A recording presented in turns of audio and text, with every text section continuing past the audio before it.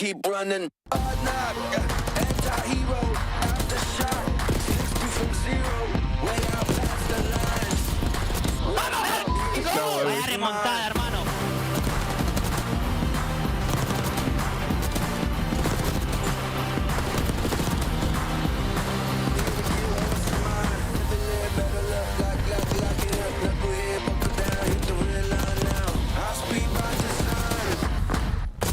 When I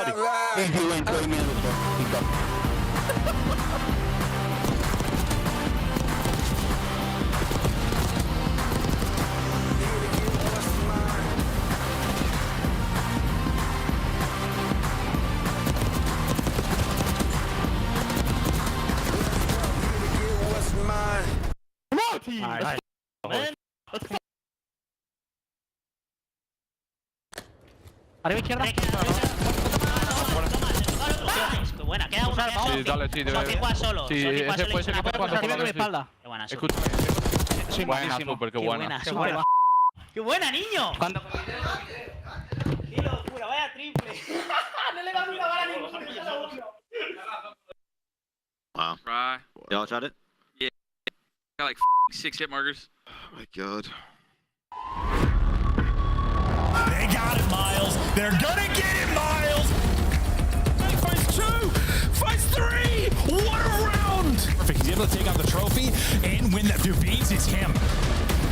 But now it's in 1v2. He's got these boys in position. Can he get the 1v1? Oh, what a win! He makes the play, finds all 3. Seconds for a game 5. Dashi, front line. We're going all the way.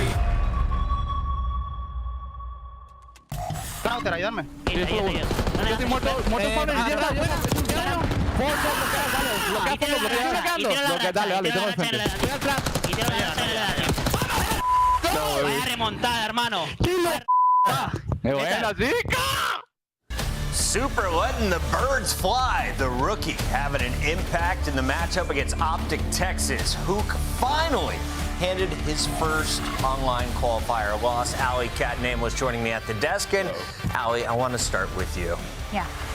How shocking was that Optic loss yesterday? It wasn't that shocking, to be honest. I mean, it was if you look at the stats, because with Hook, they've been undefeated in online qualifier. But Miami has been looking so much better recently, and with the addition of Super, it looks unreal. Today, Optic has to clean up their game. Why? Well, you got a lot of pride and a lot of fans tuning in for this one. Optic is going to be taking on the Vegas Falcons. And name was, we were kind of high on the Falcons in the green room, talking about the potential of this team being dangerous. But let's start here with Optic side and Shotzi's crew. Yeah, I mean, for Optic, obviously not the result that they wanted. To offer a different perspective in that matchup, it's just kind of like nothing Optic does online is going to sway my opinion on this team. I believe they're a momentum-based squad. When they get to land, that they can put it together and make a run, or they can get bopped out because they have streaky players. And particularly, Shotzi's been one of them. He's got a matchup up against Pred today, where Pred obviously wants revenge. And from talking to their camp a little bit, he has been an awesome leader for the Vegas team. A leader? Yes, he's been organizing practice on their days off. He's getting the guys to go in and watch VOD and just create vibes. And, the dynamic between him and Exton so far in the respawns has just gotten better and better with each one that they've played. They sent Kenny packing, bring in Skies. Now it's Pred's turn to go elsewhere while Hook makes his return to Optic for the second time. Optic starts off with 2 wins, but it was a round 11 victory over Minnesota that kicked things off. Where's the team at right now in your power rankings? What do you see when you look at Optic Texas? Ooh, you just asked me an op question. In my power rankings, middle of the pack, around the bubble, I'd say, because for me, it's just like you don't know what version of Optic you are going to get at any given day. You're so inconsistent. It's really tough because in the respawns, they'll show you these moments where it's like finally the chemistry looks like it's building. It looks like they finally have solidified their fundamentals, and then they'll just blow it all out of water. They'll start solo challenging. They'll start beating themselves. So for Optic Texas, it's just trying to find that middle ground, and it seems like it's been impossible. Yeah, they're just in that B tier, right alongside teams like Minnesota, like Miami, and I guess you could say Cloud9 at the bottom echelon of that, right? So Optic, as you can see, rebuilding in the clutch moments, they have been better throughout the split. The round 5 controls, the search and destroys, like 2-2, we'll take that. You're coming off of 2-9. But like, even when you talk about them getting better, like opening duel win rate's gotten better, yeah, but they're still 10th overall in the league and converting them. So it's just like the highs and the lows across some of these small statistics. Thank you for putting that context. Let's take a look here at Vegas Falcons, because this is a squad that is now smiling after 28 attempts at hardpoint. XNID gets not just one HP win, they steal 2 off of Miami, a squad that looked incredibly strong just a day ago. Yeah, when we first watched this match, I feel like a lot of us didn't have Miami very high, so we kind of took it with a grain of salt. But I mean, the first series from Vegas Falcons, the ARs were abysmal. You know, already we were all flagging questions of like, what is going to happen with this team? And then they take some respawns, and we see both Alec and Prisa have much better matches. So for Vegas Falcons, they might slowly but surely be looking for maybe their first win. Yeah, I mean, they're going to have to be a dominant hardpoint team. Yeah. I think the one thing this team has going for them is pace. You know, when you talk about the ARs, who would be the weak links on this team, Priest and RCs, they still play with pace. They can get in your face. They can play aggressive around their SMGs. So I think you have to hone in on that HP. And then what we've seen from them so far in Search and Destroy is like they got close, dealership, and then you just throw it away in the later rounds. So need to be able to reel it in. Somebody's got to step and be a leader in those moments. Reminder, Vegas Falcons currently are 12th seed in the league. It's a long shot to make it to champs, but you have to think you put together some wins. You have a top 4 finish at a LAN or 2.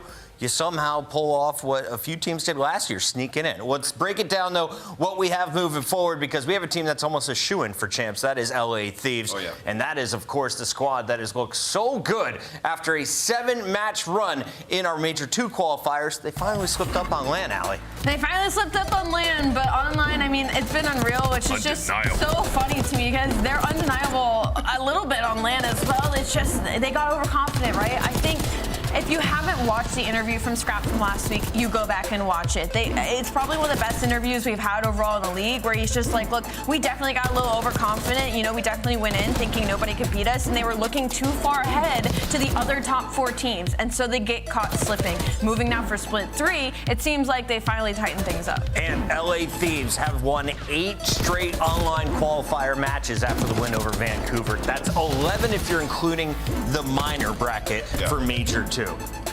What's going on with this squad right now? Are they a real deal? Are they a championship contender or a pretender? They're a championship contender. And one of the great things they have going for them is like matchups like versus Carolina versus Vancouver, 2, I guess you would say, quote unquote, threats. They dominate them in those particular matchups, right? So it's really like them just getting to the dance on the Sunday, making the run. And you can see right here, online, they've just been ridiculous. This is indicative of a great team because all these players have been incredible on LAN in the past, and they've obviously made a grand final.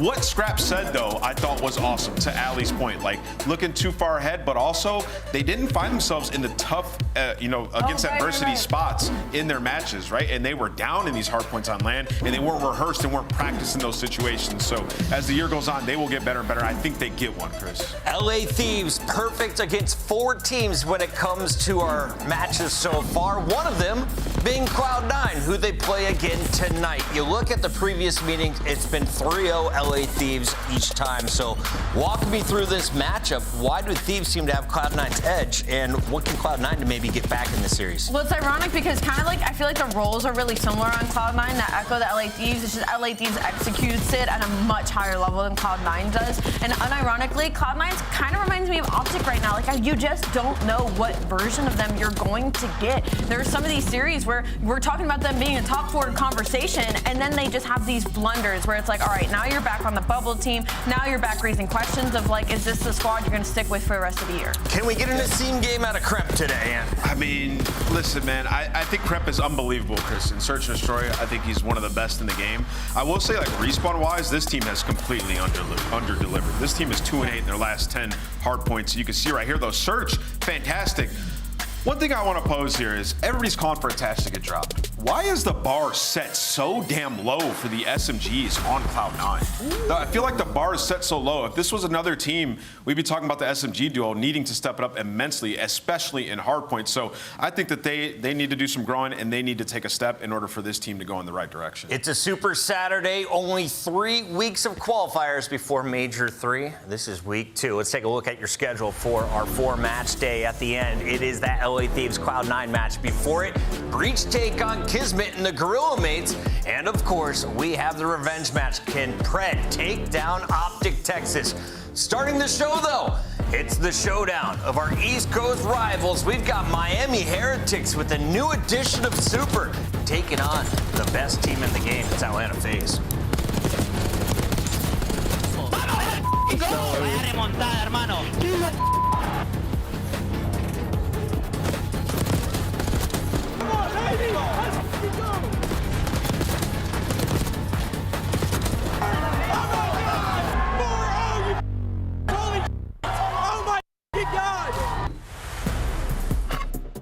Upgrade your game with the Scuff, the official controller of the Call of Duty League. The Esports World Cup is an official partner of the Call of Duty League. The Arcade Wiz Tracer Pack is available now. Hit the map in retro glory with the Star Player Operator, pixel-inspired emblems, and more. The 2025 LA Thieves Team Pack is available now. Each pack includes home and away operators, as well as this spray, which is perfect. So get it, meow. Next time you boot up, suit up at the in-game shop.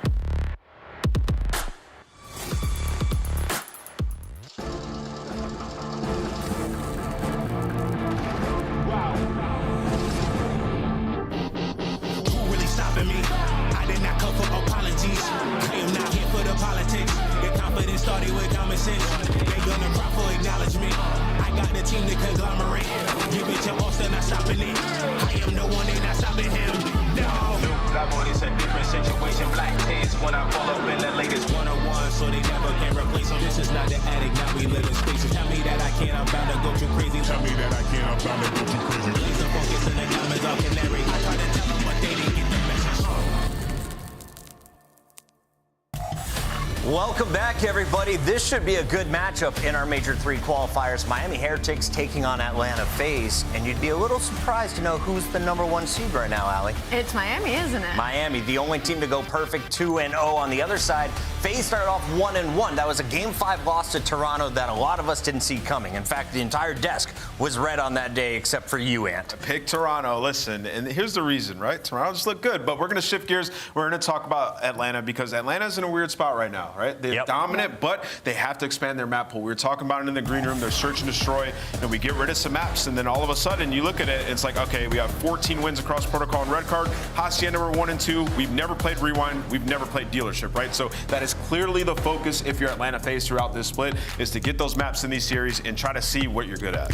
Yeah, and for Atlanta, it's funny because when it comes down like qualifiers, this is where they love to test stuff, right? So this is where I get a little back and forth. Like you look at a team like Miami, they're on the up and coming right now. And as far as I'm concerned, the way they played yesterday makes me feel like this is going to be a much closer series because Atlanta FaZe's hard points have not looked great. Skyline, Hacienda, Vault, that's the last 3 that they've lost. Those are maps that they have had their lockup for the past 2 splits. So clearly some map pool expansion needs to happen right now heading into Major 3. Selling vibing before the match. Headset goes on. That means they're loading into the game. Let's talk about the other side of this matchup because we have a Heretic squad that is in that #1 spot. They're also hosting Major 3. So if you could finish somehow with a win today, you know you're starting in winner's bracket. Let's break down what you've seen from the team as of late, Allie. I've just seen so much more consistency, and that's off the back of Super because of the amount of pressure he relieves off the map right now. If you had talked to me about this matchup yesterday before they went up against Optic Texas, it would have been an easy Atlanta FaZe shoe-in for me. Now I don't know. They've cleaned up their hard point. That's where they were kind of struggling heading into this stage. They were really good at the fundamentals, but when it came to those setups, they were one of the worst in the league. They went from 10th now to that top 3 in that slot, and so they've cleaned up some of these holes when it comes to the respawns. Yeah, I think it's been a nice change for them. He's insane at search and destroy, the worst game mode that they've had. Him being... Him joining this team is being great at that game mode, right? And he's insane. He's got a 1.96 in search and destroy. They've won 3 straight, and it looks like their hardpoint has had massive improvements from the first match that we saw against Vegas. You know, he plays with some pace. He's not afraid to pull out that SMG, something that Lucky wasn't really the guy to do, and it just gives them a new dynamic. This is a Miami team that's super dangerous. Look at him in the bottom right there, Allie. The kid is vibing. Miles across the board. And listen, this team still sucks at control. Like, I'm not going to put that under the rug at all. They still have only won 1 1 of their last 5, and that was versus the Vegas Falcons. But if they continue to clean up their hard point, they don't necessarily need to. Control's one of those game modes where eventually, if you can lock up that hard point to search and destroys, you can either just force the 4s and 5s, or you're bound to win one eventually. Unless we get a vault. Then Miami feel good about it. Did we get a vault? Let's take a look at our maps and modes. Did I doubt it. Miami No get way. one through? It's a hard point to open things up. Game number 1. The control will be on Hacienda, and we will see Dealership, the new map in the rotation. Miami's for never search seeing and vault destroy. control again. They're literally 6-2. They haven't played in the. They're never seeing it again. How do we feel about the hard point? Because we thought Optic might be able to cause problems for Miami on that map 1, and instead Miami beat them by about 100 points. Yeah, Miami's vault looks really good. I mean, in particular the way they played their P2s, which at times can be a pain point for Atlanta FaZe. So I think if Miami want to win this, they have to win that vault, because when we get to control, FaZe are going to take that map. So you got to start off high here. You got to take 7-1, by the way. I love this Miami squad. They are playing with all kinds of energy, but I just looked at the numbers. 6 losses on this season for Atlanta FaZe. I don't think this is number 7. I'm going Atlanta FaZe. I'm feeling a little silly today. They're down to 2 against Atlanta on the season, but I really love this new Miami team. I'm gonna go with the home team heading into the major. Yeah, I mean, Simp won before these guys. He's They about gotta to get be their revenge challenged. eventually. I'm going with Atlanta FaZe. The start of it all was Simps 1v4 against Heretics, but that was without Super. He's in the lineup today. Maven and Merc on the mic for this one. We got to cast Miami yesterday, and Super was super. I mean, yeah, no, it was really awesome to see. This is going to be an interesting one, because this is a weird period for FaZe. In the sense, listen, over the course of the CDL, I've said, I've picked them to win every event because I am most confident they will get to a championship. They'll get to a final. They'll have the opportunity to win. Right now, though, if there was a major today, I don't know, because just the search changes drastic. They lose 2 of their searches. How'd they win major 1? Search. What do they focus on all major 2? Qualifier. Search. You lose 2 of your good ones. And the only thing I really feel great for them right now is control.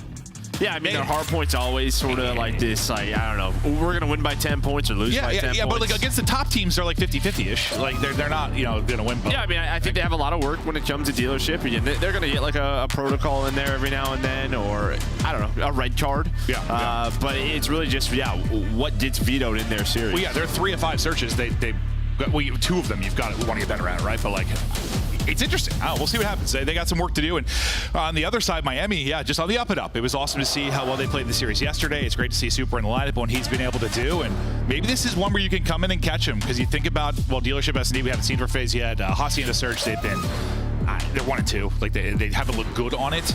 And the hard points are still both maybe not their best, so this is interesting. I think it's a chance for Heritage to come in and get a series win. Sometimes I always say stuff like this, and then FaZe just wins 3-0. I'm like, oh, okay. Yeah, I just don't know if you're going to catch that. I think maybe with that Optic game yesterday, if they're watching, they just kind of know what this team is bringing now. Maybe they have scrimmed, and that'll give them that. But, yeah, maybe if you're the first series of the week, sort of what Optic saw. But I think they know that Miami is playing at a very high level right now, especially in the hard points, so they're going to be locked in early. And that vault, though, yesterday, man. They came out shooting. A dominant effort that opening map 1 with it, 250 to 100 or whatever it ended up being. They bottled them up and had an excellent performance. FaZe as of late, yeah, I mean, you just think back to the major. This is one where they ended up having to veto, right, for the grand final because of how poorly the winner's bracket final match went. One where they battled back and forth, obviously, with Vancouver, but it's been the P2s a lot, right? We talk about Hacienda P2, we talk about Vault P2 for them. It just feels like if they get improvements there, they really have a chance to be lights out on those 2 hard points. Yeah, it's just tough to do. I mean, we know sort of how sensitive the spawns are on this hill, and the number of spawn points you need to be tough. But they're one of the first teams that really started to push out Catwalk and test the waters map control wise. But then it just feels they have this 3 to 4 dead moment. Here is a big chance for Miami. The pressure is here. Simp inside the hot tub though. He is relaxing and maxing as he finds 2. Gives him this early time, and now you have them trapped in the back. No, this is everything you could want. You got a big chunk of time, and you've got them in the back. Granted, there's still 30 seconds to go on the hard point, but you still have to deal with Simp. Finally able to do it. He gets out to 5-2, but will drop. And now it's an awkward time where you've got 2 spawning in the back. You're basically getting spawn killed. But you just got to go ahead and rotate. You'll give him that final 25 or so. Yeah, maybe you send 1 or 2 at this, maybe to, you know, contest a little bit, get them off that hill, but you already have 2 committed to the rotation. Now this gets interesting. It's all down to Cell, right? Pressure through the middle of the map. That's going to be Metals and Real.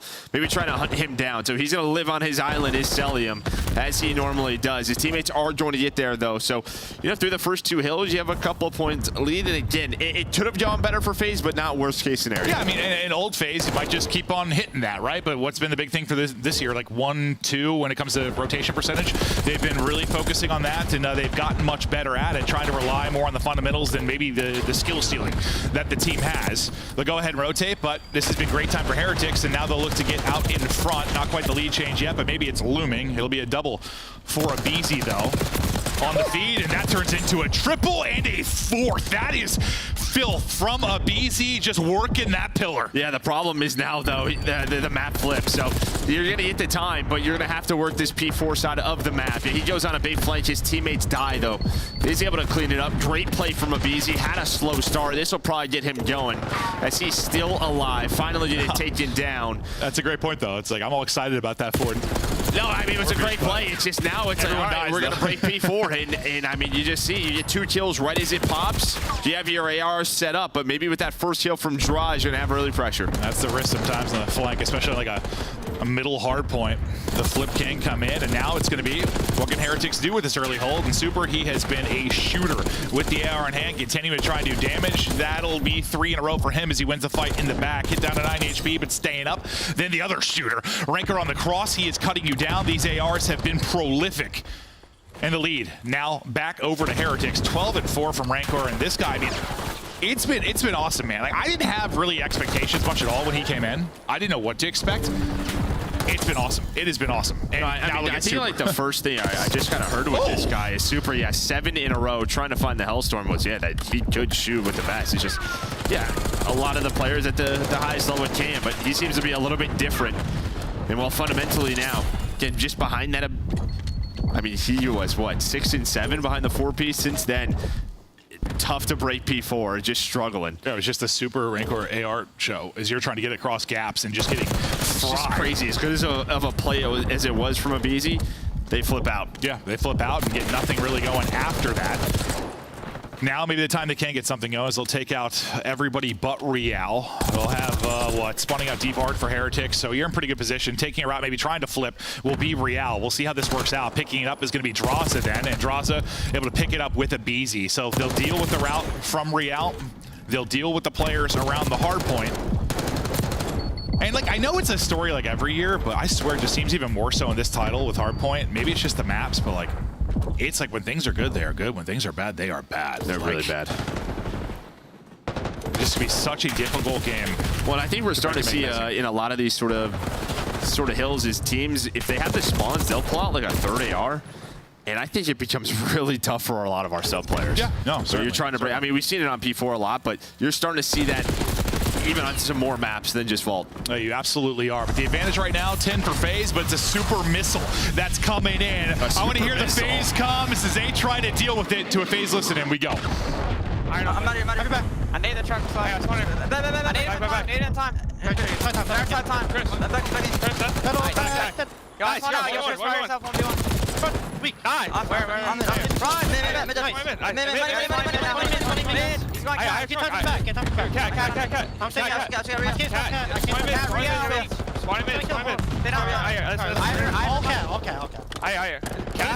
Place me and get out. Carry on. Cat, super one shot. One script on me. Script metal dead. I'm sitting more cat. Stay down. Right truck. I think if you close. I'll try you. Yeah, if he shows you, you need to. One more shot. One more cat. Yeah, let's get Mitch. I'm going cat. Listen, I'm hiding front. One's mid, nade me, I'm dead. He's open pillar. Our side. Our time. You need time. He's close. Close the cat, Tyler. Close that time. Closed. No stop. He's flanking. Money, guys. On I'm watching. Money, bro. Closed. Shoot. Yeah, I'm closed on time. I hear. I'll see him. I'm helping you from one. One's our cat. One's cat. Cat. He's going cat, bro. We might have a fight. Nice. I see me right open. I'm looking mid doors. I hear. I'm getting your mid. I'm getting your mid. I'm going to Nice, how you? I'm mid. I'm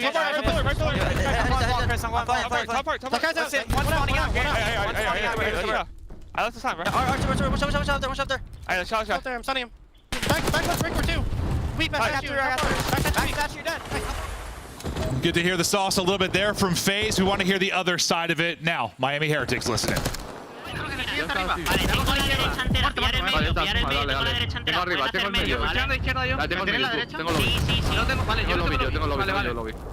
¿Y qué está viendo derecha? Ahí lo vi a ver si está Wii, 2 tiros. Lo vi a ver si está una bala. Está en el... Se ha vuelto a subir, se ha vuelto a subir. Vale, otra vez derecha. Vale, siempre buscamos casa, señores, Derecha ya, segundo punto. Toma derecha, vamos Me ha juntado muy a fondo, vamos Son 3 derechas. Son 3. Toma, meta, la junta digo. Una bala, absoluto punto. ¿Has tocado? Una bala. Para toma 6, se va anterior, creo. No, vuestro tiempo. Está por el div, Vale, voy para arriba, dame un segundo. El Sigre no asoma. Sigre muerto, cambia. La lobby rápido, bro. Ahora 100 pasarelas. Lobby derecha, Cel está muy buena. La pinchado la side. Vale, muy tocado doble side. Vas a intentar jugar un poco más directos ahora, ¿vale? Vale, buena meta, la aguanta yo. Buena meta. Chique, puedes pinchar el lobby, cuidado. Dale, tengo doble side. Cata arriba, sí. Cata arriba, doble, sí. Tengo 2 dobles. Doble cata, bueno. Un tiro de punto. 2 pilares y doble. Vale, estoy stuneado, Te voy a echar a la izquierda. Vale. Sí. Hacer doble chance de izquierda uno. Well, listen, you've got a story here in the sense, I mean, FaZe, they're winning it. Maybe not a major advantage, but they're winning it through 1, 2, and 3. Heretics, Joe, what do you think the advantage is on 4? It's got to be like 90-5 or something around there. It's a lot to a little. Yeah, I mean, that is the reason Heretics are in the game, is the P4. So I guess for me, it's can they find more time? Can they find a bigger chunk through the first 3? Or do FaZe maybe improve on the P4 this time through? Sitting at a, 25-point advantage right now for Atlanta FaZe. The P2 about to pop, and where we criticize them being, struggling a bit here so far through this one, they've done a good job. But dealing with Super in the back right now, the hit's about to come in from the front. Things are going to get interesting. I feel like it's been Simp or Cell making a play around this P2 to go huge, but now everybody gets dropped, and this has been the first real early break for Heretics. Yeah, I mean, Super just, so much pressure was on him, right? He was just staying alive. All the attention was on him. He's controlling back spawn, so it's only one on the hill. His teammates go through the front. And well, last time, probably the difference in the score is when Super calls in that missile, you still held most of this P2 that has kept FaZe in this lead. You do get a break. Cellium leading the lobby, 30 kills. But he's going to need some help, and now it is this rotation towards his P3 and P4. Let's see how the rotation goes down. You've got 2 bodies deep, and Draws and Cell at least set up to control that side, but 2 teammates now spawning out due to the position you have from Metals and Real as they push forward. Dealing with it, though, is Draws and Cell. They've done a good job. They're spawning out Heretics towards ult, so where there is maybe a chance for an opening there for Heretics to do something interesting, not quite able to find it. So this will be early P3 time for FaZe. Early P4 side control for FaZe. Pressure on Heretics now to make a play as the lead goes back to FaZe. Yeah, trying to go through Vault, but Cellium again on 3 in a row on this rotation. Going huge. Rentor going to deal with Abizi on the hill, so he'll at least put pressure through the hill, but control the middle of the map now is Simp in the rest of FaZe as Abizi's going to come off spawn to help him out. Cell's been winning it outside. Simp was winning it inside, but Cell's going to stay up, now up to 35, plus 15, and frying. Back in front, go FaZe. But this is a battle down to the very end. Time not going to be a factor. You still have 2 minutes remaining there. But here comes the pressure now and maybe a potential fight and flip for Miami Heretics. Metals hits the 3 in a row and drops. BZ still battling and holding. 10 seconds till the next hard point. And FaZe maybe for the first time today going to see what P4 feels like. Yeah, they're going to have the spawns for now, but you are going to have some early pressure here. Some big kills going to go down. As Metals does get taken out before this hill pops. You can see Abizi, he's kind of out of it, so total, yeah, 84 to 8. You were close. You were damn close. And that is, yeah, I mean, how Heretics is in this game, but can they find a break now? Just FaZe can win it here. Rentor's able to find a double, but it's just so difficult when you have those close spawns. You have the power position. Super just kind of lurking down low. Simp gonna try to call out to his teammate. Here comes the pressure now. Maybe the last push here for Heretics. Yeah, before Simp's up, so he gets 3. Kind of what you saw Super and Rancor doing when they were in this setup. The ARs was out and hitting, but this is your last chance. This is for the map. 5 seconds needed for the dub for FaZe. 1 player left close. 2 more trying to reinforce. Can they get in? They cannot. FaZe close it out. They get the dub. And well, I question what after listening is was like, is FaZe going to improve at P4, or will the improvements come elsewhere for Heretics? There was your answer. For the first time, they win the rotation to P4. They're able to hold it. You get a bomb of a map out of Cell. He's got almost 5K damage. You know, he was shooting. I mean, if you talk like Major 2 final and now just sort of, he's in a very high form. You think it hurt us in the green room? How we were saying, we were saying Super kind of reminded us of Cell a little bit, bro. The way he like plays and was shooting. Do you think he hurt us? He's like, nah. That's budget Spanish Cell. Yeah. I mean, this guy, he's probably the best player in the world right now. Yeah. No, it feels that way. I hate him. he's so good. And like, dude, I was getting so triggered during the listening because I was really listen, FaZe comms have always been a lot because of Cell, but like I was trying to really listen to like the small talk and like what they were saying, and then like sometimes I can understand Draw Easy and Simp, but the second Cell's talking, I don't know what's being said. It's fine. You don't need to. They know. It's their own language. Yeah, I know it is. It's their own language. And one thing we kind of talk about is, you know, they want to play fundamentally well, and I think you got that. Just you don't you're not slayed. You have like a Beezy who's like -10 or 12. Same with Draza. They have some slow maps, and a lot of that is due to you're running at P4 for 2 minutes. Oh, yeah. That's going to lead to a lot of deaths. But they're able to clutch up just through their rotations and their plays. Are you surprised? That's a 20-point FaZe. 20-point win. That's the way it is. Dude, we were looking through, I think EasyMax sent over like a stat stock for us, and it was, you know, all the teams compared like a bunch of hardpoint stats. And like, you know, we hold FaZe to a kind of different expectation, especially when it comes to like hardpoint over the years. And we were talking about the fact that, you know, they've won 67% of them, but like, they're just so close all the time. Their plus minus is like 15. And we looked through with a team like Thieves, another really good hardpoint team, like all their stats, Joe, like they were like similar, like identical. Like rotation percentage, like team KD, like all these different stats are like identical. But then it's like plus 50 in the plus minus for Thieves, like plus 15 for FaZe. Like it's just, dude, no matter what, I swear, theirs are just close. They just don't have those maps where Thieves come out and beat someone 250 to 70. Like you just, for whatever reason, you never see that. And sometimes it's against FaZe that they do that. Yeah. That's a crazier part. Sometimes it is. But yeah, not shocked that the scoreline was like this at the end of it, because that has been their recipe for success this year. Honestly, even in years prior, where they were like a 50-50 hardpoint team, usually their plus minus was like around 20. It's just FaZe hardpoint. They're just having to win a lot more of them this year, and they get the map 1 dub.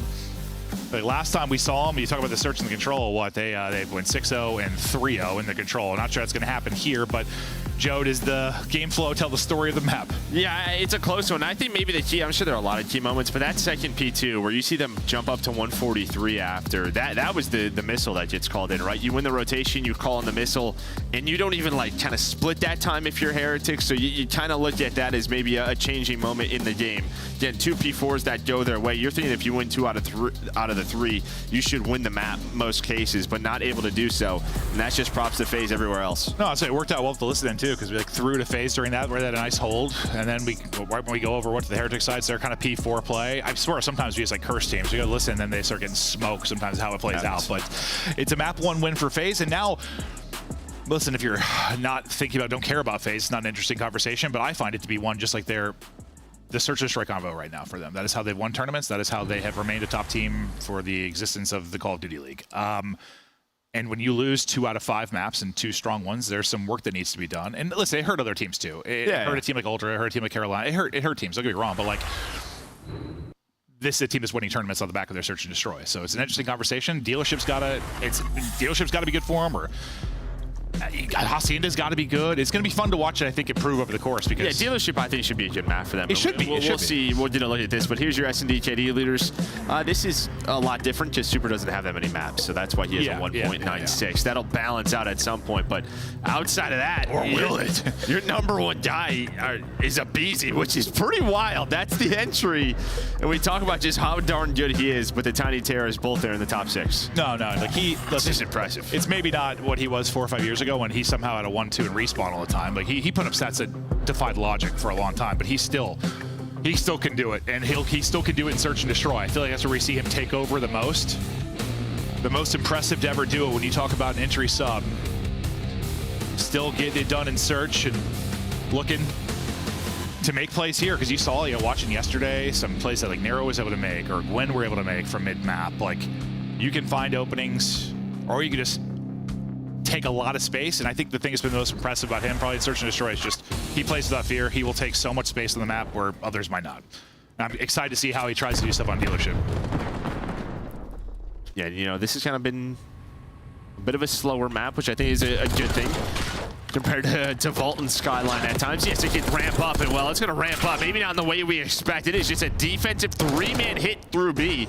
And this is what has been maybe since the addition of Super. We saw yesterday on Hacienda, but they have been very creative Heretics in their search and destroy, throwing a lot of different looks. Again, it's new because it's a newer map, but rarely do we see a 3-man towards B. And now you lose a guy, and you talk about the priority of mid-map control. Well, it is all to Heretics. They're hoping to maybe catch one. Not going to happen. Rancor's playing deep, and he'll add in another. Suddenly you're in a 2 versus 4. FaZe not in a great spot. All these cars still to explode. A BZ hoping he can find a timing through, but it's not going to happen. He's going to get spotted. He's going to get dropped. That's bombed down, and this has been perfectly played by Heretics, giving nothing, giving no chance for a heroic play, no chance for some simp 1v4 like happened on Vault. Just close every lane, close every door, lock up the round. Yeah, maybe a little bit surprised that BZ just doesn't go for the plan, because I don't even know if there's any other chance of them winning that round. It's like their only win condition. Yeah, it felt that way. Like maybe, Jaraz is able to find the pick, but Rencor was ready for it. Super doesn't throw his life away. He backs up to his teammates. But it's that first blood. That's the real story there for Miami. They'll get the first. They'll take the round. I'm not sure that aggression is going to work again towards the site, but we'll see. They're going to throw some different looks, but their first early hit towards B, got to see how FaZe maybe adapt to that. Simp that gets caught, and things unravel. They are up and out towards A very, very quickly. Already pushing up aggressively. Going to be Real. You got your first blood, in the round 1. He's looking for more here. Plank going to go in clean. Everything blowing up around Real, but so far, everybody up. The first pick, it's going to be Celium. You'll see a lot of first bloods from that position deep, as they'll have great lines of sight down towards Bomb. Cell is weak. Eventually traded out by Real. He's only at 5 HP. You're hoping he gets hunted down. Eventually he will, and the retake will come in pretty clean. Cell with the open. I think he ends up getting 2 in the round. Well, and he finds Real on the pinch, right? We kind of saw Real just open the garage door and just sort of sit in the corner.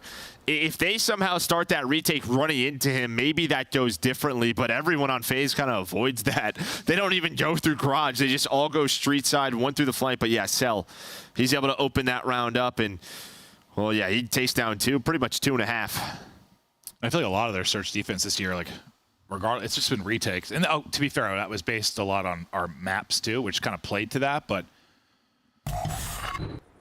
yeah, you may not get a lot of retakes B side, but A side, I think that's going to kind of be the way. Yeah. On this map, and what we've seen, and you're probably going to see it here again. But I mean, they're great retakes across sort of your map pool is part of why they've been the best search team, been winning back-to-back majors to start the year. Now it's going to be the 4-man retake opportunity for Heretics. And you have no presence, really. It's all on kind of draws in Simp, just shouldering, making sure nobody's on bomb. Watch number 6, though. Abizi going on a very late flank.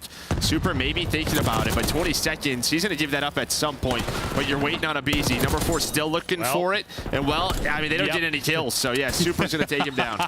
If he gets there 5 seconds faster, maybe, but... Or if it's like a 1 versus 2? Yeah, it's to the point it's just so funny because they don't look at it at all, but once they push everything out, it's like, well, he's got to be there. He's got to be there. They both just turn, and well, the gig is up for BZ. But that's the issue with long flanks. Sometimes it works out brilliantly if your teammates are able to like trade effectively or stay alive throughout that, but sometimes it works out like this.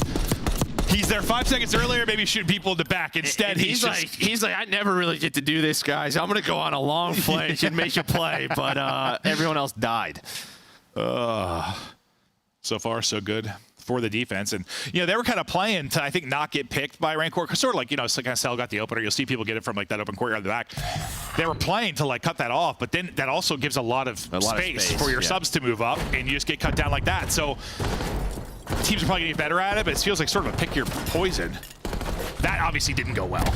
They took Rancor out of the play, sure. Simp's lurching. Simp was lurching. Nice little spot there to find the first. Nobody help him out, so it's just a 1-for-1. Drazi here already cutting off the rotation, but maybe it's him getting caught. Kind of looking that way. Abizi, is he going to get out? He does, just barely. So clean shots there, range with the sub for Abizi, and gets away. They have numbers again, but well, you pick that corner, and Drazi gets fried. Uh-oh, now Heretics have numbers. It's on Abizi to try and clutch again.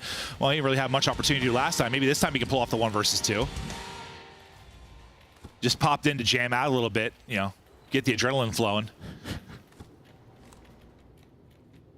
Now send it, but kind of skirting between mid-map, trying to jump spot through the window. He gets eyes there. Can he see that? I guess not. I thought that he did. I mean, I assumed that he could. 1v1. Down to the 1 versus 1. You were hoping he'd just hammer open the door and fry him, right? Yeah. Oh, tags in. This should be an easy round winner. So he get caught sprinting. Suddenly down to 29. Beautifully played with the pre-fire there from Rancor. Only 4 bullets. Gets the reload in, 25 seconds to go. Rancor repositioning, gets spotted, snap in from Abizi, but wiggling and dancing is Rancor. Still enough time, though, to hunt him down. What a beautiful dance, though, from Rancor, continuing to finesse, and he finally wins the fight. That is a beautiful 1v1 win. That was awesome to watch. I mean, one of the rounds that pre-fired. Like, yeah, when he got hit down to like 10 HP, Abizi's thinking, this is free. He just dove around the corner, pre-fired, and ripped him. Hey, listen, the entire sequence is amazing, but he doesn't have a chance there for that like pre-fire. No, I don't know. I mean, I think even Abizi's caught off guard. Oh yeah. No, he literally stutter step. He was like, oh. Yeah. Should backed away from this, but yeah, that buys him the time. Abizi has to regen health, and then we do the little song and dance. Well, we've always been there, like, or you've always been there at some point. Like, you're that player, and you try to chase a guy that's weak, and it's Call of Duty. You die instantly. You just get caught sprinting, you get fried. It nearly caught Abizi, but then that was an awesome 1v1 to watch, honestly. Really good finesse there out of Rancor, and now they're up 3-1. Yeah, there's this 3-man B hit again. So FaZe kind of know it, so they take middle away. So you have all of mid control if you are FaZe. 3-man B from Heretics going to have to back down up, but what is this going to turn into? Maybe just another A plan. Maybe looking that way. The guy that'll be deep towards court will be Rancor. He'll be the guy with vision. Now, can he laser beam one? Rotating early probably to help him be super. Is now they'll try to play this retake. It's going to be Abizi that's going to have to play for a lot of information here, and well, he's just going to get caught. He's thinking about so many different situations, and Heretics are just quick on it. Yeah, I don't know if he has to really peek middle here, right? Because you have Cellium inside of vent. Maybe he's trying to help Cell, but all he has to worry about is the flank. Yeah, another just great retake here from Miami. Again, their search to destroy has been impressive throughout this stage. And this is why I was kind of saying, like, I think it's an interesting spot for FaZe right now, because like they have to figure out dealership, or they have to figure out Hacienda. Like, you and I have watched a couple Haciendas. Or Rewind, but we haven't seen him play it yet. But yeah, one of those three. Where what do we have, Joe? We have this to go off, which doesn't look good. We haven't seen Rewind, and Hacienda's been. I mean, they won one, but it doesn't look good. Yeah, or Miami's just a really good dealership team. Yeah, no, true. But just in the scheme of things for this FaZe, they're trying to get a three-peat this year.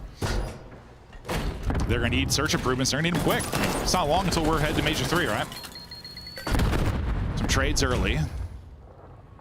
BZ and Rancor both get one, and we go to the 3 versus 3. But the entire defensive presence now just over towards B. Looks like we're going to have another A retake on our hands. Cars haven't killed anyone yet, which might be a new league record. For now. 5 rounds in. I mean, that might be a record. Real's like, oh, well, door's closed. Now I'm just going to have to chow this. And we'll end up falling. Last person to clutch is Metals. Takes down one. Eyes on both. Ooh, he wins that, and maybe he has an opportunity to finesse, but his aim was looking jerky. Like, he was snapping all over the place, like barely finished the first kill. And I mean, Real, he loves that corner. Obviously, a bit of an off angle, but yeah, when that door closes and he's stuck inside there, yeah, dude, he just turned and was like, yeah, he's like, oh, well, headbutt of the door. That sucks. Guess I'm taking the gunfight. That was awesome. All right, so you stay alive, and now, well, I mean, where they've been a good search team is usually those kind of mid-game adjustments, so it's separated them from teams in the past. So you try to make those adjustments now. You've seen what Heretics have thrown at you early. How do you deal with it? You see Draza was chatting quite a bit. I think him and Abizi kind of going back and forth between rounds. Well, what? It's been all defense beside. The difference in the map is sort of one offensive round win for Miami. So, yeah, they have to get on the board here on attack. And they're just kind of thinking, we've gotten the A plan a couple of times. Let's get it again. You do have metals lurking, though. And, well, nobody's going to clear that. And, well, you put that into the air. That's on you. That is my bad. You owe Simp an apology. I certainly do. But hold up. They bring it back after that. Super able to get through for the trade. He should be traded out, though, or not. Finally draws and finishes it. Now down to a 1 versus 1. Cell. Rancor, what an insane sequence that was. Rancor already able to win one against Abizi. Can he dance? Again, he's winning his ones. Wait, that was Rancor, right? Because we saw Real's camera. Yeah, that was Rancor. Yeah. Okay. I was like, am I faded? Okay. He is winning his ones. That is not an easy dance partner right there in Cell. We know how difficult a kill is. But I think the difference is in that round is Super allows Draza to get taken down, right? It takes an extra second for then Rancor to get that kill instead of that being a 2 versus 1. Oh, usually Cell's the one doing the popping. This time it's Rancor. He just loses. If you see, like, Cell loses a little aim assist too as he pops behind the box. Beautifully played. Cell has sub in hand, tries to cut the gap, but Rancor, I love him. It is awesome to see. He's been so good. Oh, first blood and more for FaZe out of the open. They shout out mid. Beezy maybe throws his life away there. Makes this round winnable now for Heretics. It's not gonna go too. Okay. Well, they fly out. Draws is traded, but I have a 2-on-1, and they're just pinching him in. Yeah, you're going to have to, like, literally 180 snap very quickly after the first 5. You're able to take down 1. So, quick round there for FaZe. They could use one. And, yeah, maybe you're also just thinking, like, as much as I'm saying they have work to do. I mean, obviously, but, like, it's 2 1-on-1s. You win those, this looks a little different, yeah? Yeah, a lot different. Yeah. Yeah, just sort of the offense is the problem. That's what they're chatting through. What do they want to do? Just what is Miami doing? They're giving up this A plan. They're saying, go for it. We will retake you. A lot of, 3-man hits through B. Does FaZe go for mid control again? It's like that worked, but you still didn't get a bomb down over towards B. Maybe you just chow that 3-man hit, and that's going to be the call. That is the call. Let's see how it plays out. They're going to go, and it's not going to go well. Well, okay, hold on a second. What is happening? 1v1 again, why not? Now it's Rancor's turn versus Draza. Let's take out the whole damn team. Draza, Rancor. Rancor gets the info now as some shots go in. And this has been insane. The fact that it's him being him every single time against a different FaZe member. I mean, why not? Yeah, I wish we had, like, more rounds so you could just take out each one. Guy's the final boss. Apparently. See, bomb still down. Draza is tracking back and, well, gets tags in, but tags aren't going to be enough to take out this guy. He is elusive. Well, this is a good read by Draws. Draws finally wins it. I don't think that gunfight was good for either side. No, that was through. Yeah, no one was getting aim assist. It was windy. The dealership was being lit up. But Draws finally ends the final boss. Oh, yeah, no aim assist at all for either of them. Zero. Yeah, no. That was not a fun fight whatsoever. That's maybe the only reason Rancor lost. Well, he doesn't have the sub out. He doesn't have the sub out. And, yeah. I mean, just half of his bullets went to the right. Draza just recenters, plays that very carefully. Drawing circles on the map. Even our pros can look sloppy when aim assist goes away. All right. Now to round 10. All right, they got their offense round win. And they get a first blood here behind Draws. We might be going the distance. I'm assuming if we go the distance, it's going to be Simp versus Rancor 1 versus 1. Yeah. No other way for it to go. Real's gone. Here we go. Yeah, give me a Rancor Simp 1v1. Let's just fast forward to that. Let's get to that. Yeah. I mean, that is an insane round by FaZe, though. They just chow the A street. Abizi gets through Office. Simp gets through Office, then takes the second one. So the Tiny Terrace fly get us to around 11. What was the biggest lead? Was it 5-2 or 4-2? 4-2. 4-2? Okay, 5-3. Yeah. All right. We've had a lot of round 11s lately. Well, Rocker have had a lot of round 11s. But another one for our Stage 3 qualifier here. Offense for FaZe, and, well, they managed to win one. Early pressure maybe from Real and Rancor. Okay. So they're going to show some presence over at A and maybe wrap back. Just can they beat them there? It's just a race. Look at everyone in the minimap just trying to race across. Super, though, gets the first blood. Simp going to get dropped. He's at 4 and 9. Just an abysmal map from him. Everyone getting cut down. But Simp, or Abizi draws still a chance maybe to win this. Abizi getting tagged up a bit, but doesn't lose too much HP. Can chow this, and he does. Able to get away with his life as well. Now down to a 2 versus 2. They gave up mid. There was nobody mid window. There was nobody mid window for Miami, so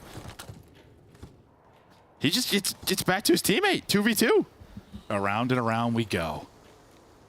Will they catch him? Do they spot him? They do get the spot, but take some shots there and not going to be able to hunt them down. So we slow down for a moment with 40 seconds remaining in the round 11. It's not a 1v1 dance. It's a 2v2 dance now.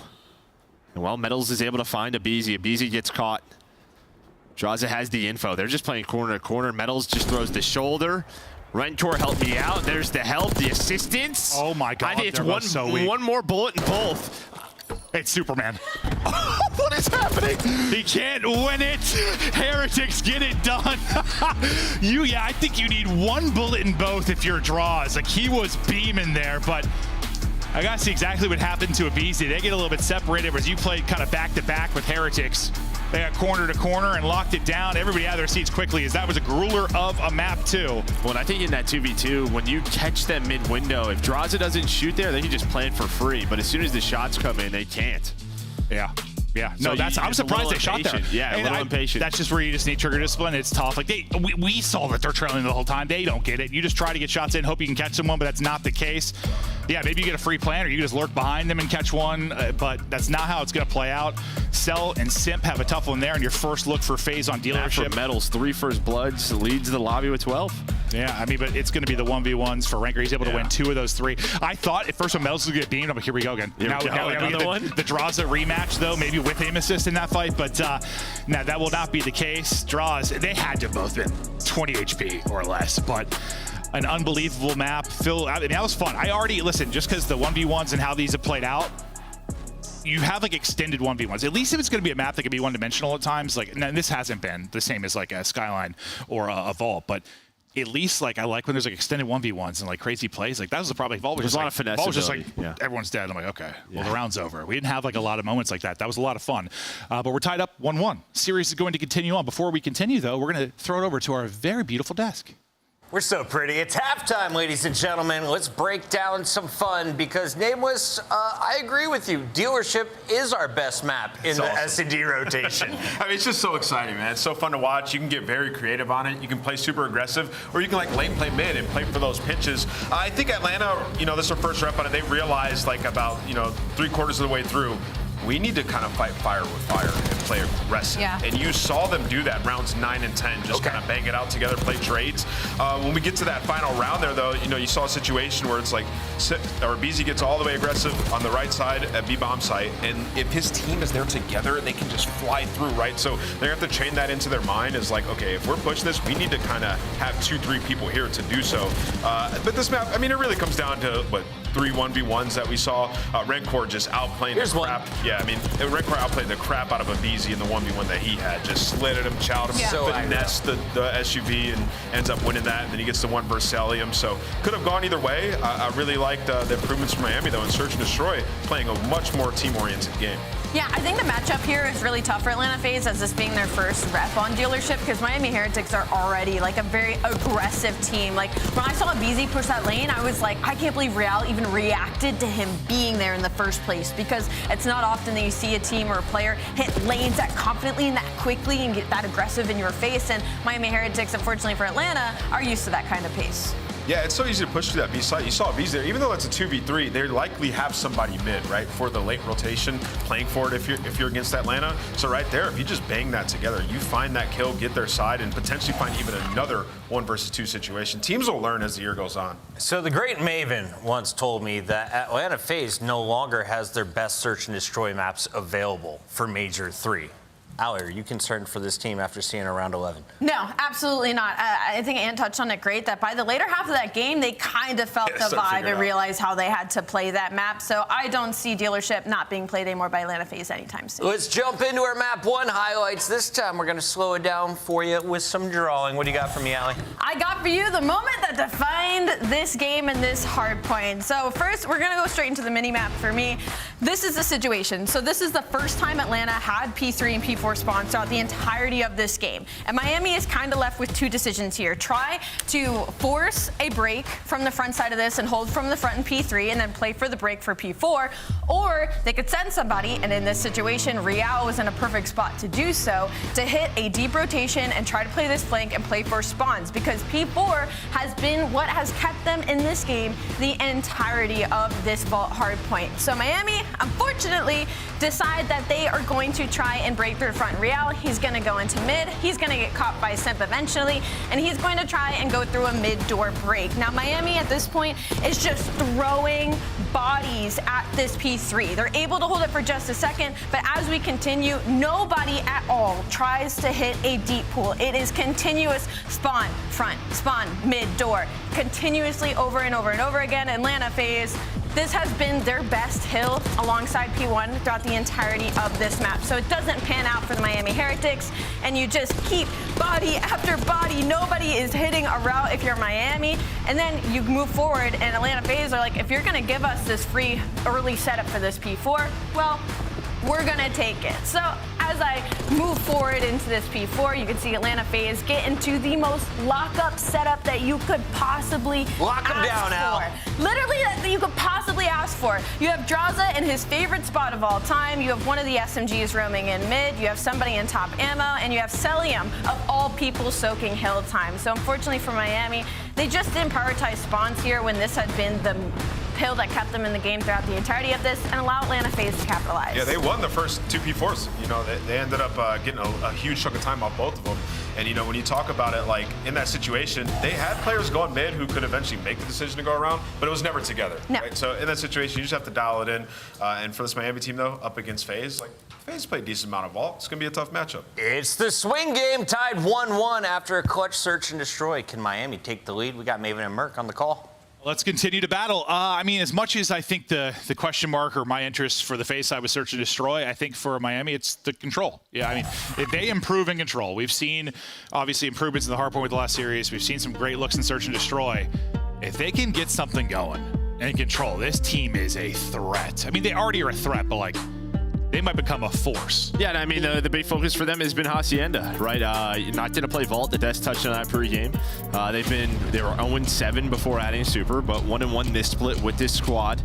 You can just see, yeah, I mean, last 10 controls has not been pretty on the year for Heretics. You need 2 out of 3. But probably the final boss of Hacienda control are these guys. Yeah. I mean, we saw it Major 1, Major 2, 3 to 4 SMGs. Control top halls, they're 7-1 on Hacienda. And I don't think we've seen a lot of the 4 sub really since Major 1. Not as much or as often, but like, oh well, there's been some changes to the guns and stuff too. I mean, I think the game just in general has become a little more AR heavy between like Major 1 and Major 2. Like we're seeing like 3 pulled out quite a bit more. Once stage 4 starts, maybe more. Yeah. No, that might be true. All right. To the control. Let's see who can get the advantage in this one. Challenge quickly. Well, sliding right by one. Will be Simp, but you go 2 for 2. No real advantage early on. Draza will catch one, and now that you can start to progress this, but you spawn out towards Rock for your 2 remaining FaZe players. They'll try to get over to help. Draws with the movement and the sauce there. That with a sub is a nice play. That with an AR just shouldn't be happening. No, you should have that trade. And I mean, that is not easy to do either. But, well, he's going to need a little help. Real's going to take him down, and Yeah, even behind the 2-piece, B control doesn't really matter. Yeah, no, it's like a Beezy's 4 on P3. I thought it was going to lead to something. It doesn't. Thought Draws' multi-kill maybe going to lead to something, but they don't get any kills really after that. But Draws is still piecing. He has sub in hand now, and he is hitting shots. Think he had the read there for a second, but doesn't hold it, and Rancor gets in behind enemy lines to kind of stagger this. Simp shot's just a bit off there, honestly, just whiffing. As he's trying to get going after a real rough map 2. They've done nothing from a progress standpoint. They had a bit of the first tick done. That's been mostly cleansed away. Abizi's route maybe can provide an opening. It's real awkward, though, with the slide back from Real. He finally finds it, but Simp now, he's 0-4. Cell is 0-3. You have 2 players that haven't found kills yet. I mean, that's on FaZe, and that's on the Heretics. I mean, what an opening defense that is. Holy hell. Well, you almost got there to pause the clock, but yeah, I mean, yesterday, the big surprise for them on this map, well, not surprise, but the stats were really the sub struggled in Real and Metals on this particular map. So you get a much better defensive round start for them. Rencor was 4-0. He just died a few seconds before this round ends, but you had your chance. It was here. You had plat control. You got out to B. You had help, and they just lost it. Yeah, yeah. I mean, you're not going to win an offensive round if 2 players don't have kills. It's just that ain't going to happen. Unless someone... No, it's not going to happen. No, it's not. So a tough opening offense and a really good defense for Heretics. Now we'll see what FaZe can do defensively as they try to fight back after a frustrating one. Try to get the stat padding done in the defenses. I'm sure Simp and Cell will be on the board eventually. But Rancor, he's the opposite. He's had a great start. He's 5-1. Now let's see if he can do it on the aggressive side of things. Well, that is beautiful. Tagger 2 in, great need from Super, and Draza just ripped. Simp now on the board. As Heretics are working towards their first take. I mean, they don't have a lot to do to get advantage in this one. And this is what we kind of noticed with this guy. I mean, it just feels like Super has a great mentality of when he needs to play his life. It just not overchow. He stays alive. He buys 1 extra second, and that's when plays happen. Kind of Cell-esque, like we were chatting about, right? Well, Draza is the one that kind of makes the play there, because you still, I mean, you have 1 on 7. Cell's got nothing. Draza gets like 3 of 4 as they close it out. So this might be like a Cell type, or a Draza type takeover map if he keeps going like this, but they need to get the round victory. You already have tick advantage for Heretics. They got that 1 tick. But obviously, they are hunting for more. It's paused right now at 52. Cell hopping in between a couple of players. Not going to be able to come away with anything. We'll see if his teammates can do it, or if Real from Shed can deal with everything flying forward at him. Yeah, he's just trying to buy time. I mean, he buys enough time for his teammates to get there. They then lose plat control FaZe. I mean, there was 3 players from FaZe trying to find Super. Comes down to Rencor, hits the slide. Simp, though, maybe he's starting to warm up. I don't know if I've ever heard you say Simp was whiffing.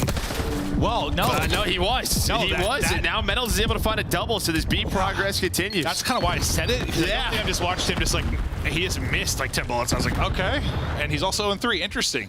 But then Cell, Cell's 0-7. I haven't really said that many times either. But there is the point secured for Miami Heretics. There's the extension. And, well, lives are about square.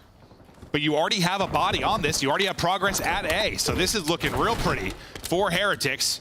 These upcoming gunfights are going to be massive for either side. Real not going to be able to get away. Draza wins his fight on the other side of it, and suddenly Metals really the lone one battling, but he's got a little bit of help Rockside from Super. The other 2 coming off a spawn are going to deal with a Abizi, I believe. They got pushed up kind of towards Zig and Lobby.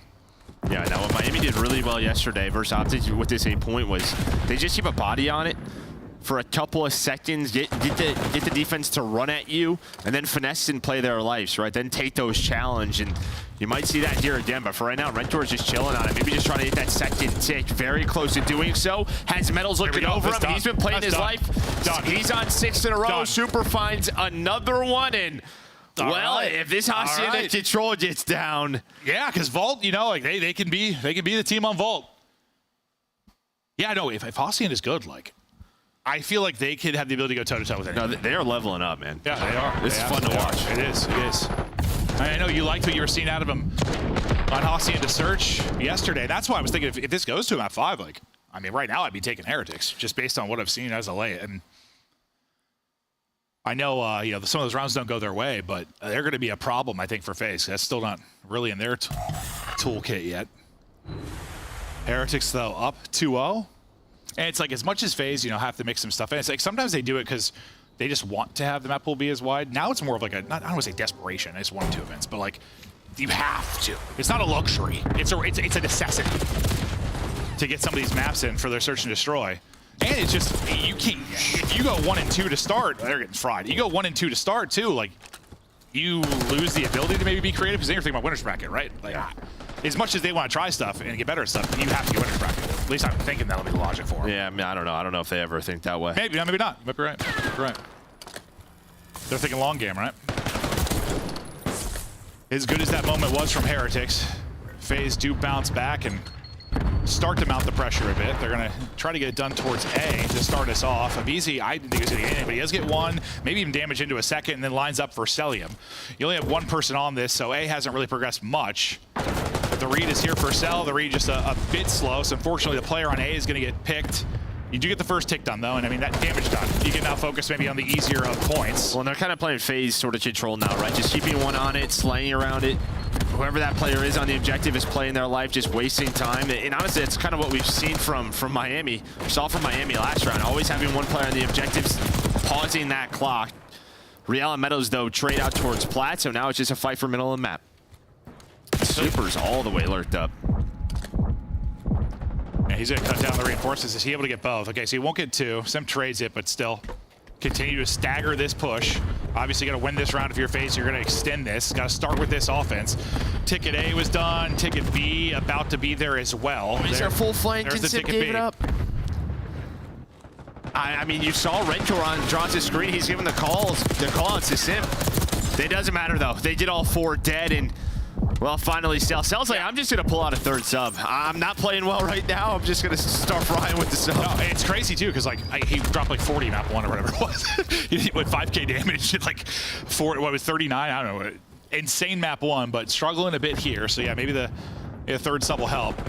See if they can take this offense. It becomes a much more interesting map if they're able to take this one. Sib does get 2 before he drops. Abizi then follows it up. Only person alive is going to be Metals, who's basically coming off a spawn. Pushing up for spawn kills number 5. We'll swap over to him. It's going to be Draws, who's cutting the reinforce. You've got 2 players on, 1 player on it maybe right now. It's progressing a bit, but the player's going to get picked out of it, so you hold the line for now if you are Miami Heretics. Last gap's going to be Semp. He's shooting at grass. Well, I mean, Metals just gets around Sim. He got right around him. I'm not sure the timing on Rock, but that's how Metals gets that kill onto the A point. They think they have that side covered.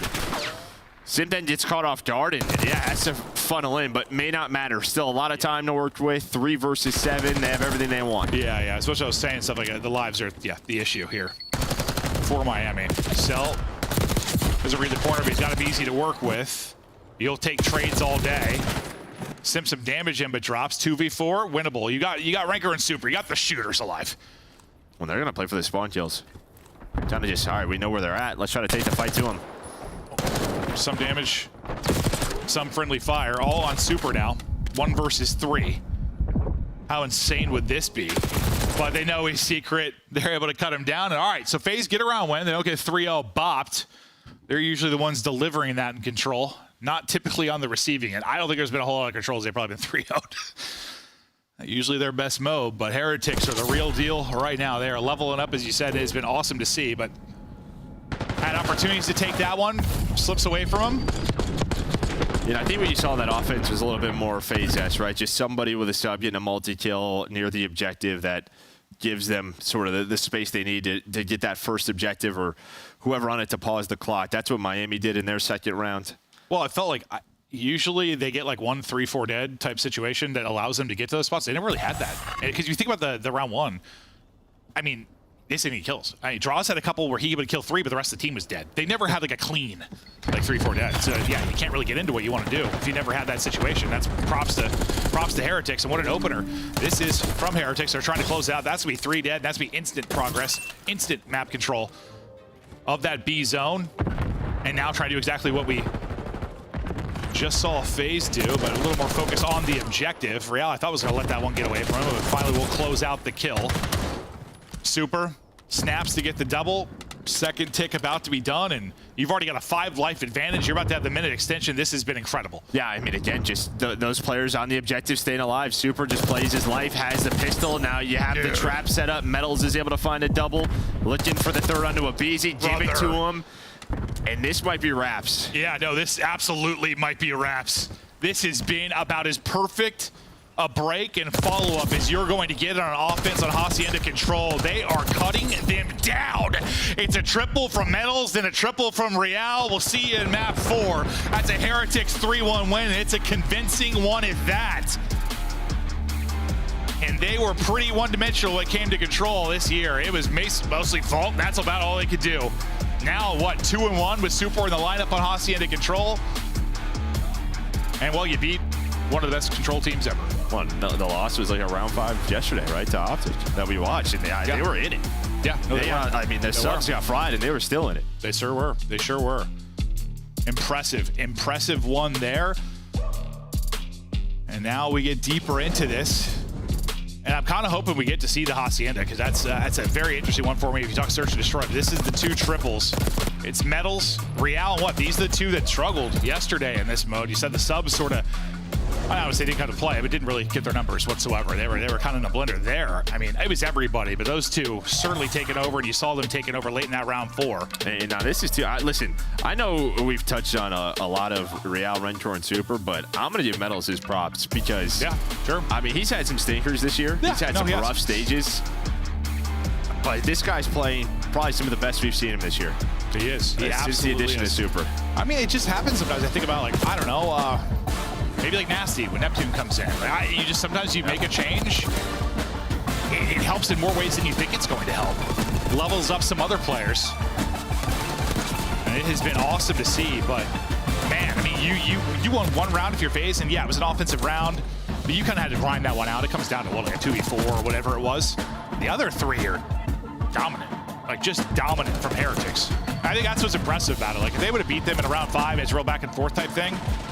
But you had like 2 people double negative on phase and Simp and Cell, which is rarely a conversation. And you just smoke them in 3 rounds. Like, that was impressive. Real impressive.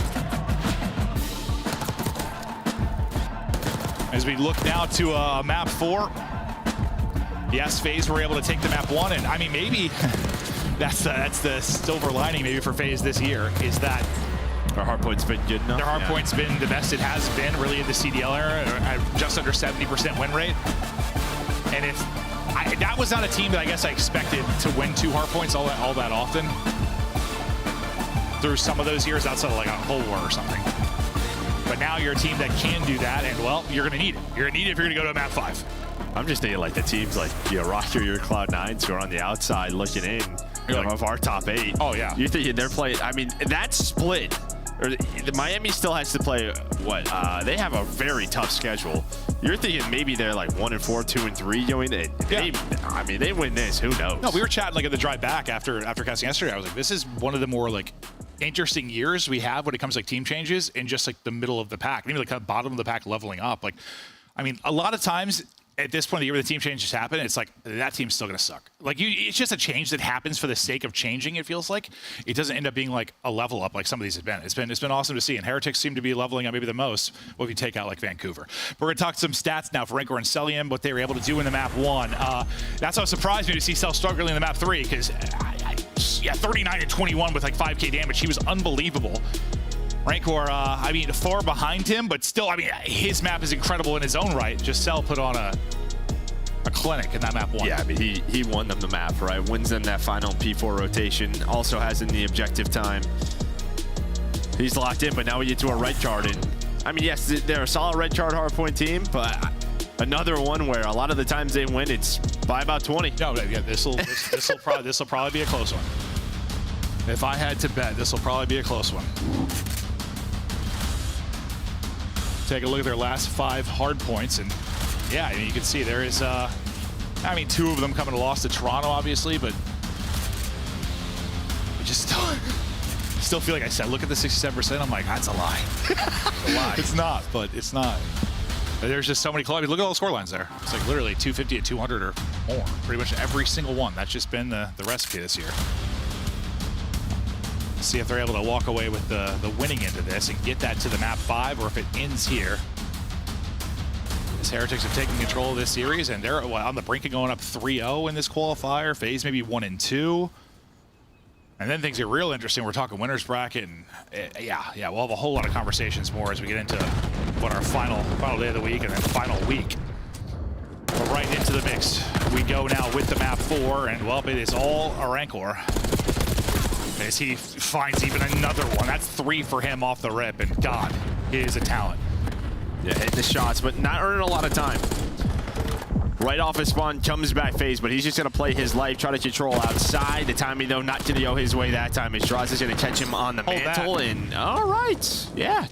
Right to the face. Yeah, that was a fastball to the face. Explode. No, honestly, yeah, he's gone. Sim's body is splattered around Ticket. But yeah, you've got, I mean, we're 40-some seconds off the play clock because there's been no time earned. It's 5-1. It's all the fights have been going out outside of the objective, and everyone trying to set up for this P2. Rankor's POV from the top window, he nearly gets laced, but just barely stays up. Opening time to FaZe. Pressure early from Heretics. Yeah, but it's like you didn't know where the last couple of players were. If you were FaZe, you had a BZ on the pinch. He finds nothing. You still have the spawns, but now you know Miami's going to be running at you, trying to flip you out while they're finding kills. Super with a little pump on the Celium, 4 dead. Map flipped. Control over to Heretics. Rankor is fired up. His new super duo and super, maybe a slow 1 and 5, but Rankor has been shooting. On the other side, it's really just been kind of the cell show, at least from the slang column. FaZe only 5 points on the board. This time going the way of Heretics, trying to get whatever early advantage they can before we start to talk about the Rodel. It'll be Real tucked in a corner. Reed's there from Simp, but the Gunny is there from Real. He'll eventually be traded out. First off of the rotation, well, I mean, not even much of one. I mean, you've got FaZe pinned in the back. This is everything you want, but first over there will be medals. Well, you don't even have anyone on a long route right now. That's a lot of the times. What happens is someone goes on a long route, and maybe you get a close spawn. Celium spawns in the back. They're going to try to read this, though. The whole time, though, nobody's really been on the hill. Maybe trying to find it. And there it is, able to find Super. Just trying to figure out where everyone is on the map if you are Miami Heretics. Yeah, I thought Cell maybe gonna get blessed and open something up. The deep spawn was open, but doesn't turn in anything. You deal with that well if you're Heretics. Now we're into halfway through our 3rd hard point. FaZe still just 5 points on the board. Cars are helping as well, as Abizi's gonna get picked from that. As they try to fight back for any time, but now you're getting pinned in the back again, similar to what we saw at the last hard point. It's everything you want if you're Heretics. You're outplaying, outclassing, and dominating in the scoreline. Yeah, Real's just headshots right now for Heretics. And I mean, simple as Call of Duty is sometimes, you're just not getting kills if you're FaZe. Oh, yeah, absolutely. Just getting outslayed, and well, it's showing in the scoreboard. The other thing is this is red card, so you're still only down 60 or so, and you are in a position at P4. Like, this is the money hill on the map. They have to stay in the game here. Yeah, no, if you said they were getting outslayed by, what, 10 to 15 this early on, thinking maybe more of a blowout, but as you said, due to it being a red card, a little bit closer. Simp's going to play for bottom stage. He's able to get the time and also ultimately get the kill. I feel like it's Draza we'll typically see there, but it'll be Simp doing his best to cosplay as a troll from bottom stage. And finally, a wave of kills for FaZe. And yeah, if you get a big hold here, doesn't even matter. The last 3 minutes of them getting smoked, yeah, doesn't mean a whole lot. And I think you nailed it. Yeah, blessed his red card. Because that's slow of a start to the slaying column on anything else. Yeah, imagine this is a Hasi or something. Yeah, you're down 120. Yeah, you're down a lot. You probably have streaks on your head. Yeah, no, 100%. Doesn't happen. So now only down 20 points. They still have 10 seconds left here. There is going to be a contest from Rancor. Sim's going to fly out, try to get this kill. Not going to win it, but I mean, he probably doesn't even matter because he's taking P5 rotation. Yeah, I mean, he got 51 seconds in that hard point, right? Well, okay, maybe just shy of that, but that was all of their time. Soaring out and battling towards camera. And we'll see if the clock comes into it. It seems like it might, but we'll see if things start to clean up. But you've got 3 minutes remaining on it. And, well, you've got another P1 coming up. You have a hard point on camera where a lot of time is not typically to be earned. Yeah, if you don't have like ticket control, which they don't, Rentor's just gonna get an angle on it. So it's just so tough. Draws is just trying to play his life. He's gonna get swarmed though. Teammates help me, not gonna happen. So yeah, time uncontested for now. Play clock continues to tick, but with that 3 dead, I mean, Sim's gonna be the last guy here, and he's gonna get just beam. Metals is just gunning 16 and 11, and I know he has his duds sometimes, but that's not today. No, these last 3 maps, he has been incredible. Final 10, FaZe will fight for. Now let's see what happens. I mean, what was earned in the first P1? Like 5 total points? 5. Always like different, though. And FaZe are going to be early set up here. Always different. Hey, you're going to have splits, though, for Heretics due to the route taken towards the north side of the map. So FaZe have got to pick up everything. Is Heretics about to pounce? Is they're starting to collapse on this? Nice shot by Ranker. Patience is there. Will eventually be traded out. And okay, you respond well behind 2 from Draza. And just like this, okay, FaZe might be looking at a lead here shortly. Well, it's just a couple of hills that they focus on. They've got a lot of the time. That P4 and now back to this P1 where we have seen them get full 60s here. But Metals and Rentor do find a couple of kills. Metals with the pistol, the stun's gonna help him out. He's gonna find one more. Just feels like, yeah, when you're finding these kills, if you are Heretics, it's not turning a lot of objective work. Well, yeah, I mean, you have 1 player positive for FaZe, and they just have the lead a second ago. Cell's 14 and 13. Outside of that, everyone negative. And that's one thing we discussed, like, you know, back in the day, some other titles, I feel like we had those teams getting outslayed, the walk away with hardpoint wins. We don't really see that often anymore, like ever. And not really with this FaZe team. No, true. Not usually their highlight, yeah. But Heretics turned to answer as they got to the hot start, but FaZe kind of reeled things back in. Last time they were able to get a lot of this time. They also kind of pinned FaZe in the back and had the roto to 3 as well. We'll see if they can do a similar thing here. It's going to be split spawns in for FaZe, and they're going to try to collapse on this quickly. Behind Simp's kill on one side and Cells on the other. That should get them into the point. Now, Welky, you have a chance to kind of give Heretics a taste of their own medicine if you can win the fights and get them pinned in the back. Yeah, they will. They should. They know where the last 2 are. The spawns do flip, though. Hey, yeah, nobody plays safe towards stage. So Rentor and Super gonna spawn out. Celium, though, gonna read this, finds 1. Can they find the last? It looks like they will recover for now, but Rentor's gonna keep them off the time. But yeah, nobody deep. And that could have been way cleaner if not for the spawn in behind for Heretics. This time, FaZe, you'll be ahead on rotation, though. And they'll be early into it. And similar, again, a spawn kind of like Cell got. Not quite the same, but you'll have 1 spawn up there. Let's see if they're able to deal with that early on, or if maybe Metals is going to find an opening. Metals may find an opening. I think they know he's there. He just wins the gunfight. He literally just walks up the stairs. Gun Simp. So yeah, they knew he was there. As soon as you spawn out, or you know there's one in the garage, well, Cell knows it. His teammates spawn up sidewalk. He looks towards the back. Hello, Real. And they're earning time again. Nobody able to get some big separations. This is really the opening from Heretics. Play clock is kind of, I don't know, stabilized a bit over these last few hard points. There's still 2.5 to go, and the team scores have gone up big time, so I don't think that's going to be the combo. It's going to be first to 250, I believe. A nice hold from FaZe gets them back out in front. Nice route from Simp, gets him a double, and they're going to set up again. Simp last time got, what, a little shy of 50 seconds here at stage last time. They're going to get into that setup again. Yeah, I mean, you had 2 players out if you were Heretics, but they both get caught. That's Simp on the rotation, now Simp on the hill. And this is what FaZe want, but 2 kills from Real and Metal is going to turn into early pressure, but it's not easy to find this player on the hill. Especially when you get help like that from a BZ. So now Simp just has to watch the one side. I mean, if you really just have to focus one side as that player low, it can be very winnable, but Metals has his number again. He's able to take him out with a pistol and get in. Not for long, though, as they will push back through. They had the numbers. I can't believe they have a 30-point lead. Honestly, considering how the beginning of the game was.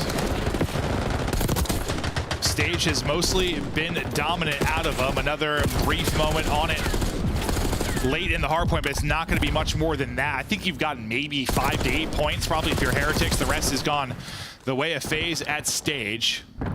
We'll hop to BZ's POV for a second. He's rotating over now, the third-person cam, just to see how this is going to set up. Fanning out and hunting. There'll be multiple players from Heretics. This will be the Hunter POV, and this is the Hunted POV. As a BZ play a little bit of hide and seek, but able to pop out the right time for one, but that's going to be it because you've got the bodies there if you're a Heretic, so you'll be into the hard point. And this is the best looking setup we've probably seen because last time, no one was able to really get anything going. Yeah, you just don't have taking control, though, so that player's going to hop off the point. Real, though, is going to get on, but yeah, when you don't have mid control, that's just going to be freebies from the window, and even more free when you're mantling on up. BZ doesn't care. He's going to fly out, try to earn some objective, and that is really the difference. I mean, I know it's the P4s, but when the game has been scrappy, FaZe have just earned more objective time. Yeah, it's just you wish you could have turned more of that early game slaying into objective time if you're Heretics. weren't really able to do it. Metals another triple. He's up to 34, by the way. He's trying to put the team on his back and close it out here in the map 4. One of the best maps we've seen from him on the year. One of the best series we've seen from him on the year. Metals is out to 5 straight, but his teammates are getting cut down on rotation. It's a BZ that's walking away with the kills, and whether it's been Simp or whether it's been a BZ, some of the rotation kills have been huge for the FaZe team to get them this lead. And if on one side it's a BZ, it'll be Simp on the other. Nobody in the point, though, for now. Yeah, and that's what FaZe knows. They're just kind of playing patient, fighting for positions. A BZ, yeah, he thinks he's dead. He absolutely is. Rentor from up top. Tries, though, going to try to work this. Great shots from Rentor. There's just always one more player, though, for FaZe. Continue to control these middle of the stairs. So Miami, again, just can't work the objective. It's been like this game a keep away. Or just now we got a minute. Just keep them out, yeah. And where I thought maybe the play clock not the biggest combo. There was like 2.5 left. We're down to sub 60 seconds. It certainly becomes much more of a conversation. Only 10 seconds remaining here. Looks like you're going to get that. Heretics will lock it down. Last time, FaZe did a much better job here. Through the first set, it was kind of all P2 dominance for Heretics. Who's going to get the upper hand this time? Yeah, well, this is the first time you really had stage control if you are Miami. I feel like from the get-go, it was really FaZe, and then they would kind of flip the map, but this is their chance. All right. Well, the nades and the stuns are on point. Supra's got a free 2, and now they're on the hill with 3 dead. That is beautiful. They clear out everybody. You're still spawning close, but you're spawning in the back of your FaZe and trying to fight on through. And your margin, your lead is 12, and it is slipping away quickly. And well, we'll keep an eye on the play clock as well. No, Simp and BZ get them out, and they find all 3 to lead to the break. Well, the break's not quite done yet, though, because Super is able to get 2. You might break up the time a bit and get them there to contest, but the ARs really start hitting for Miami Heretics. Real just holding the edge. Contesting again inside. Clock tickles a little bit more as we're at 4 trickles. We're at 44. Tickle.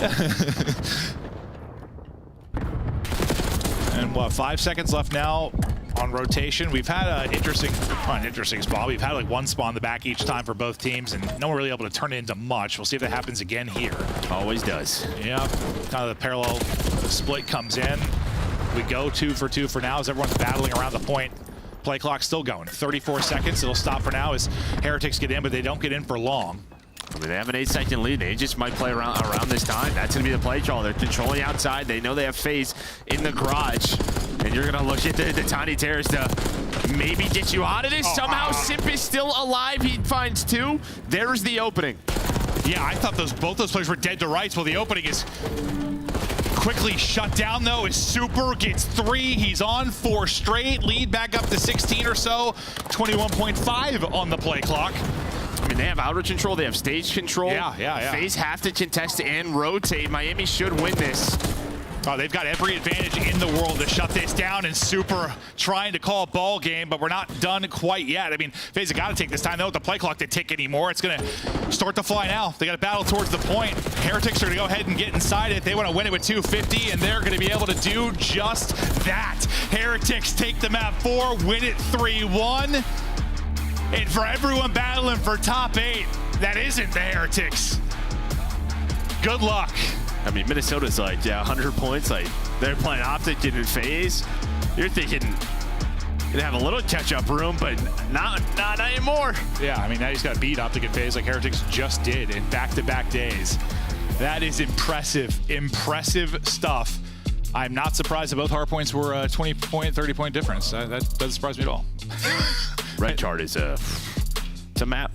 Metals puts up 42 and nearly 5k damage, where Cell was kind of the hero of the map 1 for FaZe with his 39. It is all Metals there. He has a terrific series, one of the best we've seen from him on the year. Real put in work around the objective, and I mean, their objective time is not coming easy early on, but they get it done late. He ends up putting 2 minutes in the hard point. 3 of them have 30. It's a team effort. The slaying, yeah, I mean, Metals leads the way, but you got damage and numbers out of everybody. And yeah, FaZe, I know they start slow, but they battled back and they had a lead. I mean, there were a bunch of lead changes late, but you're up with a few hard points left. Yeah, it was really that P2 kind of flips the switch there for Heretics, and then they spawn everybody on FaZe in back garage, and it's just so tough to get out of that trap. I thought maybe there was a chance from Simp and BZ, but Super got 2 from the hill, and there was always just that multi-kill. That's probably when Miami goes back and kind of watches. I don't know, can we improve anywhere? But they just played so heavy around slaying. It's just kind of red card sometimes. Yeah. It just is. I mean, you'll see FaZe doing the same thing. They're just looking for kills around the objective. Yes, they were a little more efficient at turning it to time in some of those hard points, but at the end of the day, Heretics walk away with the dub. So yes, I think any map you watch, there could be improvements. You won this one 3-1. You're 3-0. Yeah, I mean, they're looking good. It's Vamos party time. Break it down, Desk. Miami fans can rest and relax on Thursday in the venue. Your team is going to be playing on Friday in the winners bracket. And Ali, this squad is now 3-0, and not only are they getting wins, they're doing it against the best team in the game. I mean, Miami is insane. After their series yesterday, my opinion about them, I already knew they were going to be a solid team, but it feels like, almost like with Super being added in, it's a Vancouver Surge situation. You added one player that gives a little bit of consistency, that knows what the hell they're doing, and suddenly these close matches translate into big, giant wins. This map 4 especially, because they almost made the same mistake that they did in map number 1. Right before that last set of rotations, Miami almost overhit Old again and put themselves in a situation where Atlanta FaZe can make the comeback, but thankfully it was a couple of 3 pieces out of Metals and a couple of routes out of Super that saves them in this map number 4, and it eliminates the possibility for map 5. Metals may be the Puckett powerhouse player of the day. Yeah. Ridiculous numbers from that young man. Rancor looking fantastic, but big picture here, Ant. Yeah. If you're a Miami fan, since you've added Super, Ali nailed it. You have changed the identity of this team. And not only that, you were in 10th place at the start of this stage. Now you have gained 30 points. That is going to jump you up over Boston. Yeah, you are in a very good spot if you're Miami, Chris, because there's like key home areas. major too. Exactly, and there's key areas they got better in, right? Like the control. You just beat Atlanta FaZe, the best Hacienda control team. 7-1. Dominated them. The offense was unreal. Search and destroy. Now we have enough of a sample size where it's like they're legit in that game mode. We've seen 3 matches. Super's been great, and they work together awesomely in the game mode. So like, if you're Miami, you got to be feeling so good about this team. And here's the last part of it: Miami levels up on land. Like you think about the match that they had, could have absolutely destroyed Thieves. Like that was a great series from them. So Miami in a really good spot. And they can knock you down in that opening round, as Optic found out at Major 1. Let's take a look though at our Scuff play of the game. This one is Rancor. It's the 1v1s. Without this game to win, I think Atlanta takes the series, right? I think that's a good angle to take for Miami Heretics. I mean, the rookies on this team are just unbelievable. Rancor is playing in these 1v1s with no fear. I have never seen a player so confidently chow, especially a BZ of all people, but just Atlanta FaZe in general. Guy's unreal. Yeah, I mean, you look at this roster, right, and all 4 players, like, they're shooters. and you're seeing it now, like, now that everybody's on the same pace, like Metals, we're seeing the potential of him, what they see in him as a player, because, man, when he's on point, he just runs really through high people. ceiling. There is no free kills on the Heretics. We now welcome to the show the former guaranteed Rookie of the Year, now being challenged by Super Rancor. How are we feeling? 3-0 Miami is currently the best team in our qualifier. Feeling amazing, honestly. We were working so hard this past week since the match of the Falcons, and I'm so proud how the team improved, especially in hardpoints. I mean, the first map, we lost the first map, but we step up on the red card, and yeah, I'm so proud of the team. Rancor, congratulations. An unreal win out of both you and Super and Metals. And all of you played incredible. I wanted to ask you about the new maps being added, because you are one of the few teams in the league that have the most reps on it so far. Do you guys find that Rewind and Dealership help your team or hurt your team? I think the maps are irrelevant, because with the addition of Super, we step up a lot on S&D, because we play so different in certain situations, but it's obvious that the new maps, the addition of the new maps help us, because our gameplay now in S&D helps us to play better that maps. Of course. Rancor, unbelievable win, man. You guys look so good. You guys have made such great moves. Now bringing in Super as the 4th. It looks like you guys want to set pace. Like, that's the way you guys play Call of Duty. Is it safe to say that we should expect more and more of that? Can you repeat? I can hear you. It's like you guys all like to play fast, even in the construction of the roster, just picking up players who just continuously like to set pace. Can we expect more and more of that as the season continues? I mean, in this game, you need to set pace so fast, and I think the addition of Super helps us a lot in all modes. And yeah, we should play like this all year, and I think we should stay like in the top 3, top 4 of the league. Okay. Rancor, final question. We are playing in Miami, Boca Raton, actually, in just a few weeks. It will be your home event. What do you want to say to the fans? You can do this one in Spanish. Ok, bueno, pues a todos los fans de Miami, espero que nos apoyéis mucho. Estamos dejándonos la vida y trabajando muy duro para poder daros una alegría como sería ganar el mayor de nuestro mayor, vaya, y os esperamos a todos que nos apoyéis. Get the sunglasses ready, fam. I agree. 100%. Yes. Rancor, congrats. 3-0 start. You guys are guaranteed winners bracket. We'll see what seed you finish with at the end of next week. Thank you, guys. Have a good one. Thank you. Back-to-back dubs over some big-name teams. We also have that big-name team back in action today. They go by Optic Texas, and today they have a new challenger. Falcons retooling Pred's new home. Can he get revenge? Stay tuned to find out.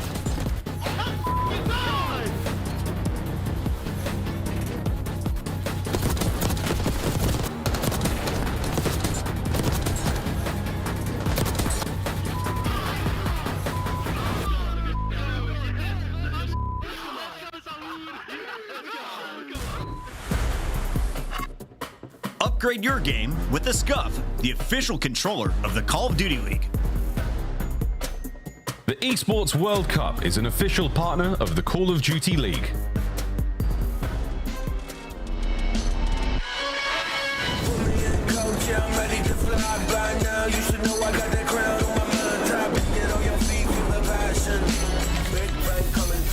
Like a cannon. Blast like a cannon. Big bang coming through. Blast like a cannon.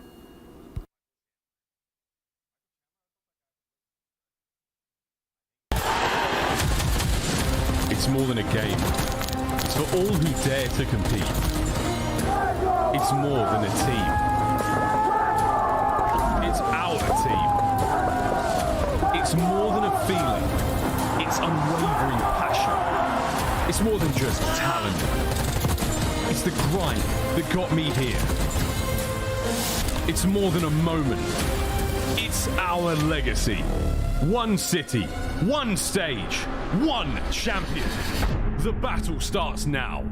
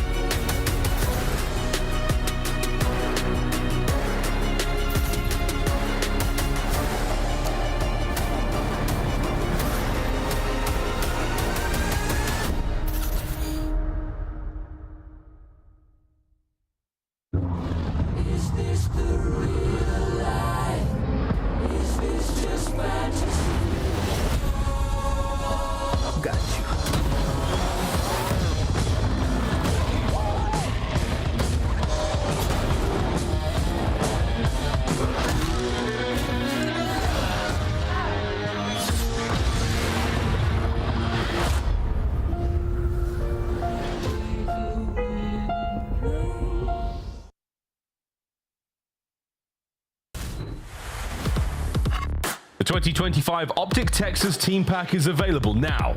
Each pack includes home and away operators, as well as this vinyl proving your membership in the Alien Task Force. Next time you boot up, suit up at the in-game shop. Welcome back, everybody. It's the CDL. We're in our Major 3 qualifiers, and Optic Texas was handed a surprise loss. They're going up against the Falcons, though, who are still winless on the season. They have not won a match all year, Alley Cat. They have not, but they have now finally 2 hard points under their belt. So the dream is starting to be sold just a little bit. Let's do some math here, right? Vegas beat Miami in hard points. Right. Right? And then Miami is now dominating everybody they play, basically, in hard points. So Vegas should beat Optic. In hard points. Yes. Some good. The rest of the series, though, because you need 3 maps if you're going to take it. Let's take a look here at our team. Starting with the team that said goodbye to Pred twice. Optic Texas has now brought on Skies to fill that main AR role, and Hook has been welcomed back to the team for the second time. Hook finally handed his first loss in online qualifier games yesterday, but Optic has to be the favorite tonight, right? Yeah, they're the favorite. But when you look at this Optic team, like, they were struggling in the HP, like, and it particularly with breaking. I mean, and down the stretch, when things start to get bad, it just feels like it snowballs. I think, you know, we were expecting a little bit more out of the star-studded duo of Shotzi and Dashi the rest of the year, right? Like, to step up to the plate. Obviously, Skies is a gap filler. He's not coming in dropping numbers, right? The person that has been in that position so far this year on the team has not done well. Kenny and now Skies. So you need Dashi and Shotzi to really take a step. For me, it's just like for Optic Texas, their wins have come from their players out-talenting other teams. Like, it's not really come from a whole lot of teamwork. It's come from blips and moments of chemistry, and that's why it's just been so inconsistent. Even in a game mode like Search and Destroy, I said it earlier, #1 opening duel rate, 10% and 10th in converting. So it just doesn't make sense.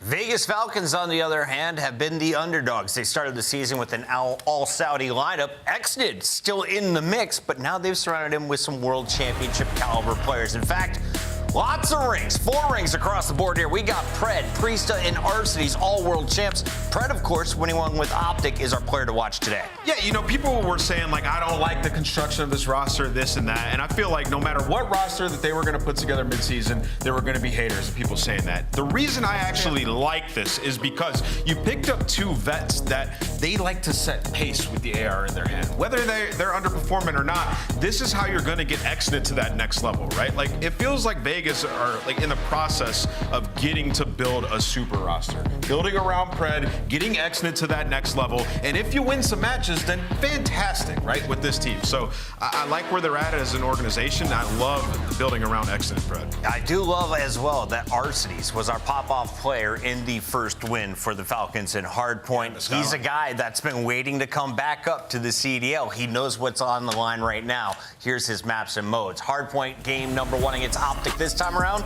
You're squaring up on Vault again. All right, interesting mix here. It's not just the Hardpoint. We also get a dose of Vault at game 3. I knew we were going to get that Skyline Hardpoint. I'm happy it's actually map #4 in the series instead of map 1 because Optic Texas, obviously, that's one of their stronger ones. They're happy to play it, but for the side of Vegas Falcons, that's not only one of the only maps you now have a win on, but also you keep it within 50 points the last couple times you've played Optic Texas. Yeah, it's mixy. I mean, that Skyline, honestly, I could see going either way. I mean, even Optic, when they had Hook, were 4-3 on Skyline in stage 1, right? Yeah. So it was never a map they were absolutely dominant on. This is interesting. I mean, for Vegas, you saw Optic yesterday in their gameplay. Struggled to break. If Vegas can play some fundamental COD and get set up, that's where you can really destroy Optic. This is wild. It's time for our Scuff Pick'ems. Allie, the challenger. 4 back. Oh, dang, I've fallen a little bit. I'm giving you an opportunity to catch up. I'm going Vegas Falcons No, today. God! Priesta was smiling. The man is vibing. Alec was giggling. Optic You're not knows giving me they a are chance playing to catch against up the fan because base. I'm picking Vegas Falcons. I'm sick of you. Okay. You know what, like, man, that's such a good pick on you guys. Because you got to think, if Vegas win one match this year, it's probably going to be up against Optic, right? The script writers are right. I'm going to still go with Optic, though. It just makes sense for Optic to come in here and bounce back. You really are going Falcons? Yes, All right. I'm sick of you. I'm switching back to Optic Texas. Can All you right, do that? let's make that one official as we send it over to our casters. Take it away. I like a fun split desk. The fans go on Optic as well. And I mean, whatever happens, folks, we are going to be treated to a mean green showdown today. This is a very, very good opportunity for the Vegas Falcons to get a serious dub on the board against a squad that is still on the up, still trying to figure out everything chance. And man, you can hear the ringing of jewelry from space. This is a big world champ lobby. Yes, absolutely. I think we have, 8 rings in total, and that's just because we got Shotzzy that's picking up a pair.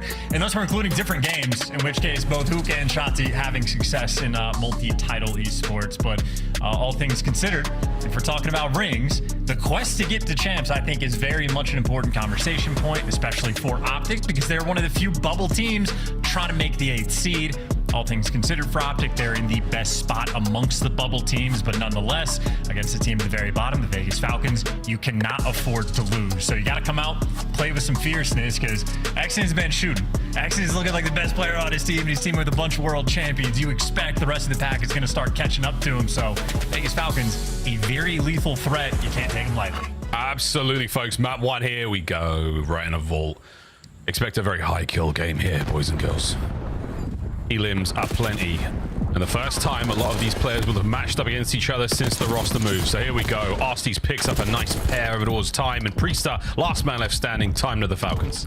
Clean opening break 1, and Priesta playing for some pace. Hook just soaring and flying right past. So Priesta there to give you a little bit extra. The kills falling into his lap. And Falcons, I mean, good P1, maintaining the right side spawn. Shotzzy, the only player that's able to sort of get through on this setup, but he does not have a ton of help. And by get through, I mean he's underground. A tough mini-map to read. Very tough indeed. While Dashi off spawn finds himself a couple. Oh, shots in the flank there. Might pick up a pair. No, Priester, what a map he's having so far. 4 and 1. Holds the front line. Now to the back line. Spawn secured right now for the Falcons, going into P2. An ideal setup. And I love this too. Pred's getting nice and pushed out. Everybody else knows that they're just playing containment. Don't let anybody slip through the net. Exonid and Arcades need to be a little bit careful. 2 players working through the right side, and where Exonid falls, Arcades corners up. Does it get checked? It does not. There's a freebie. And right gun for the job. Ripping heads the trades the whole way through. And thus far, a beautiful P2 hold from the Falcons. 40 seconds to go. The net remains strong. Optic Texas do not bring any wire cutters to get through that one. Hook, though, nice slide on OX, and he finds a way through the front now over to the left flank. This Arstes v Skies over to time. Once again, Priester 5 and 1. Makes it 6 and 1. What a hold. 4 dead for Optic. Falcons running it up.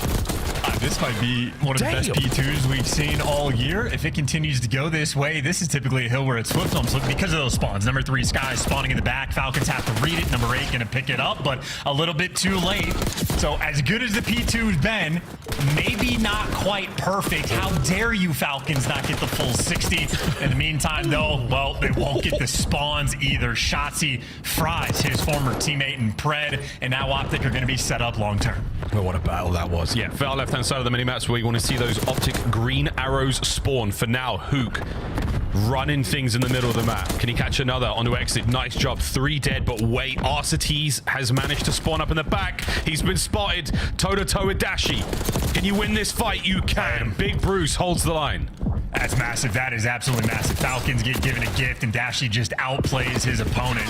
And now you just need to make sure that, well, again, on the net front, no one slips through. You don't want a Falcons player get a little bit cheeky and find their way through, because Exnid might be that guy. That's why Hook is swinging all the way over as his teammates just try to be responsible for making sure Falcons don't get too much time on P3. So Hook trying to be the safety net, because they end up losing those spawns, and all of a sudden Hook has a massive responsibility, as he might have the entire Falcons team to deal with. It's a very different kind of net, but nonetheless, we're still trying to keep this one hole free, folks. Priest in the back line. Skies reads it, takes care of business. That's that side of the map all secure now. Here come Falcons through the front, though. A 2-2 split. If they can buy the time, this is going to work out. Dashi's got a bit of an awkward pinch situation. We'll see if that pays off for him in a moment, but either way, towards the time we go. Pred on time, traded out. 1 man left alive here to get things going, and that is it. Last 2 members of Falcons over towards the backside, looking to get the break. And Shots is here as well, though. At Priesta, maybe the better gun for the job at that range. Jackal Nerf maybe coming through in that regard, but Hook is the man that had a big responsibility, and it's to try to lock this time down on rotation. Wow. And, well, at least the first step he was able to do very successfully, but eventually they get broken, and Shotzzy did not spot the Supine player. Makes me happy when even Shotzzy can't see those guys, because I never can. What? Oh. It was that from Skies. Oh, man. I was trying to make a Pred joke because he was the guy lying down, and too late. Skies goes wild. What a piece there on time. 8-11, 4 spree, close to the Hellstorm. Exnid, you're next. Step right up. Bueno, gunned. Hey, listen, the first set of rotations, we're about dead even. This might be a pretty good series we have on our hands. Frankly, I'm a little bit surprised Alec is 11 and 12. We've seen him get body bagged twice, but the kill's still flowing. And right now, Optic maybe overall in the driver's seat, so to speak, around P1, but you see guys on the Falcons taking their time, flipping to get the right side, but only for a brief moment. Now you just need a battle for the actual hill. Falcons inside of it for a moment. They need the kills to start to flow. This is a great hard point from both teams either way. We're seeing the fun stuff. 30 seconds to go here on P1, and no one's really able to get anything going, but Priest, a fantastic series, map so far from him. 5 spree, 15 and 9. I jumped the script there a little bit. 20 seconds to go here on P1 chance. You're taking it if you're the Falcons, but you absolutely want to get the break towards P2. Yeah, and they're going to be, I mean, at least playing with the idea. You had Pred make a noise that direction, see if he can be a bit of a distraction. But I think ultimately Falcons maybe just happy to be the super soakers to try to get those final few. And Priesta really wants that Hellstorm. He's on a 5 spree, but he's not going to get it. Hook shuts him down, and Optic set themselves up on P2. They'll get the initial time. Yeah, Priesta desperately trying to play from the hill for the points bonus you get there. Skies left flank. Cut open. Falcons playing with pressure towards the front. Those shots, he gets 2, and that's a 5 spree on time. Again, huge point gain, and now the lead is within sight. And it's going to change for the first time in a long time. And in P2, where Falcons had the most success this time, No Magusta not going too well. And Shotzi, in the meantime, he's on a 5 spree and super soaking. So he's got Dashy pushed out, but Shotzi's going to be getting close to the Hellstorm as long as his teammates continue to protect him, which Dashy absolutely does. Wow. Optic, this might be the switch getting flipped. One more kill. Sweet gunfight from Exnid, traded immediately. No Hellstorm, the lead though still yours. The minimap's still yours as well, Optic, so you'll take that. You move over across towards the new time. You lose a couple of gunfights here or there, but right now Shotzi's still trying to maintain pressure. Presence is there. First man on the snap. The second, a little bit of damage, but now you've still got an opportunity to lock down P3 and maintain those left side spawns. And it's worth the tag on it. Exnid, that gunfight against Shotzi might very well be one of the most impactful of the map to shut down that streak from rolling through and to make sure you kill the momentum of Shotzi. And now with P3, though, that could be very difficult for either team to collect. Priesta right now out of palms, just wants to play keep away if he can. He's got Exnid soaking up the time, and RC's, maybe him and Pred need to be worried about the pinch. Shotzi toying with the idea. Oh. But so far, the P3's not been too bad. Not bad at all. Absolute battle continuing here on time. Pred on the slide. Pred on the 2. What a kill. Let's go for a listen in with the Vegas Falcons. Mid on me, Dashy. Watch out, mid. Absolute, Dashy. He went to the mid. He's on close pillar. Dashy, what's close? Control point. Alright. Control. Nice. I know control. I have control. Go vault to front. Go vault to right. Go vault to right. I don't see him right. He missed a shot. They backed up. Let's go. Yeah, I'm with you right. Top art. We got under him. One's on time. Take your time. I got kills from top art. One on time. Or top art. I'm going right. Stay alive. Push off first. Big kills to top art. Nice. Go. One top. One to Top before Caesar. Top. Caesar, no bullets. Caesar dead. Outer dirt. One shot. In the back. Shit on. One top. I'm maybe. Big fucking hoop. What's the game idea? He's free. Don't force it. On my side door. I spawn front. I name my side door. On me. He time. And one's front. He's in the back door. Actually, one shot. He's in the back door on your time. One's push out side door right now. Alright, which one do? Side door on the truck, okay? On top of the truck on me. Yeah, he jumped down. He's one shot in the back. Alright, he's back here too. He's one shot. Kill that guy. Alright, I'm bad now. I spawned it all, guys. I got Make sure back up. I'm back up. I'm walking all the way. I'm blocking. I give him cat, guys. I'm on him. Where'd Cat go? I don't know. I missed it. I left him. Half time. Hey, I'm seeing Cat. Nice. I'm blocking. They can be only Cat. I'm trying to get Cat. Actually, Cat. I don't have Cat. Pick up Cat. Who behind me? Cat. One's lobby. Money. Lobby done. One more maybe Shotty. I have Cat. I don't see him. I got sun close. One got pinch. I name lobby. I have it. Time, boys. Did he block? Yeah. Top cat, guys. Two top cat, both stunned. They can be lobby. Make a fucking job. Let's go down. A furious listening chance for the Vegas Falcons. Sprees all over the place for them, and RST's on a route. Yeah, and it's clearly a team that they might have 0 CDL points, but they are coming different right now with this new roster and applying the pressure towards P2. Maybe this has been the hill that's been the ultimate difference maker in this game so far, but with Arcsies getting shut down, that means Optic will have that initial time, and they got all 4 players remotely in position. Priest, though, has had the hot hand. That's 24 kills for him. Him and Exit working through the front. We're all right through the front. Oh my goodness, over the top of Dashi, cut down. Exit now trying to pick up the red dots all over that minimap, over to P2. Get in there, son. No. Skies brought down finally by Priest, who gets a little bit of time coverage there. 3 dead. Falcons with time. Great coverage up close now from Pred. You've still got Optic spawning in the back, though. That's where Exnid picks up 2. The third not going to be there. Here comes Pred. A lightning fast attack from the Falcons, read by Skies and dealt with. To the front we go. What a hard point. Skies, though, he does not have reinforcements. He was the lone man, and Arcsies was the guy picking up the cut, and Priest wins the big one inside the time. A game where P2 has been the difference maker, and Falcons again lock it down for a substantial chunk and even flip one guy out. So they have a 70-point lead going into new time. This is Falcons' game to lose. Oh, yeah, it is. Dashi still maintaining that top left-hand side position. Optic with the spawns, well, maybe on the next set of kills. Exnid pushing forward, trying to find an opening right now. Falcons on the approach.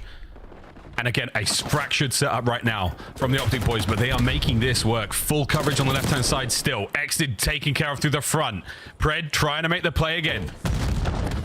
He's looking for it. He wants to find the flip. He can let the players run past. He wants to find the flip. He gets the timing. He gets the route, but he gets caught. That is heads-up awareness there from Optic. Hook and Dashi coordinated together, and if not for Exnid, the play might be dead, but he gets dropped in Optic. We're talking about being Falcons' game to lose. They've done the hard part. They've killed any sneaky plays. Now you want to keep him out of the P3 time and make sure you continue to rotate.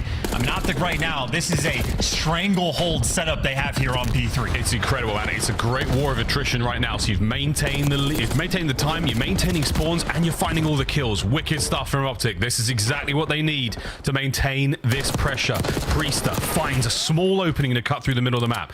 He has made it across. This is an opportunity right now. Vegas possibly able to turn it on his head. He gets through. X into the back line. There's a wide open hole here in the setup of Optic, and Priester punches through. Dominance asserted. It's 10 for the win. And they got the back spawns. This is going to be it. Exnid shutting down Shotzzy as well. Falcons, best hardpoint team in the game, Miles. I don't know, but they get it done again. 3 in a row in a fun pop-off. These boys came to play. We might have cut away prematurely, but the end of the game was definitely within sight, and so was a lovely falcon on the map. It might have been written, or at least sculptured in stone there. As Optic Texas, they will lose the first map, and the Falcons soaring, smiling. But they know full well this is a long series, and they have to pull off the hard points. They have got to pull off the search and destroys as well. Control could be anyone's game. And listen, man, there is nothing more dangerous than a man with nothing to lose. Well, this is an entire team with nothing to lose. 0 CDL points. It is literally nothing but going up from here. And they get to have fun while they're doing it. Actually, it might be the vibiest player we have in the league. Like, he's been incredible to watch, all smiles. And, I mean, the plays he's making on the map as well. We're sort of like watching him grow and evolve as the year goes on. A very interesting dynamic for the team, but a fun one to watch, and a lot of credit to guys like Priest as well. 28 kills. He was a titan in the first half of the game, and where he slowed down, it's only because he was the super soaker inside of the hill. 2 minutes plus with the damage output to match it. A well-orchestrated effort there for the Vegas Falcons. Honest to God, the stats across the board there, tremendous amount of assists, good damage, non-traders. We had it all here, folks. Falcons taking on Optic. Who would have thought this would be such an exciting matchup? If you told me at the start of this year that this was going to be one of the hottest hard points you've seen, I would have absolutely told you to flashbang yourself, ladies and germs. Well, here we go. Highlights. A lot of love for either side. Chance. Anything that really stuck out for you that made the difference for either team?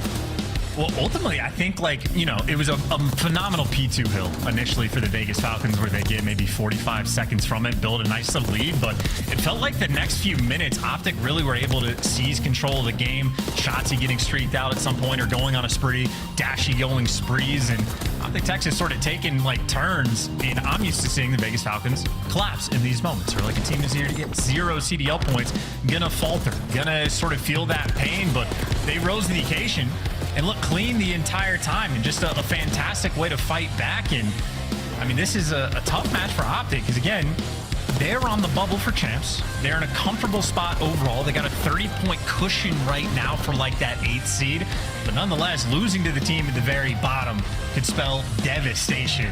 And everybody's been watching Pred for the past year. We know when he's on point, he is an absolute menace. And we know he is hungry to take his former team down. This is a starving roster. CDL points and glory is exactly what the Falcons are chasing right now. Statistically, I think it is unlikely, let's say, for now. Maybe not impossible, very, very much unlikely that they do make it to champs, but what a journey they are going to have on the road to that moment.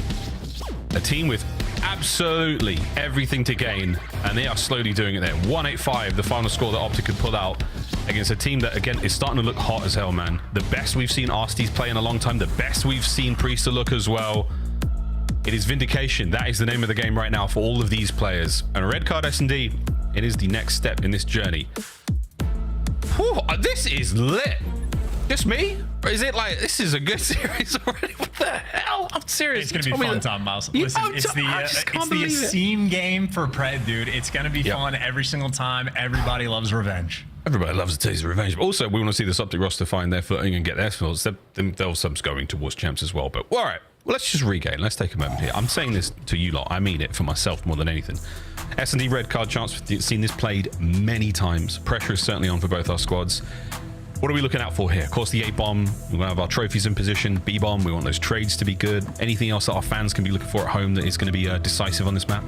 I'm looking for the clutches. I feel like between these two teams, I don't necessarily have the highest expectations of like perfect S&D in terms of getting the first bloods and just closing out the round without breaking a sweat. I think every round is going to sort of be a battle. You're going to have to work in any given moment and make sure you genuinely stay as locked in as possible, because even for guys like Pred, he knows exactly how Dashy and Shotzi like to play. He's seen them on the map. He's talked it through with them. So the idea is on both ends. Like, there's no lack of awareness in this lobby. It is a square up.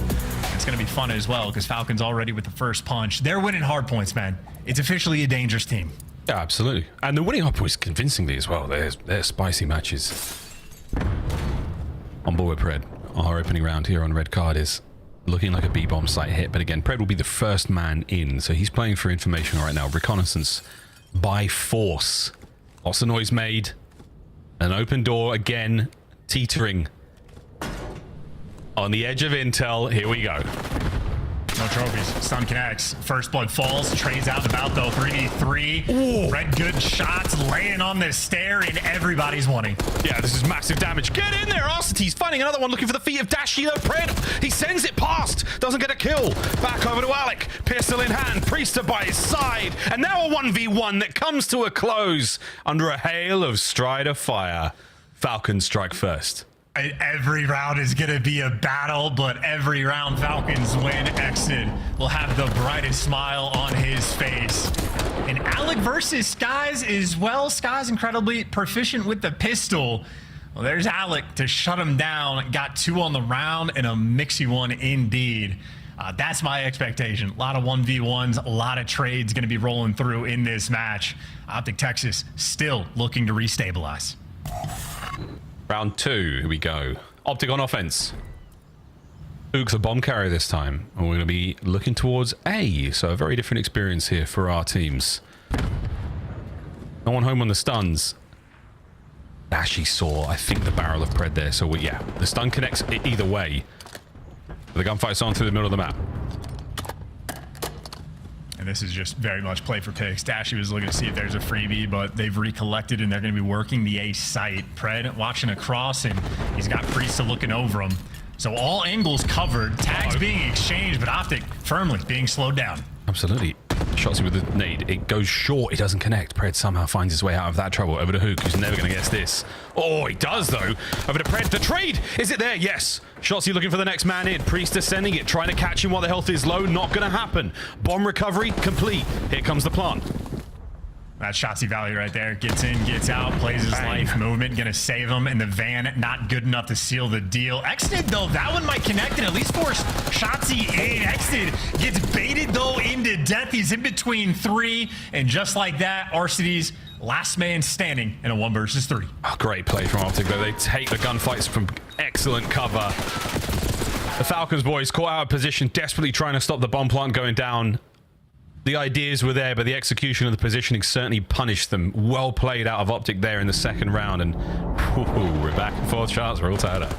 Yeah, and a very interesting theme as well. The idea for, Exnid, very fresh. He's playing with, I would say Americans and Australian as well. So he's learning different accents by the day. But communication might have been a bit of an issue in that round. If the nades were coordinated on the bomb site, I think they'd be able to get Shotzzy, but a little bit discoordinated and just enough for Shotzzy to be able to live. Baits Exnid into death, and Optic able to close out. So they're on the board. Maybe a little bit of room to breathe, but the Falcons back on the attack, and they are flying a D. Yeah, comms are essential. Here at ProCard, that's saying a little with a lot. 3v3 now. Trades endless. Man down for Optic, Falcons. The brakes have been pumped firmly here. Optic going to overwhelm the B-bomb site now, try to find their corners. Asuka and Dashi now find themselves in a tough spot, but Falcons are trying to play this as patiently as they can. Hook is alive, so you're very cautious about these flanks rolling through. Until you get the intel, you're going to be concerned, but Falcons might have just played that timing perfectly. Hook and Dashi split up, and there's no fending these players off 1v3. The bomb is going to go down. Hook and Dashi are going to try to break through these front doors.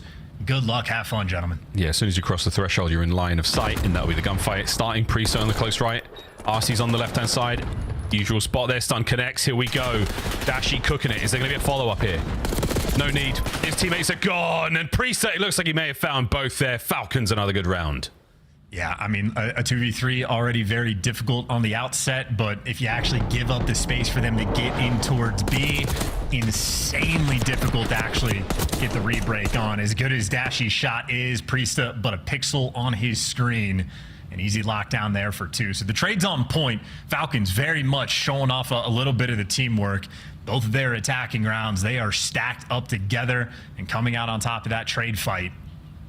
And active in the comms as well. You can see how turned they are just from the player games. It's a one and done series, folks. You want them 10 CDO points. Historic moment for the Falcons organization here in the COD world, but lest we get ahead of ourselves, let's get in towards the B-bomb site right now for Optic. All they've got to deal with is Exnid for now. RC's on the push forward. And Shotzzy runs around the corner and meets a lot of trouble. Here we go. The fight is on. Oh, actually causes problems. He still gets the first blood. He gets here 2. The trade's going to be quick, though. So 2 versus 2. Optic do not have the bomb in hand, though it is nearby. And Pred spotted, traded out, and a 1 versus 2 for Priesta. World champ. See if he has the ice. Second man pushes right up. Damage is there. Priesta managing not to take any. Whoa! Nearly pulls off a miracle kill on a hook. Dashi with a perfect coverage, and that is the synergy you want to see there for Optic Texas. One man blinks, the other one's eyes are wide open in that situation. A beautiful round.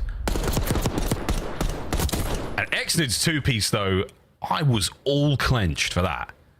Yeah, listen, that is a chaotic round. We've had 3 different just pure square-ups over by this B-bomb site. So it's tough to keep track. In-game, out-of-game, if you can see the minimap, even if you can see through walls, it is tough to keep track of these players at this speed. So in spite of Exnid's deliverance of the 2-piece, not enough. Tied up 2-2. And offense success has been the theme of Red Card thus far. Exnid getting the right class. Hey, very important to do. The slow look here defensively from Optic. We're not going to be giving up a whole lot.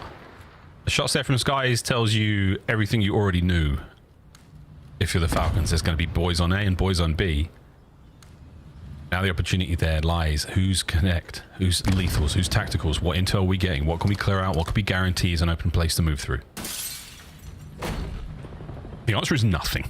Skies, first blood on a Pred. Yeah, Pred giving away a freebie is tough. They've had so much success running it down towards the B site, and it looks like that's what they want to do again, but now you have to do it a man down. It's going to be that much more difficult, and you feel like you can't check your corner. Shotzzy, so cheeky with the trigger discipline, but he lets Priesta through and gets the first blood. Shotzzy now shooting on the flank, ends up in a pinch of his own, somehow gets a kill, but he might have just let the round slip. Trying to bang the doors open now, create those openings. It's a 2-man nade, possibly no. Priesta pushing forward. Oh, and there's no trades to be found. Vegas Falcons Give me that last play. Exnit did something because he's giggling. Oh, I think Shotzi gave that round away a little bit. I mean, I didn't get to see it from his perspective. I just saw it on the minimap, but I could have sworn in Nail he had the sights on the players running through, but Priesta just goes in uncontested, wins a massive gunfight. Shout out to the headshot multiplier. And for a 3 versus 4, Falcons just run Optic over again at that B site. Unreal, man. Also, take note, folks, the first time we've seen Arsty's laugh in game in quite some time. Bring a tear to a glass eye, a moment like that here in Comp Card. Round advantage for the Falcons. Here we go.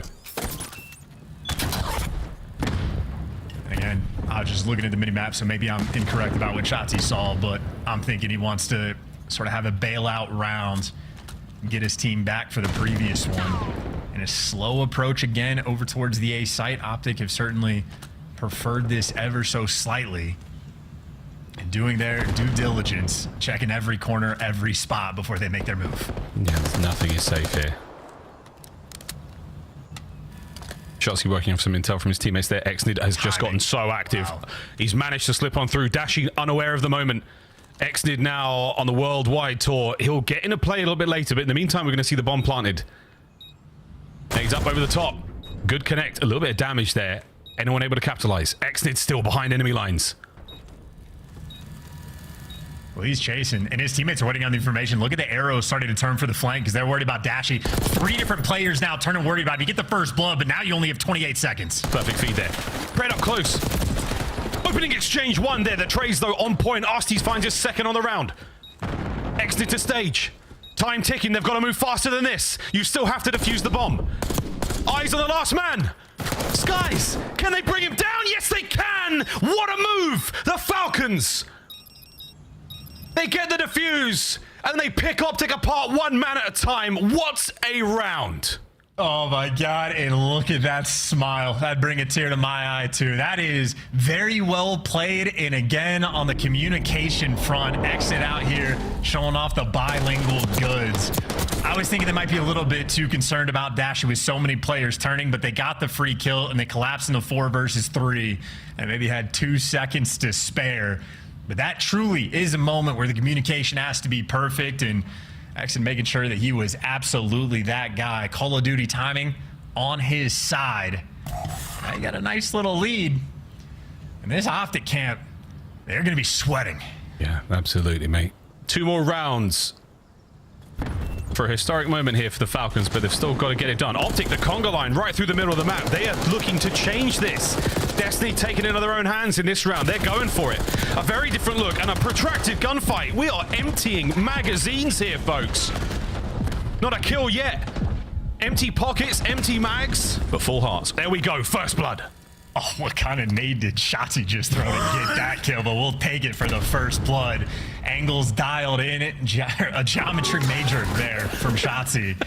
But another 3 versus 4 attempt. But at the A site where Falcons have not had success. That was the Halo player in him for sure. Here comes Pred, looking to even up the odds.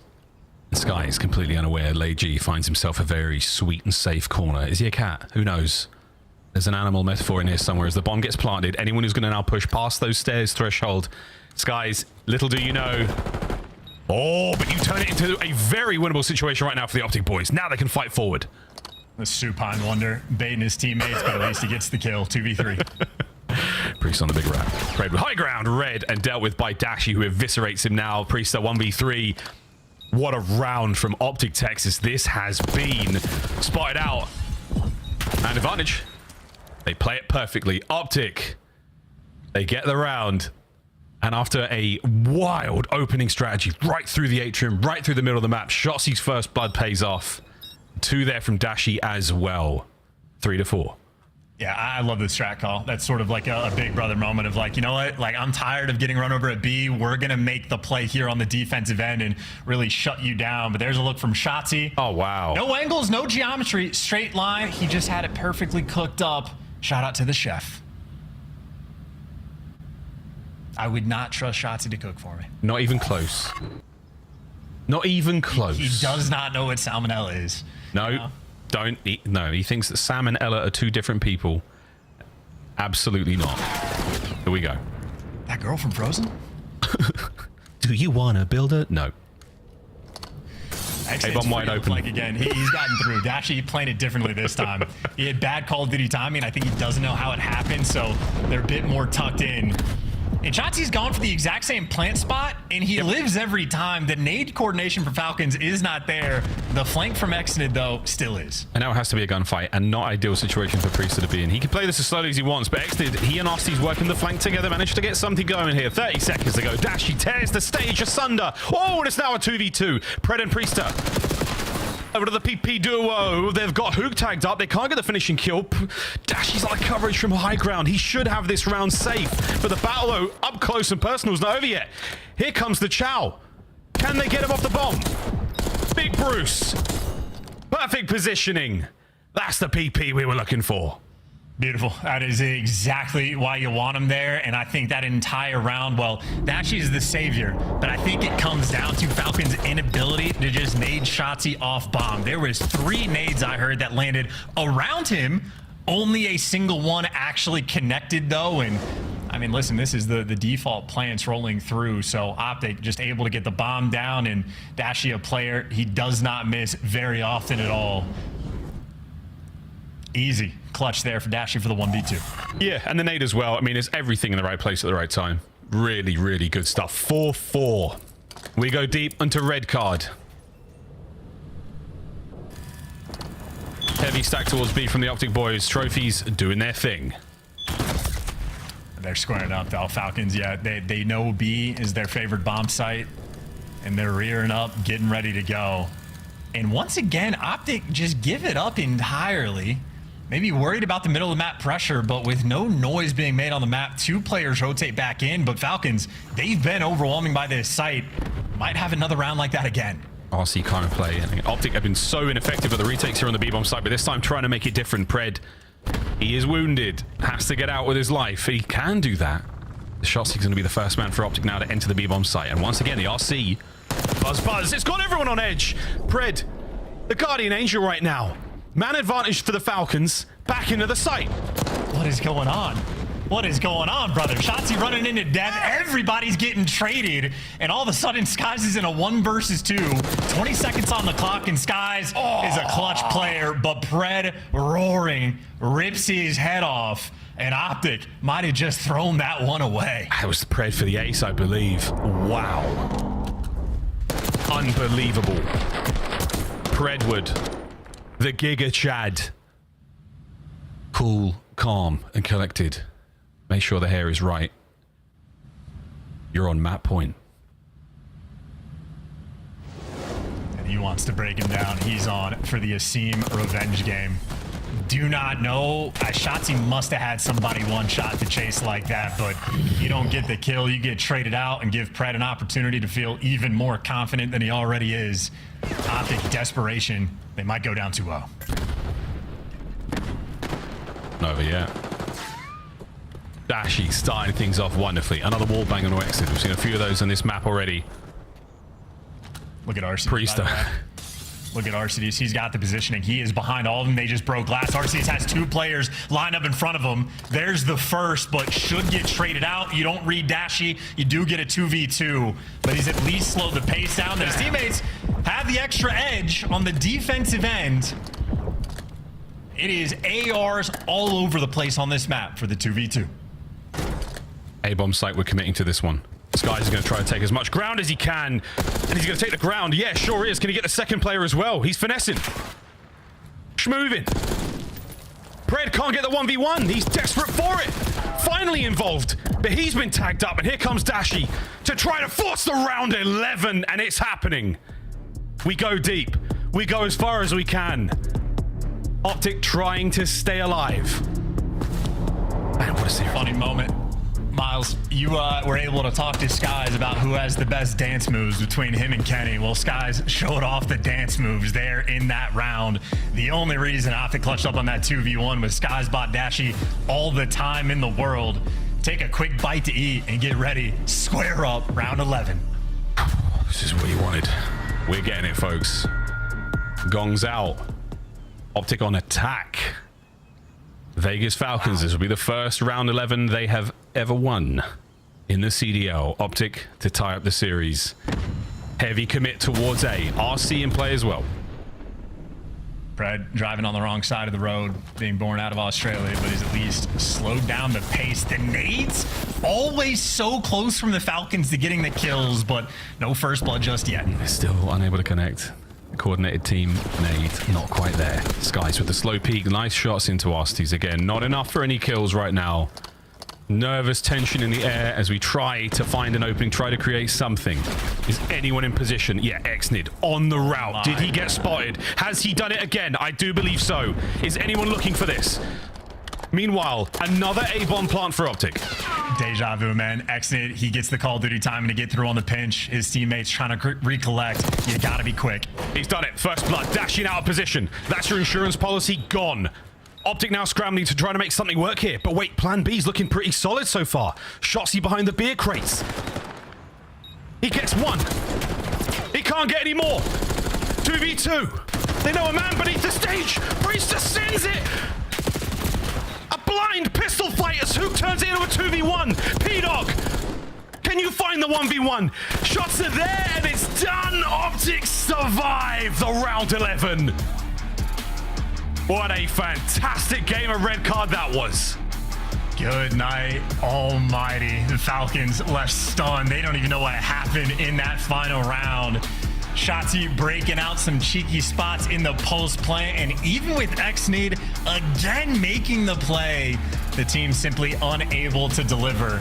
I think Hook might have been the saving grace for Optic in that round, including whatever player was dancing down low underneath the stage, doing a phenomenal job of staying alive. But Pred simply could not find anything in the final one, and ultimately a very well-played game. If Falcons had better nades, I think they end up winning this map, but they can't deliver, and instead we get a Dashy, maybe not masterclass, but he gets a 1v2, he gets 12 kills, MVP of the map.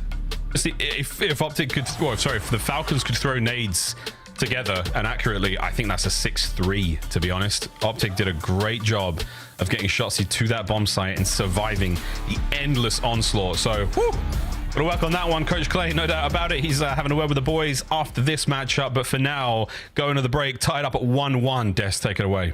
Can we just take a moment and appreciate the sweater? It's so strong, Chance. Looks so good. It looks so good, buddy. All right, so do the Falcons until round 11. Let's break down what we just witnessed in Search and Destroy, because, Al, I had a feeling you were going to be celebrating up 2-0 at halftime. I was about to. I was locked and loaded, ready to be like, Vegas Falcons are on route. But honestly, it kind of goes back to what I said at the beginning of the pre-show of, like, Optic Texas sometimes will just out-talent teams, and I feel like that's kind of what we watch throughout the Search and Destroy. I think the casters touched on it wonderfully, that obviously Vegas Falcons, we got to work on our nades a little bit better, but also just our 2v2 situationals, a couple of free picks giving to the Optic Texas boys, and a couple of good plays like Dashy being able to stay alive top window and have that angle on the bomb and clutch the 1v2, puts him up into a tie. Dashy, once again, going on a 3-speed, kind of saving the side of Optic Texas. So the talent from the side of the green wall definitely saved them in this map too. You know what, honestly, if Vegas were to have had offense in that last round, I think they could do better, right? Yeah, they would have done better. And here's why. I mean, their B pushes were excellent. I obviously saw the AG ace. You saw the aggressive plays when it was Priest and Alec pushing through the site. But like when you talk about that last round, Xnid goes for a wide flank, which I like. I love it. I just wish it was a little fast. Let's set up some pinches. As soon as he gets that kill, though, you know, the timing of the round, a lot of the round had been gone already. If you're Vegas, you got to converge and play those angles, right? Because you have been getting clutched on after the bomb has been planted so many times, and you see it just gets away from them. Remember, this team hasn't been together that long, so working on things, that's got to be one that's a pain point for them, though. It's like when we get kills, we have to take advantage of it when they're frantic and trying to regroup.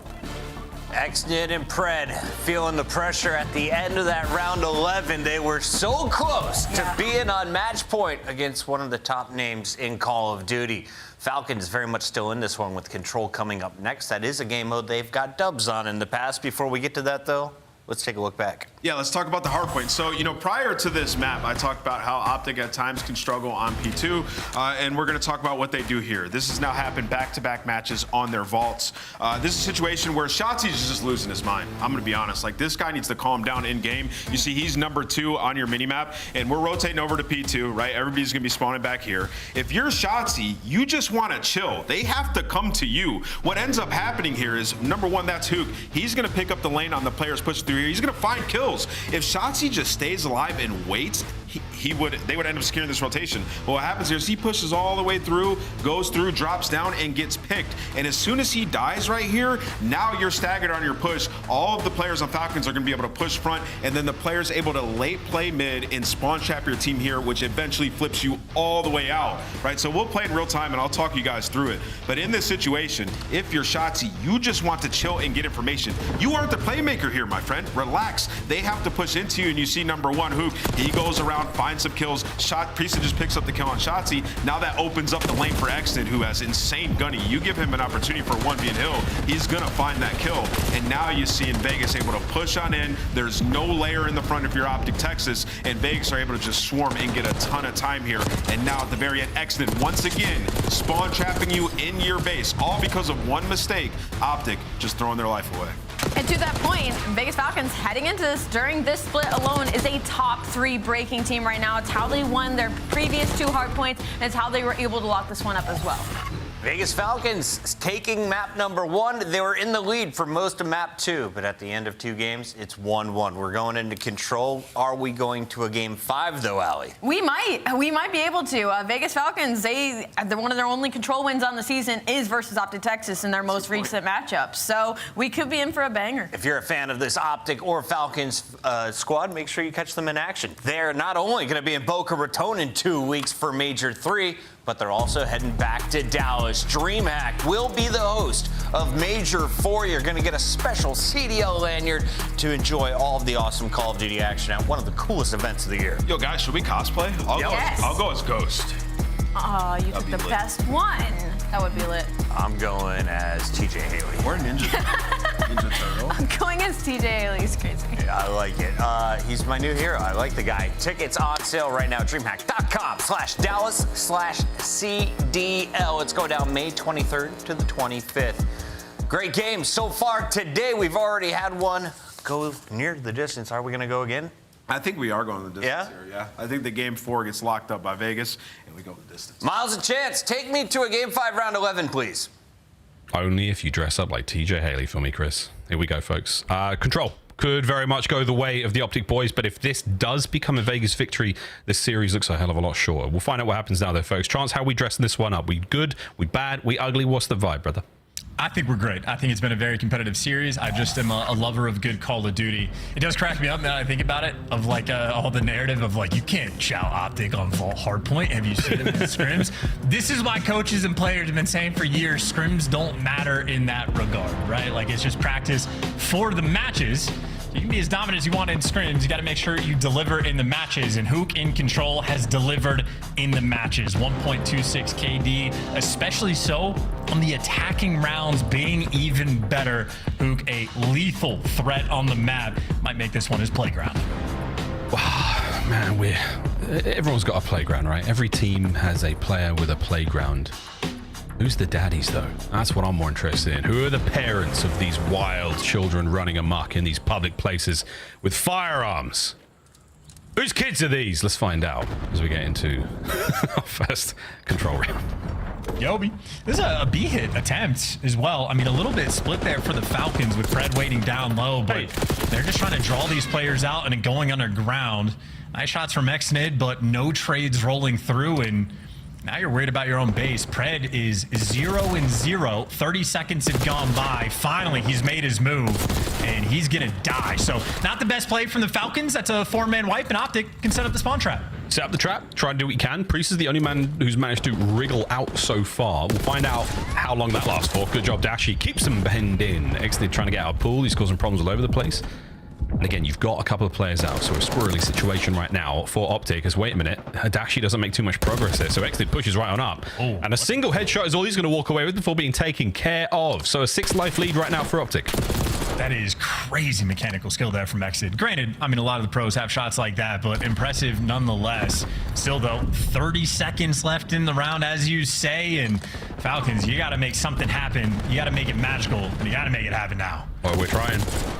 No, we are not having any success. Nice work out of the Optic boys. Exnid managed to get a little closer. Shots are in there on a shot tee, but not enough to keep it going unless Arsties can, and does, find a big kill. 13.8, and just so eager to throw themselves at these players. Optic Quick response there on the defense. Damn. Yeah, they're playing a little bit nervous. No one able to stay alive. Every single trade from Optic rolling through instantly. Clock has been stopped at 6 seconds. But you have only just now captured your first segment.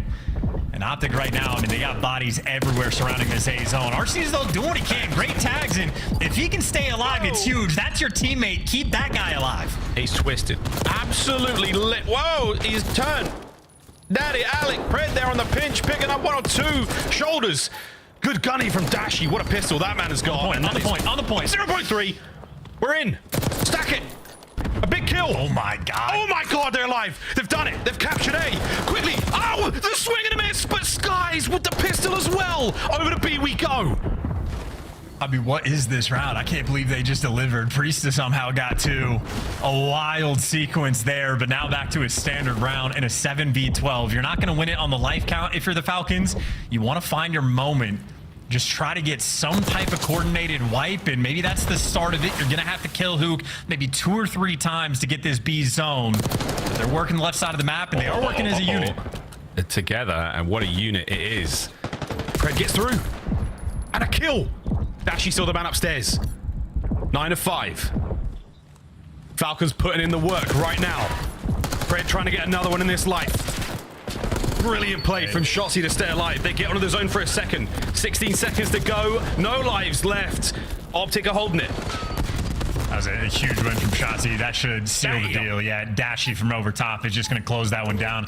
Pred found his moment. I mean, he took the route, won a big gunfight against Took, but that little dance battle between him and Shotzzy just had the ever so slightest extra edge there in that battle. So, honestly, not a terrible round for the Falcons given how it started. They certainly bailed themselves out just a little bit, but ultimately defense there reigns supreme from Optic, and Dashi throws up a 10K round.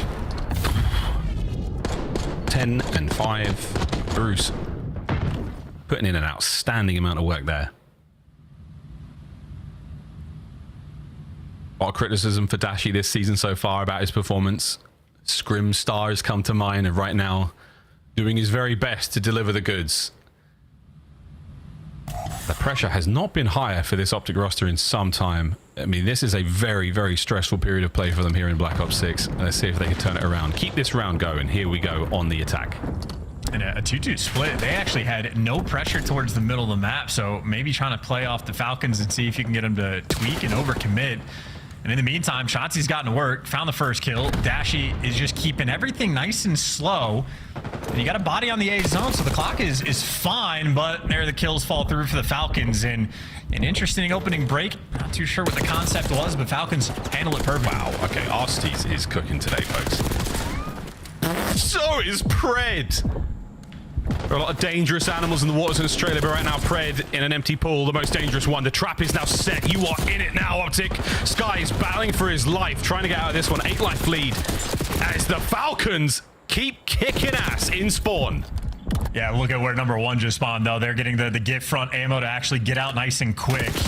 Still, though, 35 seconds left. No ticks of progress rolling through, and many problems to solve because anyone on Optic that falls might end up getting spawn killed by Priesta, but he drops, bites off a little bit more than he could chew, and Falcons maybe losing the thread just a little bit, but Exnit continues to win ridiculous gunfights, as does Alec.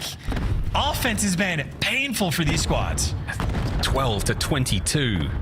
Falcons with a commanding lead. And 15 seconds to go on the clock here. They're trying to stop anything. Only man able to make something happen right now is Skies, and he's alive. So, Exnit trades it immediately. That should be the round, folks. Last-ditch attempt now from Optic to get into it.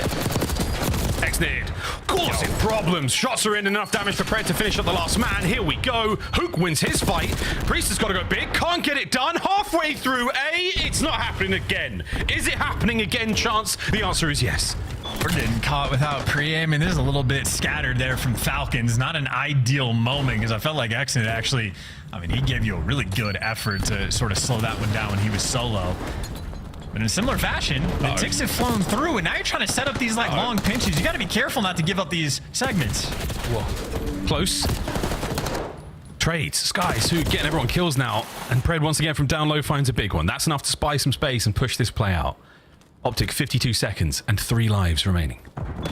Yeah, I mean, you're just hoping to get an extra segment if you can. I think would be the ideal thing from Optic. But all things considered, we're tied up on that front. And just a last-ditch attempt, Shotzi kicking it off, and he does get out without getting traded. Nash has got the help, so a little bit of potential here.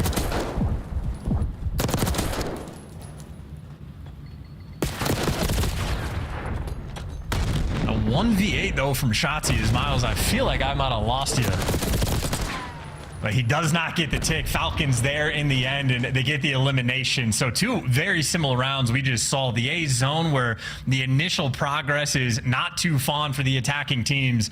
They just find those bailout moments. So a little bit of magic rolling through, but that is just to keep things even keel.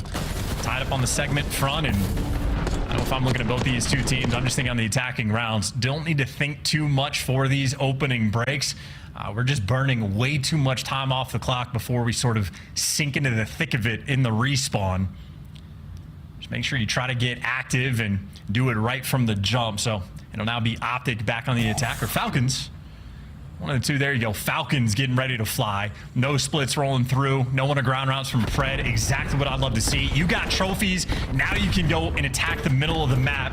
Let XNIB roam up towards Top Cat and everybody else nearby. They get the setup around the zone. RC's gives you that intro kill, catching the player underground, and everybody doing their job. XNIB getting great intel on Dashy behind enemy lines. The front line's there for Pred. Every kill rolling through, and Pred maybe has found his brand new home by Art. This is what he lives for. The Reaper of Albagra on these attacking rounds. When he gets in these types of spot, when Pred needs to slay, he becomes the best in the world. 4-man wipe. The spawn's going to be a dagger. The A zone is going to fall.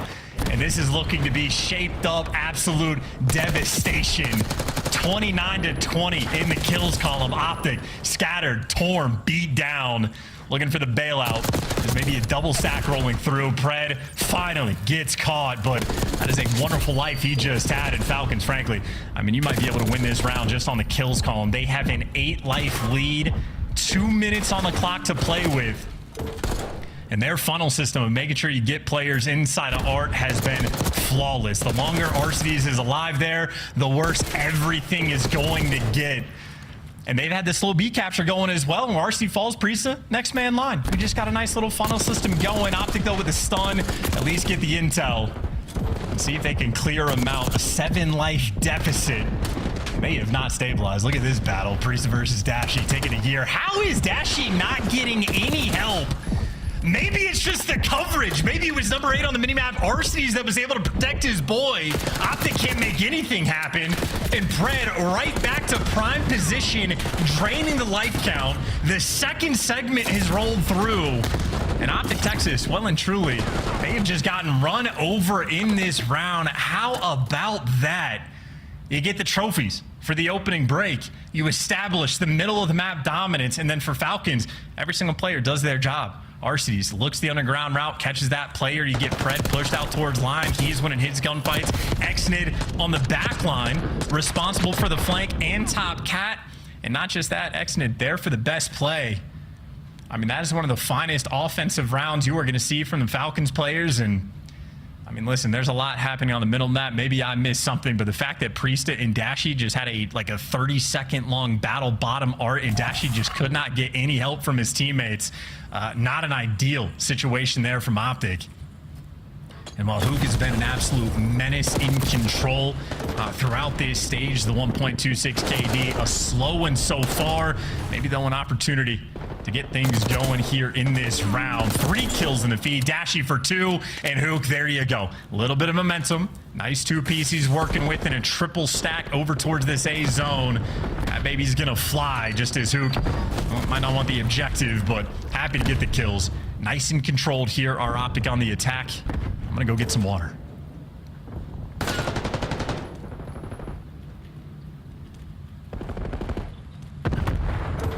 There you go. A-zone falls. Optic says anything that you guys can do, maybe we can do better. It's not as aggressive. It's not as pouncy in this moment, but Skies has at least made it to his home. So saying, hey, Falcons, you want to get all the kills from top art? Well, now it's my turn. By the time he makes his move, actually, those players getting through, and Skies for the moment does not have a ton of help. That actually gets traded out. He was the man out of palms, but 2 players to deal with, and Priest and RC's bamboozled. Looking up top, Skies was down low, and a 5-life lead from Optic. The back and forth game continues, and now you're just trying to get out of spawn as Skies, the dance moves on point. He's making TikToks in the lobby. The 2-piece, the 5 spree, and Optic right now respond. We might have ourselves a round 5 rolling through as Skies looking unstoppable. 22-16. He's got the hot hand while he gets shut down. It's not before the 2 ticks already roll through.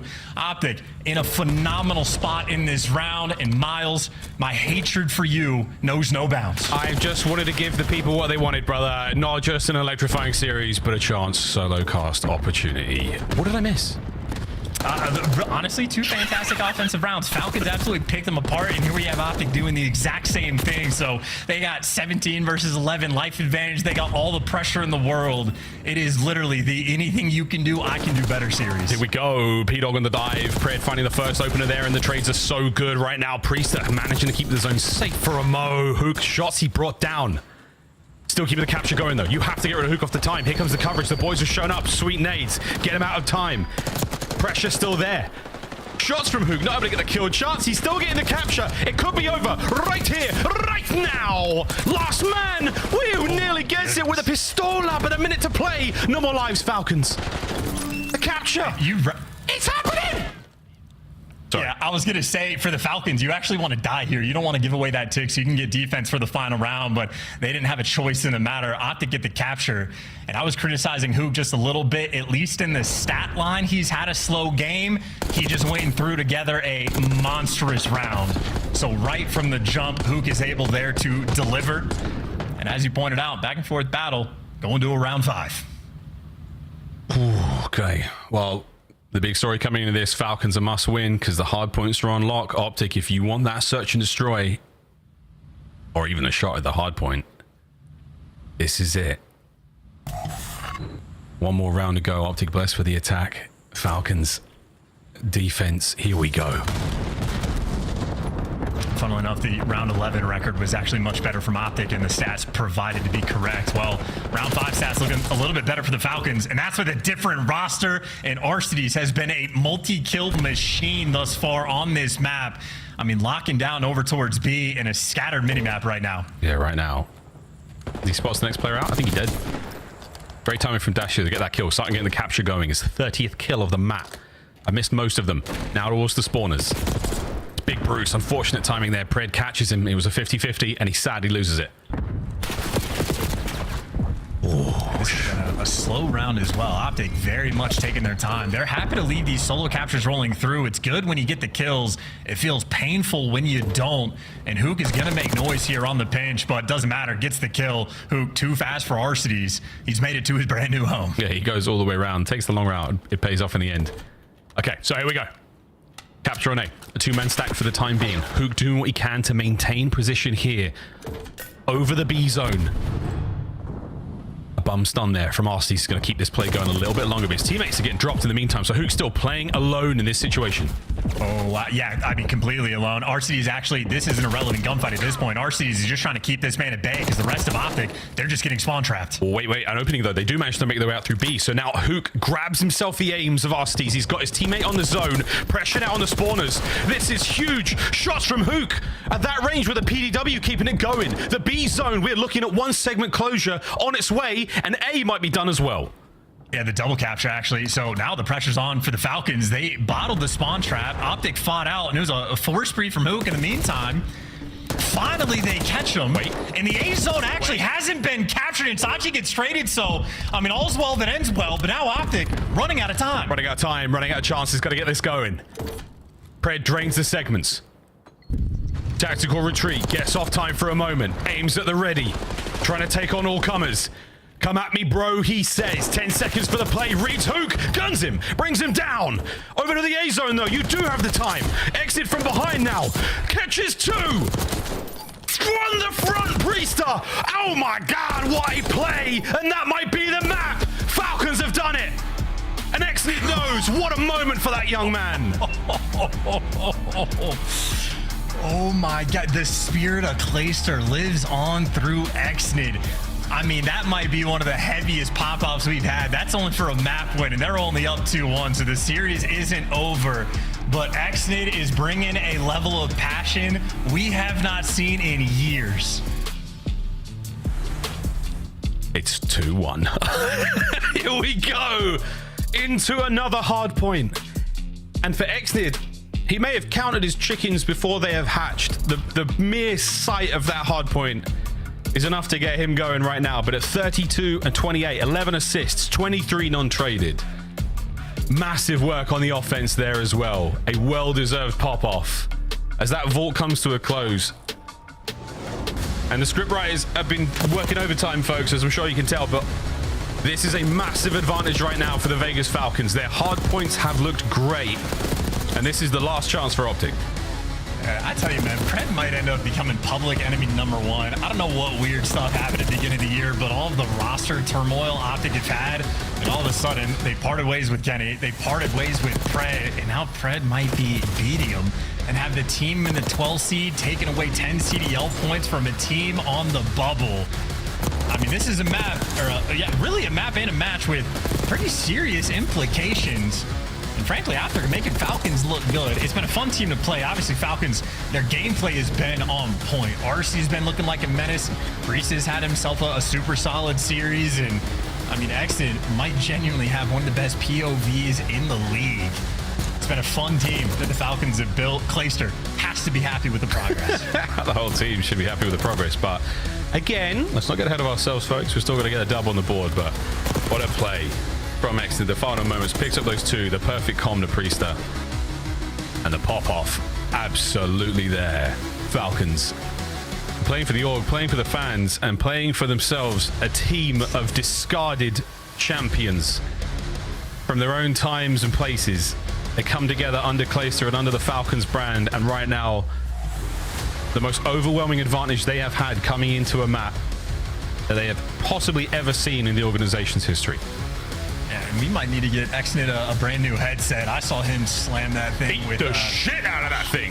Wow. Yeah, hey, haram, brother. Can't say that. Sorry. But a high degree of velocity there. And XNID also the guy, he's constantly like messing with his monitor. So he needs to stop slamming his setup just so you keep everything nice and you know, restrained, but a little bit delicate with the setups. But in game, he's been a monster. Out of game, maybe take a back seat. Get the series win first. But if he does, legendary pop-off we're going to see. Maybe the greatest pop-off of all time. Dashi versus Priester. This is just from map 1 as far as the hill time goes. And P-Dog there, he was certainly posted. And Dashi has been the hill kitten, or the king of the hill, I should say. Sorry, the proper title, full title there, for a very, very long time. But this series, not as much. But 34 and 29, he was certainly there in the kills department. He was putting up a lot of damage, man. I mean, Bruce is a damage hose for sure, but hill time, one of the sort of stats that a lot of players have attributed to Dashi for a long time. Not necessarily there in map 1, but just one of many little factors that have changed the shape of this series. And the final few training dummies are getting pulverized as we get ready to go to Skyline for what should be a banger. Absolute bang out map. And I know for Dashi, like, you know, we've sort of watched him evolve over the years. Like, he's always been a phenomenal slayer, but I think, you know, with every given title, working with different coaches, we're like watching him come into his own, working on the comms.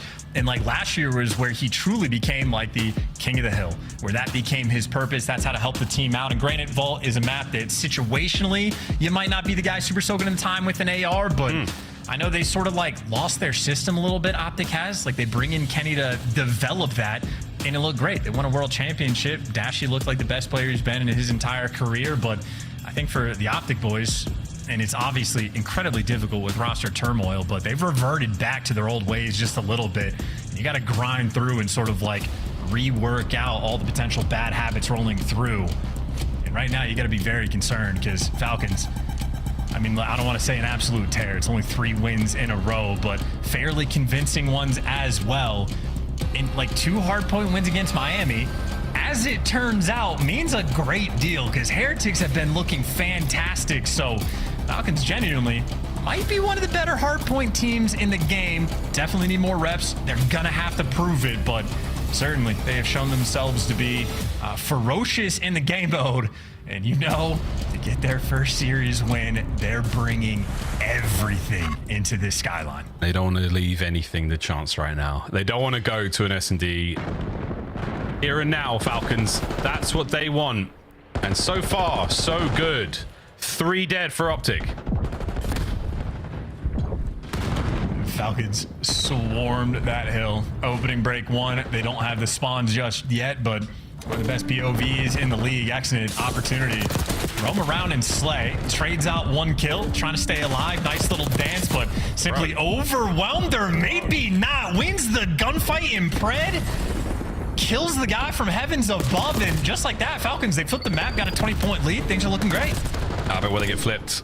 Because you've made a big play here from Skies. He gets to the back line. Pred's still spawning up good. But for now, yeah, Optic are in there as well. Pred knows. Pumps the brake instantly. Heads up awareness right now in a big way, and that could be a very impactful play. He's the last man left alive over this side of the map, and he's got to do a lot of work. Yeah, anytime a player makes it out to that putting green in the back, they always win that gunfight. But all things considered, I mean, that was a 40-second P1. I mean, one of the best P1s you're going to see for the opening break. So Falcons ultimately happy. Now you can take your time to try to work this break. Arceus wins a gunfight in the feed. He gets traded out. Nexid, unfortunately, makes a little bit too much noise, and Pred gets caught as well. So Optic looking for the instant P2 response. 30 seconds to go on the hill, and everything right now looking great. Absolute perfect bounce back right now from the Optic boys. Skies and Shotzi on big sprees. Exnid winning more crazy gunfights. Unfortunately, a team kill, and back and forth we go on the trades. And Priester eliminates all the glass imaginable on that side of Skyline. Does his very best. As team kills again on both sides of the board. Lead change now for Optic. Rotation over the kitchen complete, and it's going to be the boys of the Falcons in control. And you got a hard point shaping up to look like a slums maybe from Black Ops 2 in terms of just you win the rotation, you anchor down the hill, and you get a near perfect full 60. So 2 massive hills coming through for each of these teams. Falcons on the rotation had the initial time, but they did not appropriately handle those spawns. Shotzi found the timing, found the route, and they're going to find the break off the back of it. That's a great break, an ideal break at perfect timing to get themselves in there, get some early time. Now push the front line forward, but no Daddy Alec.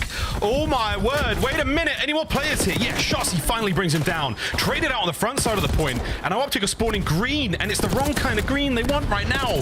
Can they get it into time? No. Good plays out of the Falcons to hold it. Optic still trying to make this play work. Oh, Priesta wins the big one. Yeah, Priesta wins that first one, and that sets him up for the rest. Skies, they'll clean up crew, but for the final 20, he's not going to get it. Hook might be that guy. Battle for spawns, and Shotzi takes down Arceus. So all things considered, a better hill for the Falcons you would have thought, but they take it away, get that scrap time, and here they are in prime position on this P4. Oh my God. Until Skies hills the worst angle imaginable. And that's a mistake and a half. Optic just dropped the ball. Falcons ready to go. Ball dropped, and it's rolling down the hill. Shotzi trying to pick up something now. Priester towards the back. We are anything but lounging right now. Shots in the sky straight away. Damage dealt to all these players. You've got a front line developing now. But wait, Hook's still alive. Instant trades. Good eyes on that minimap, folks. And P-Dog is trying to do everything and seemingly able to do so. Arstes with mid-map coverage and Falcons with a hold. Dude, this is one of the, like, Priest's POV, he's one of the most twisted players in the league, and I just never understand how he drops .8s consistently, because he always looks like he's frying when I watch him. But there you go. In the time, in the feed, everything going by way of Falcons. They have retaken the lead in Pred in prime position, creeping up on that Hellstorm. And he is the most patient player I have ever seen. He will wait for this kill. Here it comes. Maybe not. But knows when to go. Skies underneath. Oh, what a shot. You'd love to see that. Priester, though, picks up straight away. His 6th spree on the road still. Showing very little signs of slowing down. Pressure on towards the spawners here. It's back over to P1 we go, folks. Falcons, an electrifying start here so far. Unfortunate timing, but again, team fight there. Great stuff. And Priester kicking ass, looking to get the Hellstorm here and now. Doing everything he can. I mean, slow down Dachi, gets the trade, but not quite enough. Optic find their way through. No perfect P1s this time for the Falcons, but a nice square up battle. I think there are 12 bodies in the hard point. 12 corpses of Optic players and Falcons players, and we are sending it to no end into this hard point. Skies still from Jim. Is Spree getting things going as well. Great turnaround of the damage department here from Optic. They're managing to get a lot of presence here towards P2 also, so the chance for them to get into this, but the holds have got to be on. Yeah, well, I mean, listen, it was a perfect P2 hold. The last go around, and they have a pretty good setup here so far. Not a ton of pressure for the Falcons just yet. It's a 3-man hit, make it all 4 through the right side. And Shotzi does his job. He gets you the first kill and gets out with his life. And now, well, wow. I mean, listen, it's an idea. It was an idea. But it was a great hold there from the Falcons. Priest on the rear security, finding the big kills. Optic still trying to get into this one. All of them down. This is a huge moment for the Falcons. Let's put Optic's brakes to the test and listen in. Top actually kind of weak. Use under white steps. You front. You should be front. Across. I'm about to go right. Shit. Got to try that. Right? They're just playing safe angles. Yeah, we can time exit. And one guy's right. One guy's cutting kids. One guy's cutting kids. Look couches, guys. I want to lose it. I want to lose it. You guys work now. You guys work now. Yeah, I'm going to go now. I'm going to go now. One guy's going to be here. 100% Wendy. So I'm table heading. I'm one shot. There's two outer. And one's outer. Outer inner. It was, that was. Looking for one. It was AG. AG's here. He's behind you. Behind you, DJ. Let's go on that. Close couches. They're close couches. I mean, they're bottom bed. I'll see this fucking guy. Oh no, they spawned. You want exit.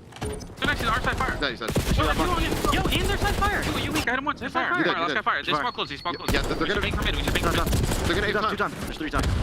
Yeah, I'm time. Both behind the bar. Both like crit spot. Outer telling me. Exit, dead. There's 2. I'm one shot. I made it. I'm dead. One guy's P1. P1 Alec. Alright, there's only one at a time. Then be on you. Behind the bar. Outer, dead. I see you. I tried it. I bet you they're you. One guy's he flipped down to Priest. He flipped down to Priest. They're gonna watch out. Exit. One got Jim, right? I don't see him. He's P1. Alright. One guy went bottom bed. One guy cut up bottom bed. I'm gonna go top mid. They're not bad. Enter. Really bad. One more deep. One's out old. Looking for AG after that. Priest, give me the back on me. Priest is that old? Not weak. It's time. Lay down the back. Alright, can we go to? Oh, that's Alex. There's 2 in the back. There's 2 in the back. They double hit me in the back. Double hit me in the back. No, I'm going top it. I'm also going top. One guy's over here. Got my help. I mean, that was technically a listen-in. I'm seeing Dashy and the player cams look entirely defeated. And from Optic, they dropped Pred, said they're never going to play with him again, picked him back up, dropped them again, and here they are getting beat down by him. 100-point lead. Xnid is roaring. We know what's going to happen. We know how this map is going to finish. We know exactly how it's going down, folks. The writing is on the green wall once again. The shots are there. Xnid, it is just feeling like an impossible situation for Optic. They're so close they could taste it. The first series win for the Vegas Falcons. Vindication for all 4 of those players, for Pred against the team that dropped him. The discarded, unloved champions across the board. They have not only done it against Optic, but they've done it for themselves, they've done it for the fans, and that is a 4-box they will never forget. Vegas, their first 10 CDL points. What a victory.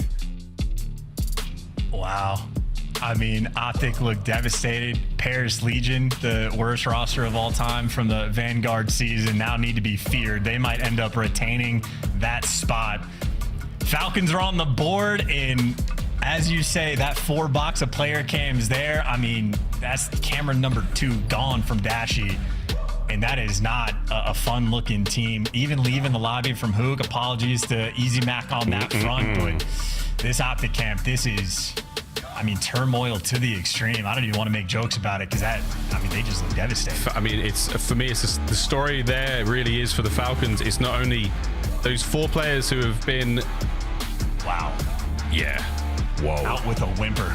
Yeah, that's, they flatlined there. That P4, you could have called it there. I'm no doctor, but you could have called it there.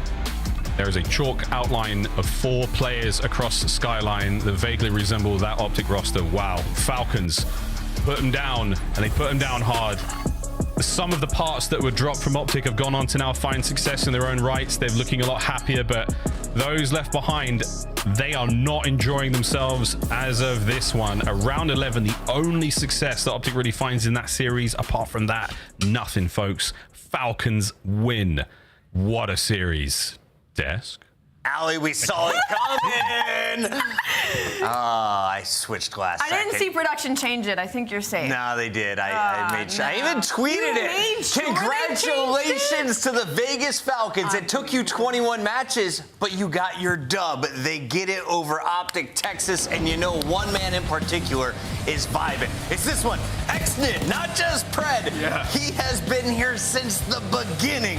I hope they take him out tonight. Man, I really feel like Xnid is just breathing new life into some of these older guys like Priesta and Arcedes, man. He's playing with so much passion with every single map win, and man, down the stretch of these games, just making awesome plays too. Yeah. If you're Xnid, like, he is a playmaker, yes, man, and they have a great dynamic. So 4 hard points in a row. I mean, you literally talk about that final P2. It's funny, we're sitting in the green room, we're like, oh no, they're about to get farmed because they're hitting this bottom side. Nobody's trying to go through a pool. Xnid off spawn, sprints top hot tub to try and help his team with this push. They get the break, they get the time.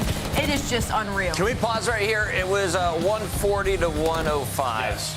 How do you finish with 112 on the clock if you're Optic? So I'm about to tell you exactly what went wrong, Chris. All right, we are on a P2 rotation, and Shotzi throws his life away. They have the situation, and that is the dynamic shift for Vegas Falcons and this roster, being able to punish teams when they make mistakes. Shotzi throws his life away a couple of times this series. Vegas run away with it, and man, that's got to feel so good if you're Pred or Xnid getting your first series. Yo, I love it. They're like, don't give me your hand. I want a hug, brother.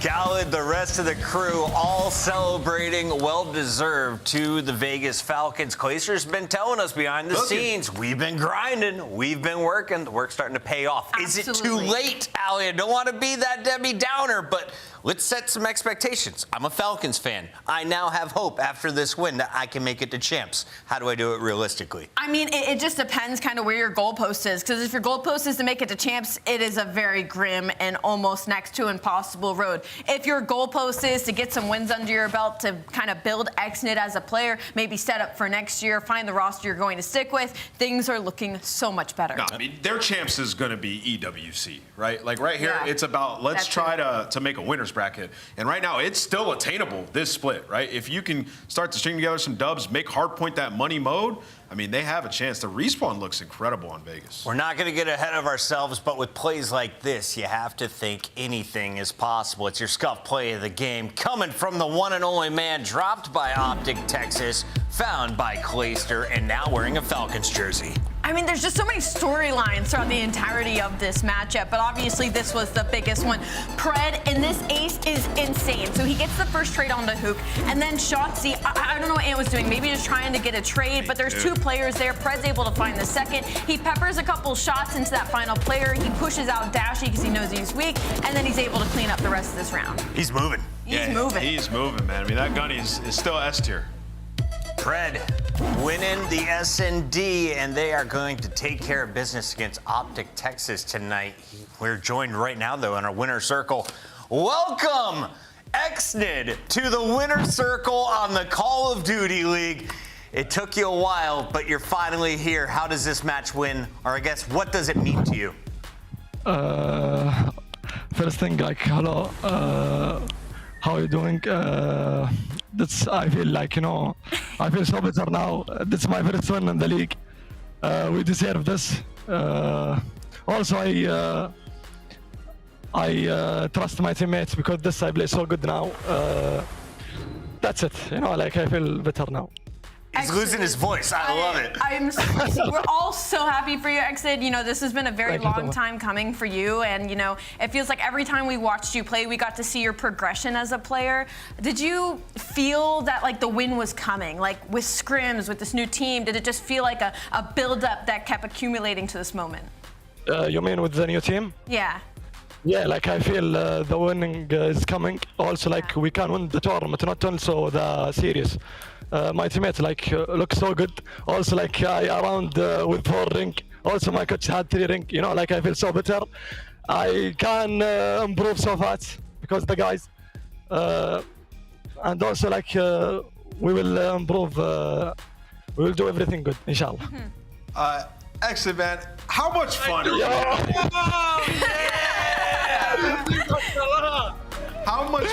How much fun are you having right now? how can I say? I'm so happy. I am so, you know, like, I feel everything now. I love that, man. Hey, good luck in your guys' matches, and hopefully you guys can make a run for winners back. Thank you so much. All right, we'll let you go celebrate with Pred and the rest of the team. Congrats on the win tonight. Thank you so much. Have a good day. Thank you. Xnid even turned Maven around. He was originally a hater. He's like, this guy won't be around long. Now he's a super fan after watching some big plays. Xnid and the Falcons get a dub, but we are on to match number 3. And you can see the Falcons, we're asking, what is the road to champs? You're 90 points back. You win a tournament, that's 100 points. I mean, you win an online match, that's 10 points. Guys, it is chalked, but listen, they can make a winner's bracket and make some waves. I'm excited for the Falcons team and the process that they have going forward. You know, it was inevitable for them to get a dub, and we kind of set it up before the match. Obviously, it had to be against Optic. Anything can happen. It's the CDL. Can Boston keep it rolling? Or is it LAG's turn to pull off a dub? Stay tuned.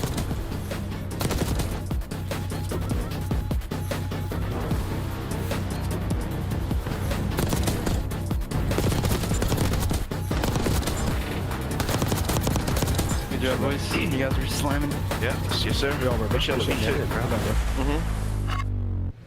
The Arcade Wiz Tracer Pack is available now. Hit the map in retro glory with the Star Player Operator, pixel-inspired emblems, and more. Upgrade your game with the Scuff, the official controller of the Call of Duty League. The Esports World Cup is an official partner of the Call of Duty League.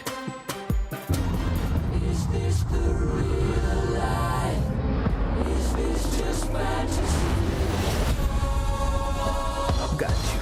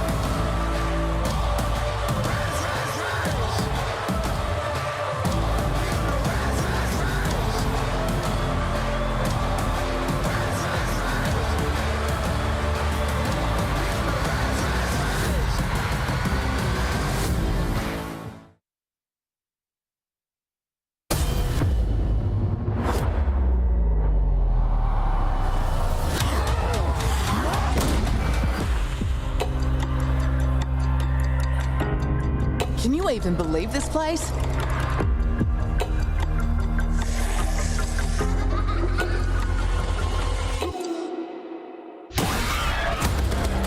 Sit your slimy ass down. The sizzle sells itself. Someone give me a 10-gallon hat. I'm going full cowboy on these bastards.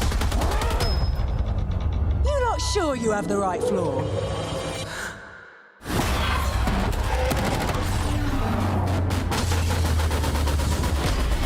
It is so nice to meet you face to face, Plate.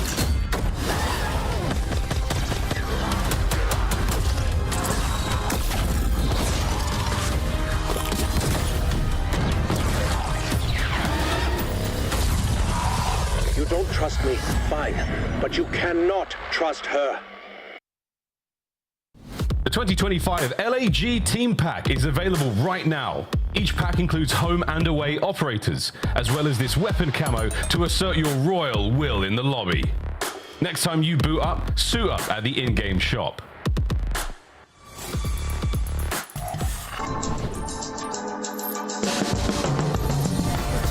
I was wide awake and laughing. The doctor didn't even have to slap me. Cut the cord 10 years later, I'm a prodigy. Got more letters on my name than the Ivy League. Now I'm an MVP, CEO, VIP. All just wanna be like me, cause I walk like a champion. Double helix, Swiss pedigree, call me Red One, everybody got for me, fame monster, sand squad posture, big footsteps to follow, so use caution. Never duplicated, imitated so often. Feast on opposition, that's why I stay flossing. If you want the noise, I can bring it. Welcome back. There was a gargantuan spotting earlier in our qualifiers. Will Giga Wake turn into gargantuan Wake once again? Today he plays against LAG Nameless. Yeah, it's a great opportunity. LAG now the worst team in the league during this split. You know, they've had some close maps. None have fallen through the hoop. I'm expecting Boston to continue to win. Did that feel good to say? Yes, it did. Because I called it before. I said this with this Vegas roster can be better than LAG. Nobody believed me. Telling you. Let's take a look at the Boston roster first here. This is the team representing Beantown, and they have a very strong ARs, at least if you're looking at the numbers in our qualifier so far, Alley Cat. What have you seen from Snoopy's old squad now with Purge in the lineup? Me personally, I love the core that is Boston Breach. I just think they've just been a little bit back and forth. I know I don't want to talk too highly of Boston Breach because they're winning their last 5 hard points right now. Like, they haven't been consistent across the board. So for me, they've got to clean it up and they've got to expand their map pool. They're only good at Hossie and Vault. So they're forcing themselves to go to all these lengthy series. I don't want that Toronto Ultra win to be a one and done. I want the continuation. It was a 3-0 over Toronto with a little bit of drama at the end of that series. But following it, you went to a Game 5 and you fell in a search and destroy to Minnesota. Yeah. So tight, though. Yeah, it was a round 11, right? Like, it was a back-and-forth game of search and destroy. I mean, that series, like, the story was that they just lost both their HPs, right? And this is a team that on the season in Boston, they've been solid in that game mode. Like you said, they have 2 maps they feel like are lockdown, but they're willing to play almost every single hardpoint map. They are. Which is good for them, right? So I think the biggest issue with Boston, it has been their control. It's been basically an auto loss in almost every series. But as of late, they've started to get better at it. Won their last control, and if you count the Toronto one where they were up, 2-0 in control as of late, right? So put in a ton of work there. LAG have their work cut out for them. If you're a Challengers fan or fan, you're really going to enjoy this matchup because you're quite familiar with these squads. Let's take a look at LA Gorillas mates. The French squad giving up on the Lens experiment, at least for now. They keep Kismet, the vet, in alongside Fellow, Johnny, and Lunars. Now, Fellow, he's been competing for over a decade. Johnny and Lunars, though, what should I know about them coming into this match, Alley Cat? Johnny can be very aggressive. He's one of those SMGs that's going to get in your face. He's going to try and set pace really early, which you think would free up the map a little bit for the rest of them. On the side of Lunars, he's a little bit more of an aggro AR, but his issue right now is sometimes he speeds up, sometimes he slows down. He's got to find that middle ground and where it fits in with this team, because right now there isn't a lot of chemistry across the board. It's a best of 5. The players are locked in, so let's get to it quick here, Nameless. Walk me through the hard points and searches. Control also Hacienda. We're going to get a triple dose here. Yeah, I mean, if you're looking at this for Boston, they love Hacienda in terms of the search and destroy and the hard point. Starting to win it finally in the control. I mean, I think if you're Boston, you feel great about this series from start to finish. You have the edge. Hacienda triple dose. Before the match, I was thinking LAG had a chance. I don't even need to know the numbers to know that this will be a Purge and Snoopy playground. It's your Scuff Pick'ems. I'm locking in first. It's going to be Boston Breach taking the dub. They're going to go up 2-1 so far in the qualifier.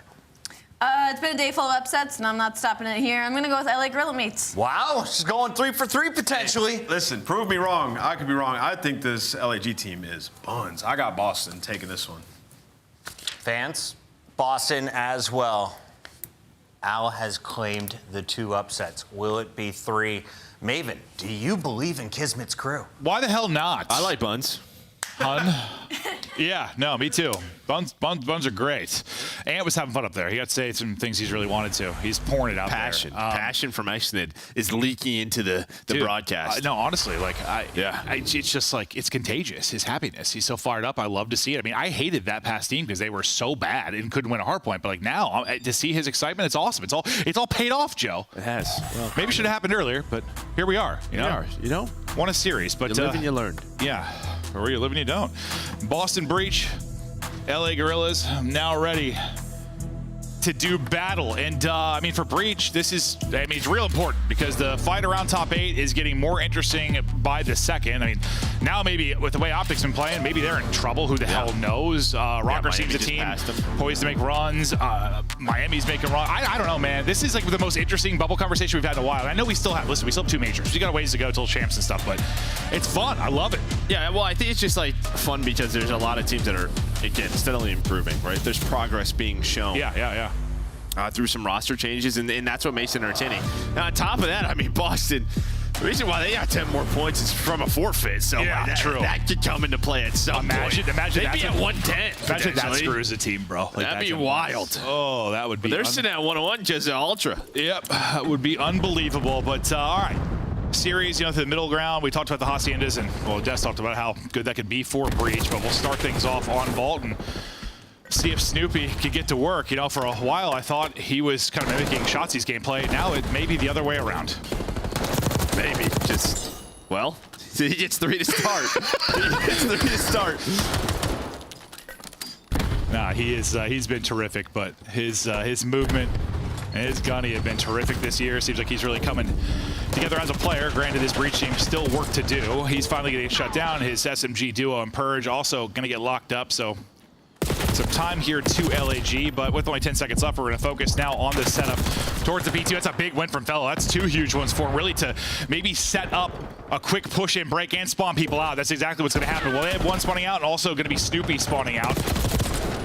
Snoopy's gunfight is continuing. He's finally going to lose that. So Fellows 2, and eventually, what, like a third. Ends up being massive for them to get the flip and get set up here for P2. Yeah, I mean, you spawn back P2 as well if you're Fellow, so you're a little bit worried there's some presence there over towards ammo. There is. That's going to be Purge. First gunfight awakening, just a little bit off. And well, in Call of Duty, if you're a little bit off, you're going to get smoked, but maybe it doesn't matter. Just Snoopy is there. Him and Cammy locked it down, but Snoopy can't take down all 4. Only finds 2, and you're right back in the hill behind Kismet. Yeah, it was still a bunch of time to earn, and yeah, 4 straight from Kiz. Johnny's POV, the whole thing's on the cross. Him, Fellow, Lunar's able to light it up, and now Johnny taking down a second. Beautiful play from the LAG side. It's a day of upsets. It's upset city. Why not, Joe? Why not? I mean, I figured we had a game 5 on our hands, honestly. That's kind of what my heart was telling me. Okay, I mean, your heart, I believe it. I trust that heart of yours. Not sure if you should. Boston Breach.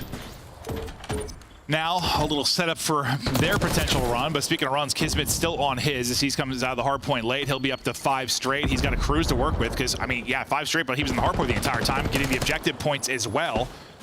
And now you've fought back for the P3 control. You've also found a timing to get share. It's going to be the worst fight in the world with that share, but he hits enough bullets to get it. The streak is still going. 6 straight. This 6 spree has spanned like I got 90 seconds now. No, it's been a long time. Yeah, Kiz is living, and yeah, I mean, he makes the plays alongside his teammates to flip the spawns. Almost gets another one on his Snoopy. A quick trade there, but if you are LAG, you are in a great place. You just have to deal with the player on the hill. Snoopy pushing up on forward. We'll see where 7 and Fellows will. You should spawn out here. Maybe you don't. You're a little bit trying to push on forward. There is the spawn out. You see number 4 in Awakening starting to look for it, so they know. Yeah, kind of where LAG were able to get those kills at kind of the big time and transition to P2. It seems like Boston Breach is able to do that same thing towards the P4. They do exactly that. It's like all the kills for LAG came with like 20 to 30 seconds remaining. The good thing for LAG, you have this to use. So maybe a bailout in the form of the cruise. We'll see if Kismet and Co. can't connect and look for the opener. Going to funnel everybody inside. That's going to be a free cross of the street. You know, we saw in our first match how hard it can be just to cross that gap when ARs are in position. But you pass the ARs just to get into the subs. And Purge locks it down, survives it with 2 HP in a dream. But everybody for LAG shut down outside of Fellow, and Fellow's just hoping to stay up. Maybe those teammates can get here. He's on his back having a great time. He goes on a bit of a long route through our... Okay. He just beams Awakening. So you might split 20 of the seconds. That's actually big time. But he wins that gunfight. He's just hoping, though, when he goes on that route, again, it's messy. He gets spawns for his team, and they flip, but it ends up he's the only one alive. And somehow, yeah, stayed alive throughout all of that and won a nutty one, but just 10 points separating the teams. Now to our second set of rotations we go. Early mid-map control, all green. Boston Breach will be set up inside. And we'll see what they can turn this into. Kismet, big streak earlier, trying to find the timing here, and he's able to find just that despite the opening shots not connecting. Nice reposition inside the point from Purge to get the angle onto Kiz, but doesn't have the support that LAG has. So they'll run it up inside the hard point for now. Spree time for Johnny as he's on 5 in a row. I mean, Slama, you're just happy you're still within 20 if you're Boston, all right? I mean, you had such a great P2. Getting slammed. Or so from Kismet. Just that Hellstorm, but yeah, you're just happy to be in this game right now. Just slaying so one-sided. Kismet, though, looking for another opening. Thought maybe going to chain together a few there. Not going to be the case. Now the kill is going to start to be real important as a team kill comes in, but with 10 seconds remaining on the hard point, this is where LAG were able to make the play last time through, but they had a much bigger foothold in mid-map. Do they have the time to make things messy early? This time, it seems Boston are able to get into better position around the point. One's going to spawn out, though. That's going to be Awakening. It's going to try and track back. Same can be said on the other side for Kismet. The fight's going to go down towards the front of the hard point now, but it looks like they're trying to pick up Awakening on the other side. He was the one of the spawn outs. They turned to deal with him, but he's able to get 2. Yeah, it looks like Fellow maybe thought one player dipped Cat, but that player actually went to the hill, so he just kind of gets lost in the mess, but maybe it doesn't matter. Trying to look over Johnny. Johnny somehow stays up. A great play, great help from Fellow. And now with 30 seconds left, if you control majority this time, it's looking good because you have them trapped in the back and you would have rotation for free towards P3, and they're doing well so far as LAG. I did not think that was going to be how that played out after Awakening not at got all. 2 on his spawn out because he shifted focus of 3 players literally to him, but the spawn comes in close and you're able to break in, and it seems like you're going to get a majority this time. And what a map from Fellow. He's 20 and 10, leading the lobby by a significant margin. Lunars is Guardian Angel during that sequence. A fight going down now on rotation. Quicken Art will be number 4 at Awakening, and 2 people in Fellow. Sorry, and Johnny and Kismet trying to hunt him down. Yeah, I mean, Fellow's been great with the sub as well. I mean, we've seen him historically run the sub, switch to the AR, so he can do it with both. But nice gunfight win by Awakening. You're going to put the pressure on Kismet to have to play his life. And Kiz, he's left alone on an island, so you're going to eat up all of this time. Breach is going to try to deal with Kiz slowly but surely. That's going to be Cammy on the pinch. They find him, so good stuff for Boston Breach on this rotation because it looked like they were going to lose a majority of P2 time and lose this rotation. Yeah, Cammy was like, I'm not letting Kiz get away and just be a thorn in our side throughout the rest of this. Just hunts him down there. The hot hand and Fellow will fall behind Purge's 2, so now they've got rotation and time. Spotted. And yeah, it looks like he had spotted just based on the arrows. Yeah, they're flying at him. Everyone flying towards him. Great Nice shots. angle. Yeah, great shots onto the first, but well, multiple there to deal with him. But you do send a lot to deal with him, so this leads to hopefully a little bit of hard point time for LAG, but not a lot remaining here. Boston, it's their time to hold and maybe look for the lead change. P4 popping, they're set up in control. Let's go to listen in right now with Boston Breach. I'm just watching right, boys. Good job, we have your cross, we have your low, we have your cross. One more, Marty, Lower. Yes. I give you right cross, guys. Lower, one shot. There's 2, one more, lower me. Johnny, lower, boys. Front door, done. Johnny, lower, last guy. You went to the back, I don't see him front. Front door, one shot, absolute front door. That's actually absolutely one bully. He's gonna go sit back and lay down. I'm getting up top. I'm trying to scout. Fellow big door already. He's out, lower, yeah. Yo, 2 big door, guys. Just ironing. 2 big door, dead, one more. Big door, weak Lunars, dead.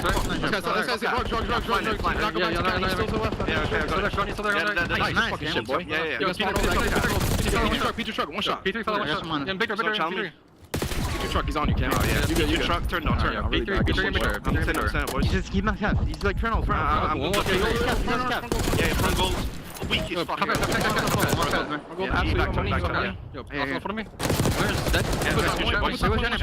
Come big door, Joe. Close right.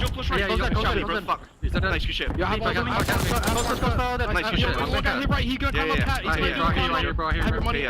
I have jump doors. Nice. I'm on the big. I'm on the Joe. Wait, deep in the back. I'm one shot. Okay, I've got big door. Big door. Big door. I'm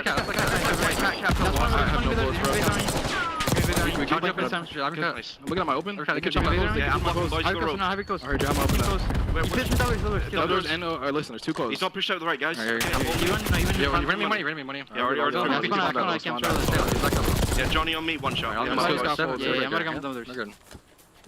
go through that while you go. I'm gonna go front here, boys.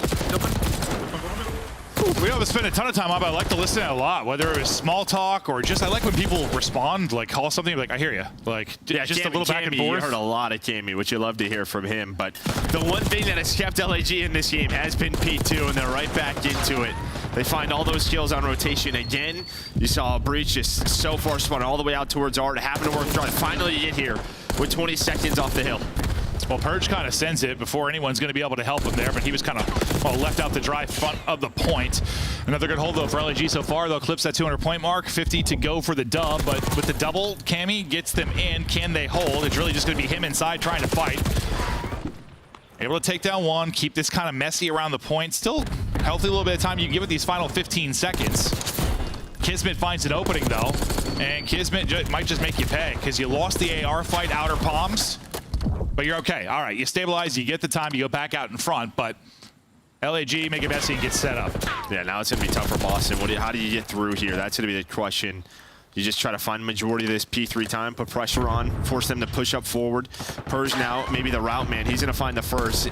That's going to be the signal to go. That player should spawn out, he does. That's going to be Kiz dealing with that. And this entire time, you've been on the hill, right? So you find 15 seconds or so, and all of a sudden, you're up to 230, and you're finding all the kills on the map right now. I mean, you didn't get one if you are LAG. That was literally perfect for Boston Breach. I was about to say, like, you feel okay if you're Breach, because it's not like you've got 230 up if you're LAG, right? Like, 50 points is a lot. That'd be a perfect P4 hold. So, take whatever you can P3. I didn't expect him to get the P3 time and flip. Like, that was insane. Hold up now. Hold up. Yeah. As good as it looked. Before I finish talking, looks like we maybe flipped back the other way. You can win here, though, at this P3. Like, there is a chance. So, LAG had to put pressure on this. Purge is here. 5 HP, wins the gunfight. Right back to it.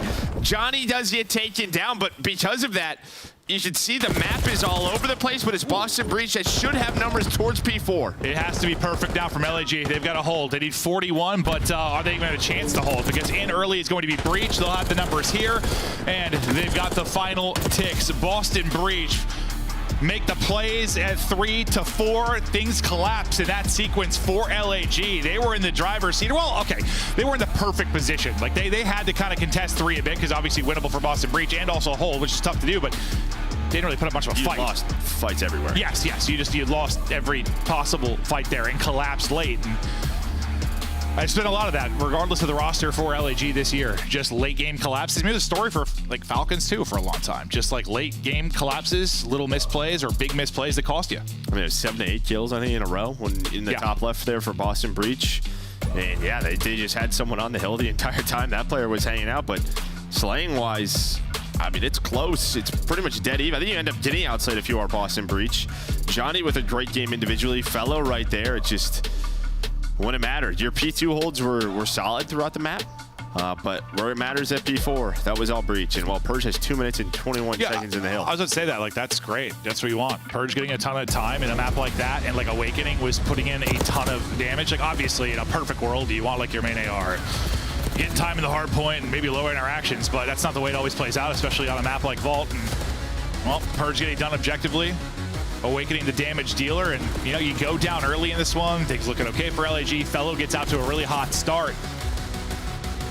And while the P2's huge for them, but I mean, nothing really matters for me outside of that late game stretch. I mean, everything got decided in those final couple of hard points. Yeah, 200 pretty much. And yeah, you have the setup, you have the rotation, your top art, but they lose a couple of kills in the middle of the map. Then Purge is able to slide on out towards Lion, and just everything collapses right in front of you. Listen, we see sometimes when P3 is up, I mean, oftentimes it'll flip back and forth like P4 spawns. Like, they'll fight for them the whole time, but it's just not often that you get 30 seconds in the P3 and you manage to flip. So you have 7 kills in a row.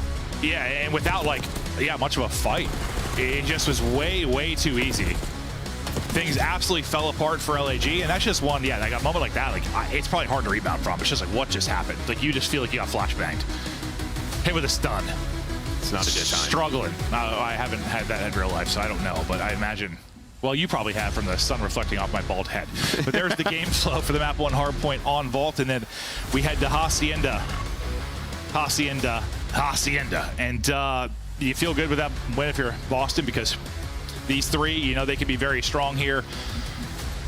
Trying to obviously improve the control, but they've looked good at times. But for Search and Hardpoint, they've had some big upsets here. They've had some wins. It's a team that listen, they've been all over the place this year, but they've been close. Yeah, right. I mean, right. They stuck with this roster early on. It was just through like the hard point they were competing with the best, and we're like, hold on here. What do we have? And it's just like it really map number 3 in control has just been a struggle throughout the year for Boston Breach. Something that you just can't hang on to. But then you get these upsets like we saw at Major 2 versus LA Thieves, and you're thinking, finally, but then they just get double bopped. Yeah. Well, we'll take a look at some of the S&D numbers for this Boston Breach team, and it's just interesting because you kind of have like just this run to top 8. You have like, I don't know, you think about the teams that have made a change, making a run, like I don't know, you're Miami, you're Rocker, and then the teams that didn't, one's trying to hold on, one's trying to fight in, like Cloud9's trying to fight in, Boston Breach is trying to hold on, like, I don't know, it's interesting to see the teams that stick versus the teams that change, who's going to end up getting the last laugh, and how will that break down, but kind of the KD, now it's gone.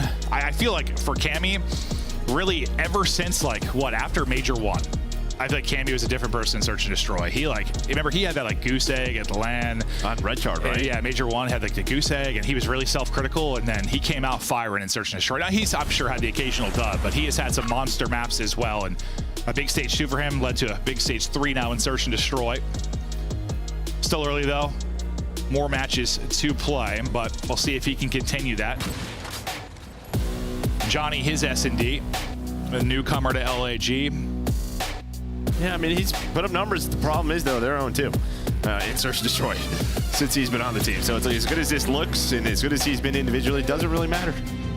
Well, that was like, remember, that was their thing when Lunars came in, remember? He had some great like Challenger Search and Destroy stats, and he came in and we get some bloods for him, had some big rounds. They still just weren't really winning many search. I know they won that one game 5.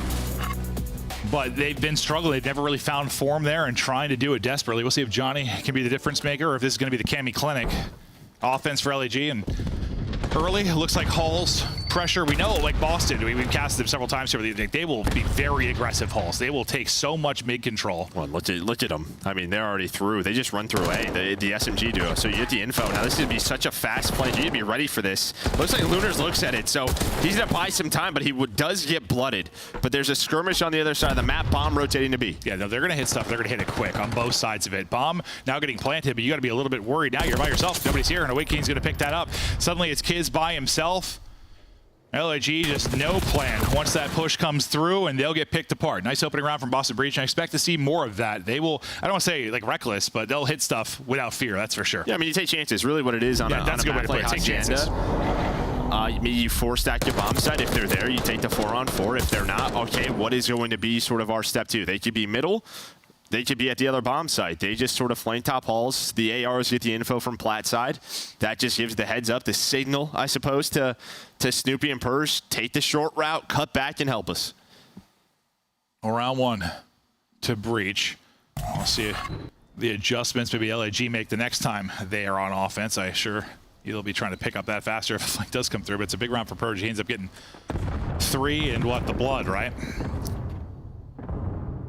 B's going to be wide open. Now, how do they play? Is they going to plan for the backside or take forward? It looks like they're still going to plan for the back and push through. I thought maybe we were going to do what we saw Heretics trying to do so much. Yeah.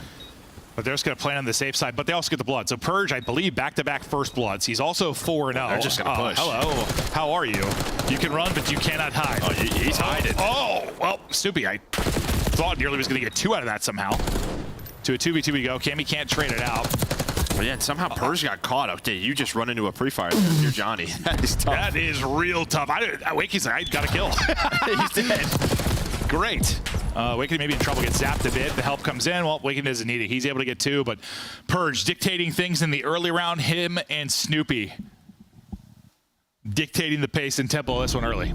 I mean, this is just a map. Yeah, we've seen them just kind of go off. Whether it's hardpoint, control, search.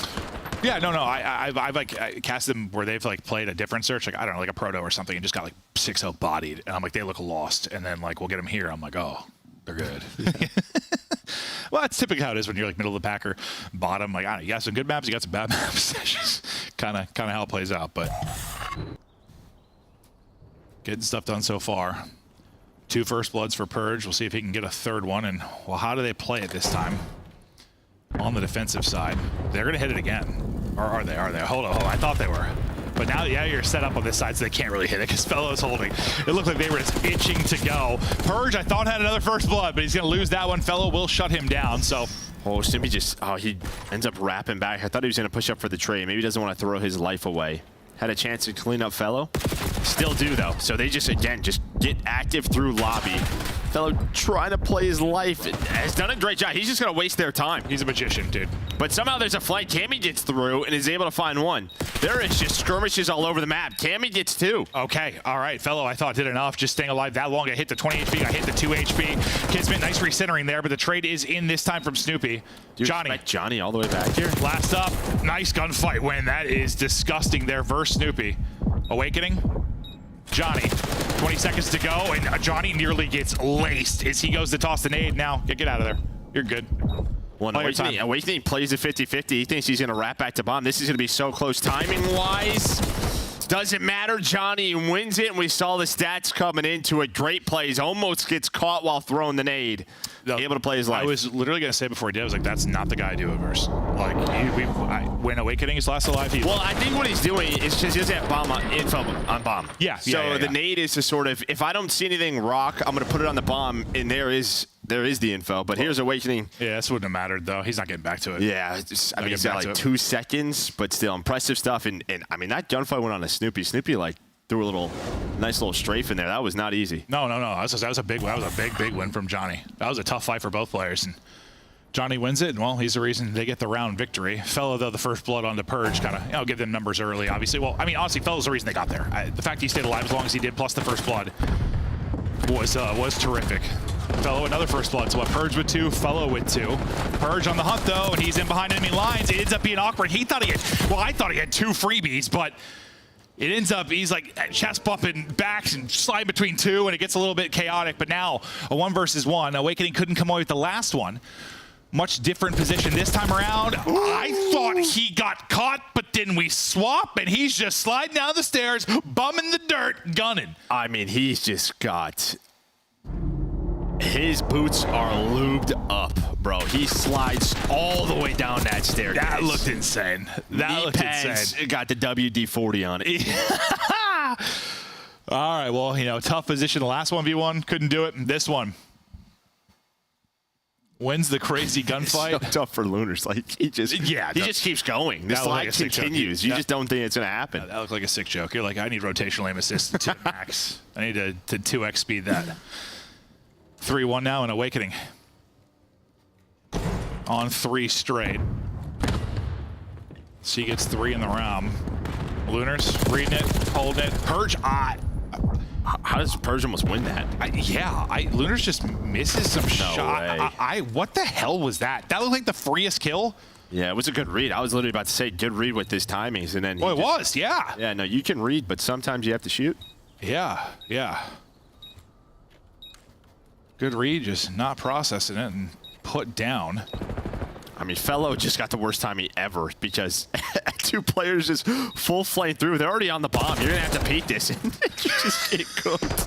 That is tough with capital T. Like, that is just an LAG round. Yeah, LAG round, or, Fellow had a Guardian Angel in the 1 round. This was the payback from above. I don't know.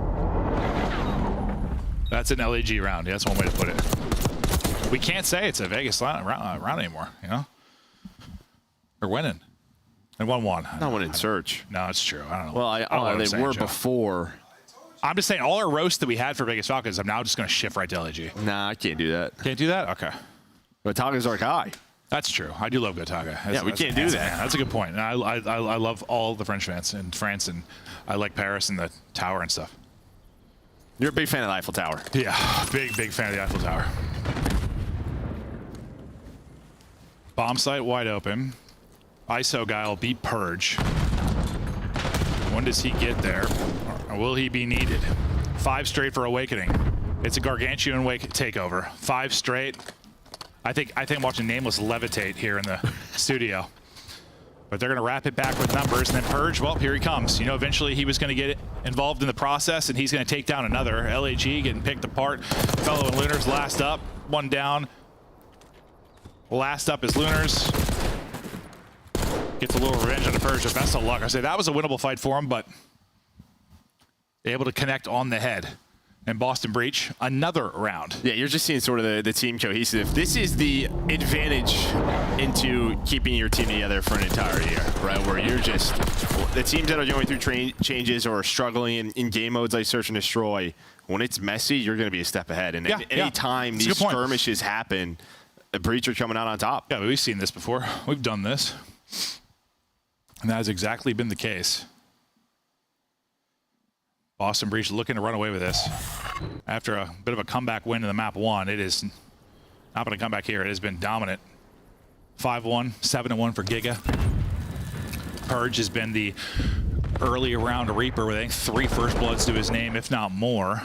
Bomb site will be A for now. Johnny is lurking, and, well, at least he traded out. Don't allow him to get 2. Purge will get dropped. Snoopy, though, insta-trade. Yeah, wait on Kiz. That's the goal here. Kiz is on a full flank. His Awakening going to pick this up. It's a tough read, but he's able to find it. On the other side of the map, Cammy is able to find Fellow. Now they're just trying to isolate. They're trying to isolate, but Kismet's like, nah, I got this 1v2 all day. Yeah, I thought it was going to be a nice little bait and switch, but he just took up a... Snoopy goes to slide out and just gets the hammer of Kiz. Oh, nice little snap. Yeah, that flower head is so tough. No, it is. It is. Round by round now. 5-2 hole. They're going to need a lot more Kiz hammers. And shut down Purge early. I mean, yeah, just watch Purge and Snoopy sort of run as a duo on the map. That time you were there for the trades. We'll see what that duo tends to do this time. Looks like they're splitting up. Maybe setting up a Purge flank. Oh. I mean, this is very just like their last round. Just like their last round. Easy ISO guy out towards P2. Oh, well. We may not be on dealership, but the cars are still hidden. Snoopy, had a lot of those the last couple stages. Out of it. Cammy's out. Purge, I don't know what his timing's going to be like on the other side of it. He's just trying to track back and help out his boy. Yeah, they know middle of the map's open, so you see 6 is just watching this. That's Kiz. Say hello. How you doing? He thought that was a couch. Check out my couch. It was a couch and a player, yeah. Honestly, I barely saw him because he's like the white outline. Oh my god! Oh my gosh! That doesn't look comfortable. Half his brain's in the couch, Joe. That's what happens when you have a. Why is there a couch there? A wild night. That's after a wild night. Yeah. What was he getting into, Joe? A whole bunch of things. Yeah, we'll keep the specifics clear. There's the unfortunate opening sequence. Nade hits car hits man blows to pieces. 5-3 for Breach now. Is the comeback still alive and well for LAG? See if they got any more magic. Oh, they're hitting it though. They're gonna send it. Tell you better run real fast. He does run fast. He's able to get out. I thought he was gonna get caught because Purge and Snoopy, the tidal wave, was coming forward. But as the dust settles, we're into a 3v3. Everyone gets back to their side. I thought that was about to be such a quick round. Yeah, no. But as soon as Awakening died, like Boston just hit the brakes. Yep. E-brake was on. I thought they were catching Fellow, honestly. But now, I mean, this is basically like Purge and Snoopy invited Cammy to a sleepover. They're running around the map together. Now Cammy's gonna split off now, of course. Like let Purge and Snoopy work. No bomb plant yet. They're hoping to catch probably exactly this, like these two just roguing around. Can we catch one? They're just checking the bomb from the middle of the map, so now they're just going to go back to B, and this may work out for Boston, actually. It's like the idea is there, but there's more options than just where they were looking. I mean, the bomb is right there. They could have planted a long time ago. They could have, yeah, about 60 seconds ago, Joe. And I know you're a person who always says just plant the damn bomb. Yeah. Now they're going to track back, and, well, we'll see how this timing goes. Well, it's not going to be. They're already there. Purge and Cammy, they're here.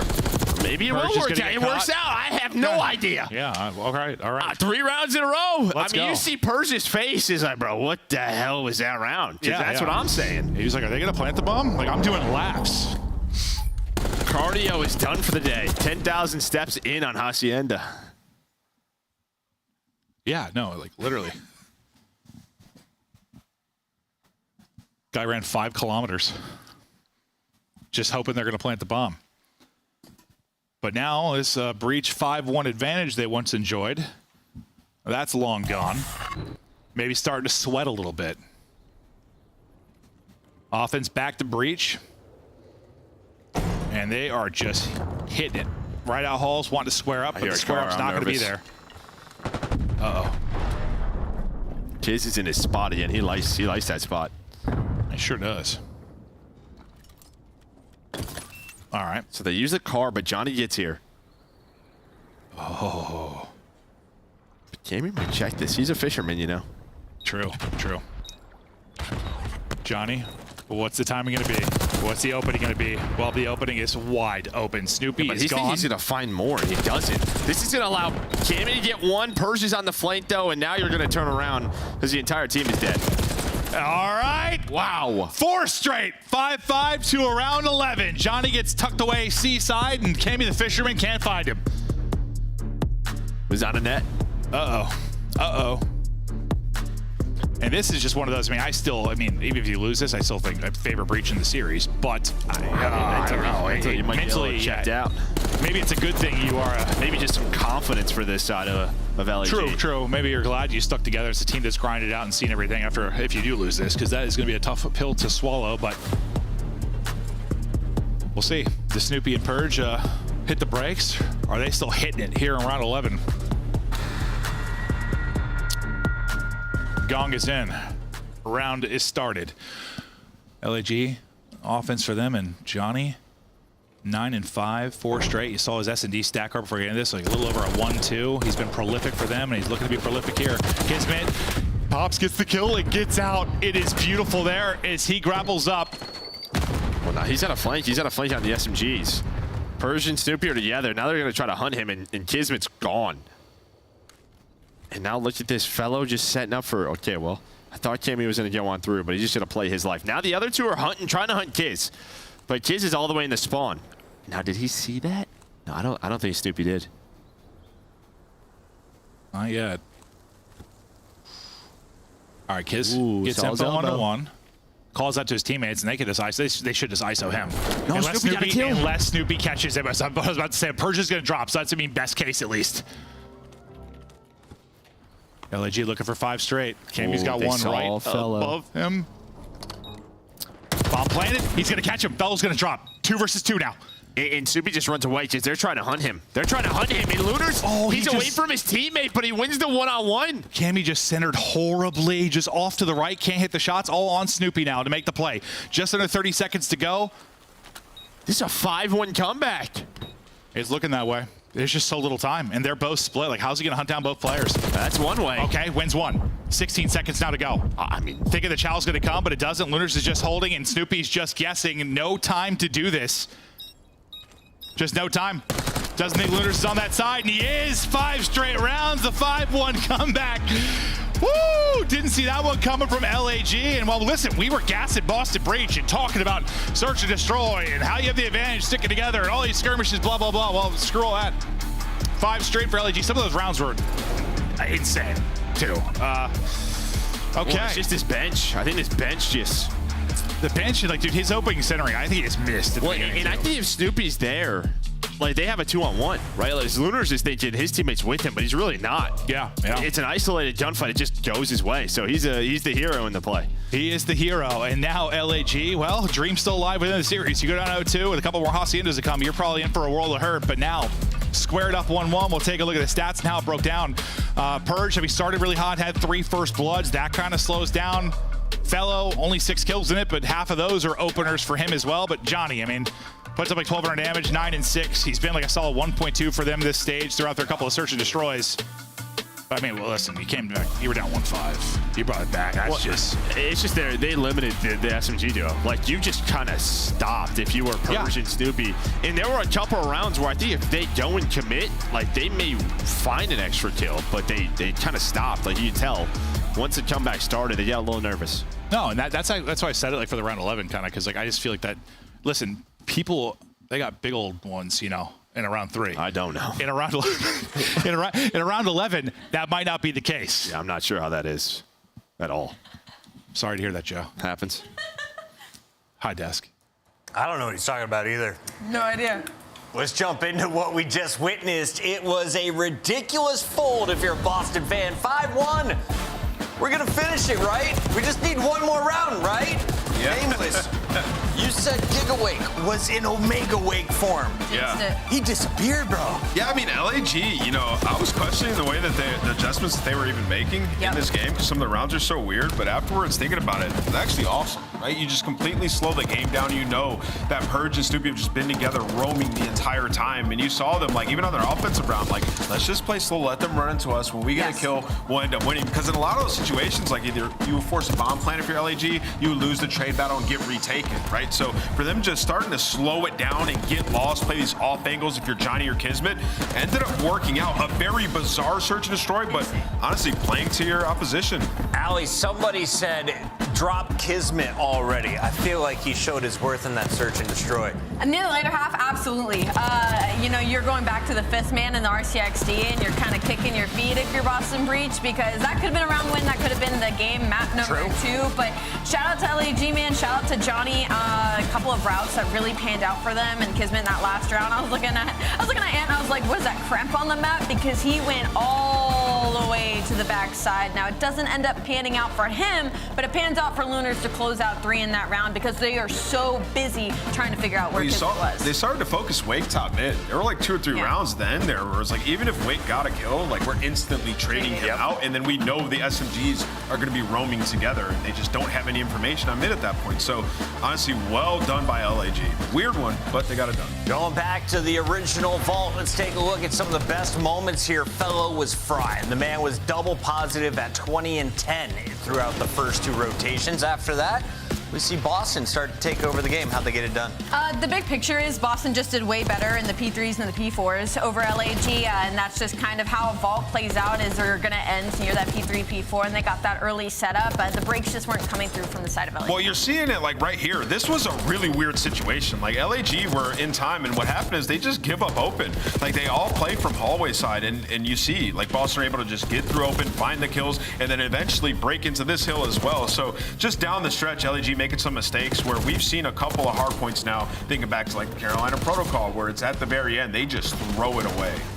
It is just so important to be set up early for these final P3s, P4s. Like, you can get away with kind of focusing the P1 and P2 time and keeping P3 mixy for majority of the game. We saw it in our last series, though. Like, if you don't start prioritizing those spawns and that late game pushes and you have a match that's within 50, whoever's got that early P4 setup, man, usually they're going to close it out. This lane is even so far. We got a map 3 control loading up here in just a moment, but first it's game time on the CDL headquarters. Let's get into it. Play a game? Are you ready?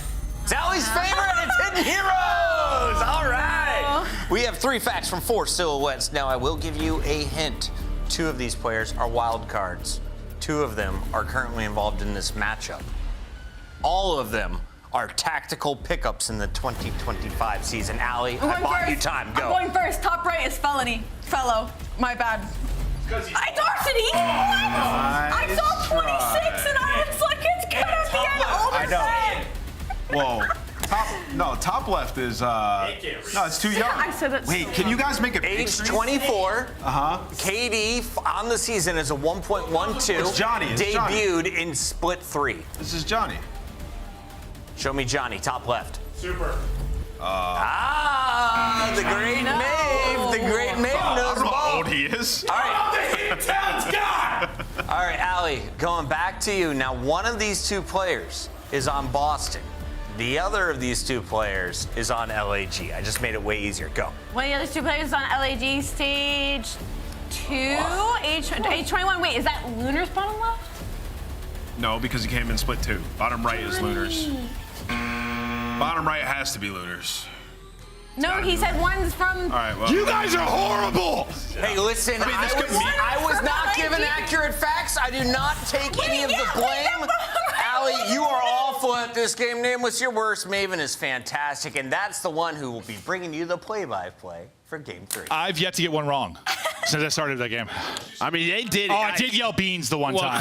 Chris did set them up as like Boston's in this. That's right. Chris did lie. That might actually be on Chris. Allie is horrible at that, though. Yeah. She saw just somebody old and was like, Fellow. Yeah. Like, that's insane. That's crazy. Dude, she makes fun of me every day for being old. Like, she makes fun of all of us. That's like hate. She hates old people. That's hateful. She really hates old people. Young people these days have no respect for their elders. Yeah, just calling us unk and whatnot. Unbelievable. She asked me if I know how to use an iPad earlier. I mean, geez Louise. She called you a boomer? Let's get her out. Allie, you're fired.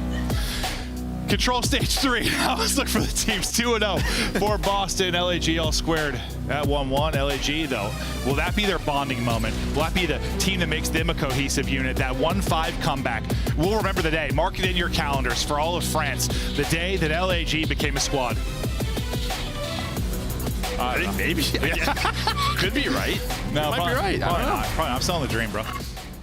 Selling the dream. I mean, honestly, like they haven't had a map like that. What would Bryce Tacular say from the depths of hell, rising like a phoenix? LAG, a colossal, take out Poseidon and Zeus to win. I love him. I love him. Fight starting to go down towards the opening here at B. Fellow gonna be hunted down and dropped as Purge changed together a couple, and well, looking real good on the defensive side. LAG only able to get 1 kill so far, all the map control in the world for Breach, but who's gonna open things up? Maybe it is Johnny as he gets out there. Yeah, him and Lunar's able to find one, but yeah, Johnny's just like on the objective, trying to pause the clock, allowing his ARs though to work on up. You just love that kill. And maybe Purge a little pissed off from that map number 2, because he's up to 5-0. Just fighting everybody. If he gets this kill, I swear, he almost did. To God, that would have been absurd. Dude, he is agile. Oh, Johnny. He's there in the corner. Awakening will finish it off, and yeah, you've down 6 lives, 30 seconds to go. You got half a ticket, eh? Nothing's gonna count on a scoreboard yet. Lunar's, you're toast. Can't find the opening there. Crossfire is up mid-halls, and Awakening gets 2 after the damage gets put in by Kiz. Oh, sorry, by Purge. I mean, you just see from Fellas VOV, he's up the stairs looking left, looking right, looking left. Yeah, just gunned. Just nothing. No opening. Last opening, last chance. Johnny, can you deliver? I don't know how he stayed alive that long, but finally he will drop. Maybe bought time for Lunars to get in, and the rest of the gang. Last person that will fall, number 5.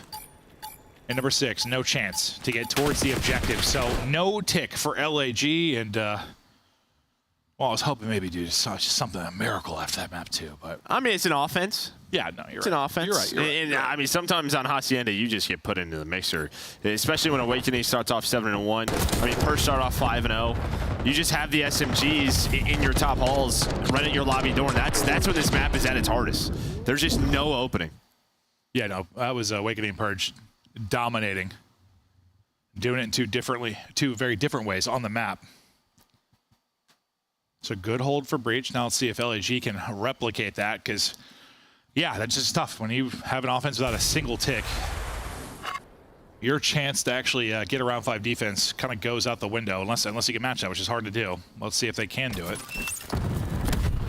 Kids and Fellow just sitting on a breadstick right now, hoping for more. Well, Fellow delivers early. Kiz as well. So breadsticks are gone, but traded out pretty, I'll say pretty equally until Fellow is able to get to the window.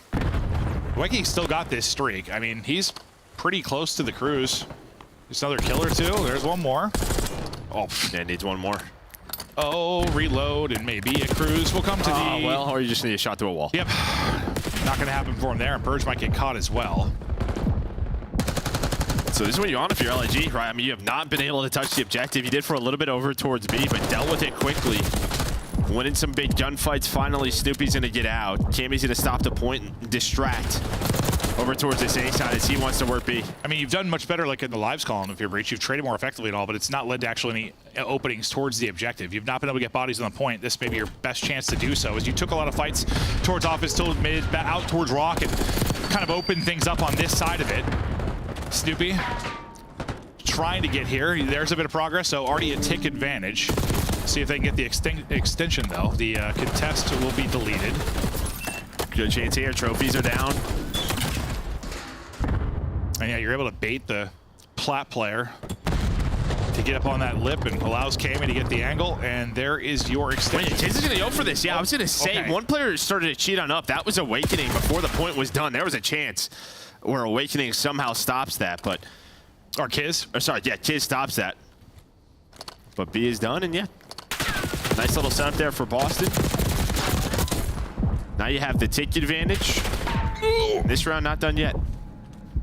Purge wins a long-range one against Kiz, but not going to find anything else off of that. The two players on Rock side, they'll wrap in, see what they can do from this side of Halls. Nice centering there. The Snoopy Chow's around the corner. Kiz, though, up to the task for the trade, and Cammy, well, can't quite keep up with the sub-player and can't get there for the trade, but you've at least got eyes on the crosser top hole, so Kiz tries to slide out, know where he can go. I mean, and you pause the clock. Everything. Yeah, you're watching everything. So we've been seeing a lot of this, right? Just sort of baiting this defense out towards the objective, but maybe not ready for that. Johnny from Bottom Secret is able to find one, but you still have a life advantage. Man advantage on the map.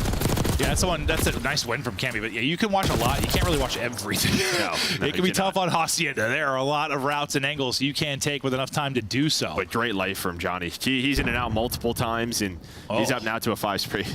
13 and 7. 5 straight, as you said. In and out. Just under 30 to go. Down 3 lives. Boston take their last couple of chances at this. The one player coming off spawn real deep is Purge. I mean, can Purge somehow snip this out for Johnny, get a kill, and get back to his team in time to do anything? He's not going to be able to do it on the other side towards lobby.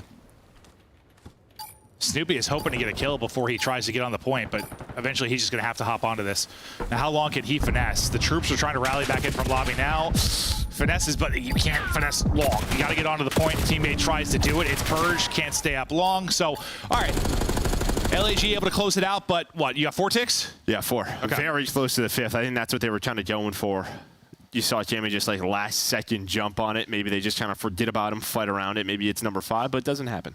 Well, the fact is, like, yeah, 4 is better than 0. Yeah, more likely than not, you're going to have a good offense and then a shutout defense. You're going to have any chance of round 5, but we'll see how it plays out. I mean, I didn't see the search going the way it did. That's a good point. So who the hell knows how this one will go, but great little stretch there from Johnny, as you said, making plays, bobbing and weaving, making sure he doesn't get caught and continue to be elusive throughout it. He was terrific in the search and destroy as well, and yeah, I feel bad because even like last year when he joined the Vegas lineup, just feels like he's shown individually how just kind of talented he is. It's just like they're just kind of out of it. Yeah, it's just broken. It's tough being like that AM from challengers. I feel bad. Some people come into a great spot. Some people come into a not great spot. Yeah. Well, it's also just time of the year. You don't have a lot of time to build up. You're down so many CDL points. No, you're absolutely right. I mean, they're the same thing as like Falcon. It's not worth having a conversation about any chance for like champs or anything, unless something crazy happened in Major 3 and suddenly one of these teams makes like a top 3 run or something. I don't know, but until that point, I'm saying you're out of it because it is seemingly impossible. But they weren't able to get a tick in their first offense. Behind Johnny now on the objective, they're trying to get 1. Purge, though, well, he's going to get in behind. He finds the opening. He's able to take out 2 and silence that potential first tick. Yeah, it feels like Kiz just has to have the trade there. Just then you would have the I mean, look, you have number 7 in Fellow on plat. He would be on the point. It's kind of everything you would want, but this allows Boston off spawn now. And well, that nade not did help. It's a bit of a trick shot, but Boston off spawn to just reinforce over towards B. Like, that setup is so much differently if there's somehow a trade on a Purge. No, I like that you highlight that because it's listen, there are a lot of multi-kills and a lot of kills in COD that don't matter a lot. Sometimes, though, they do matter a lot, especially when you're trying to get into your like setup, whether it's for a hard point. Yeah, and it was there. Or control, and your setup's there, and it's just one missed trade, and that one hurts you. Sometimes tough to see the ones that matter the most in the chaos of it all, and you're watching one POV, but good shout on that one. Under 30 now to go. Still in a pretty significant life hole and still no opening towards the objective. Where LAG looked all right on defense. The offense has been woeful. There has just been no opportunity. You had one chance. Yeah, one chance. we saw it live. And Purge just punched him in the face. As always, continue to lock down B. Kiz is going to be the only one here. But guess who? I mean, he just can't kill him right now. Yeah, he's on 5 straight. He's only 15-14. Nothing that crazy, but he's made some key kills around the objective. Yeah, and he's had 2 like defensive 5 sprees that have shut down the B point. Yeah. No, it's been massive. All right, now can LAG hold to get this to a 5th round, but you'll absolutely, I mean, obviously be looking at a round 5 defense for Boston because you don't have a single offensive tick. For LAG, nothing they can do in that regard. Just hope they can pull off some miracle. I mean, this would be one of the more impressive, like, round 5 miracles if we get there. I mean, we just saw 5-1. If you go from, I mean, zero tick offense to a win, that would be, I don't know how many of those we've casted. Like, there's been some, you know, stagnant offenses. But usually you're getting a tick or two or an extension here and there. They've had nothing. That would be a pretty unreal one. I mean, I know Invasion last year we had some crazy ones. I don't know about that because you're usually getting the extension there at least. Oh, hold that one. Johnny gets dropped. Purge back to it, but gonna rely on Snoopy now, maybe to find an opening. Teammates all gonna be spawning out though, rock side. And they'll try to fight back to help them. Awakening looking to find maybe a timing underneath, but Kiz there with a good position in play to make sure nothing squeaks through. And where it was Snoopy kind of in an isolation game, now it's Purge's turn. Quality shots there at range, but once again, can his teammates like get to him? Yeah, he knows there's going to be instant pressure. He's actually just going to play the one-on-one versus Linders. The problem is, though, Linders has the AR. Well, he might have help from Kiz here soon. Linders actually just chows out without shouldering for the info. So, okay, this B lane kind of opens up behind Purge's place. And now Cammy's working the pinch. He's able to find another one off spawn. Yeah, it didn't go exactly how I thought it was going to go, but Kiz is double. Okay, Kiz is triple, yeah. Maybe he came up short in a trade in the last round, but his triple there shuts down any offensive effort from Boston Breach, and now they're sub 30. I mean, they could have replicated this in their first defense. Hell, we might have had 0 ticks for both teams, and well, I think they did, right? Then it was right around here, 20 seconds where they gave up the B point. Yeah, true. Let's see if Boston could do it again, and they might. They go 3 for 2. Sure, why not? How do they opt to play this? They're going to send one to the point for the pause, and one maybe to fight around office and balcony. That'll be the play. Awakening.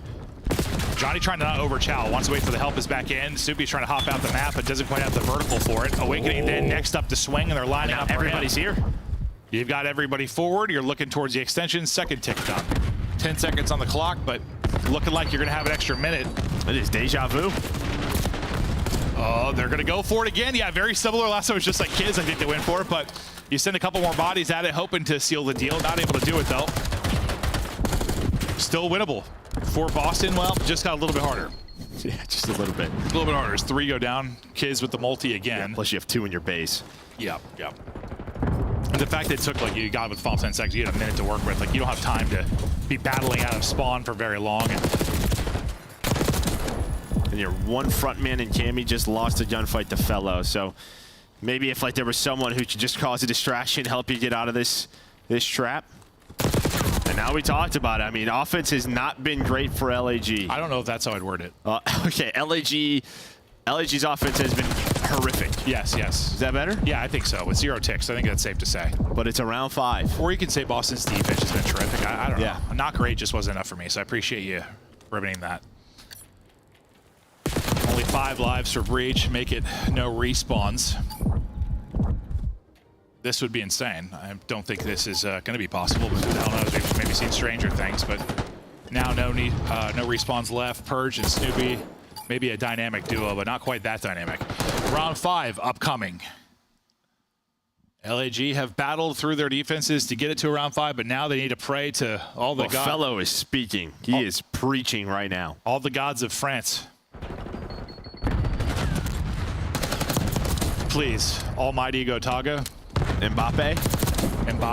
That's a good one. Who's another famous like French person? Oh, Zinedine Zidane? Yeah. Did I say that right? Zidane? Probably not. I mean, I want to headbutt somebody. Bam! That was insane. I don't think he was remembered well for that one. Oh, that's true. Yeah, that's true. It was awesome, though. I remember it well. Okay, so we're going to pray to Mbappe.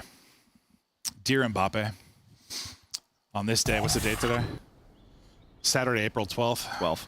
Can you send your holy soccer powers down onto the Call of Duty team, the Los Angeles Guerrillas, mate, not plural, and allow them to pull off what seems impossible? They already had the 1-5 comeback now. Yeah, so we need a second one, really. We need a second miracle. This is our second one. That's all right. We've already burned Gotaga's miracle. Now we're on Mbappe's. Be insane if they could somehow pull it off, but not looking good early on. Fellow last guy up. Number 4 in Awakening, trying to put them in trouble towards Rock. They do deal with Awakening quickly, so, well, you're able to get out at least and not get staggered anymore early on, or will you? The problem is the other side of it, like the lobby side push. You got through Rock side, but It's similar to what we saw for Boston's offense for a while. Like one guy out, one guy alive. Yeah, I mean, Purge is he might be the best Hacienda defense player I've seen, dude. Every time I look up, this guy's on a spree. Yeah. And somehow he's only +1. No, it's just all his kills on defense, bro. I can't wait to look at the scoreboard after. Hold up. This is our best opportunity, Joe, to get a tick. It's the small wins in life, Joe. It's the small wins.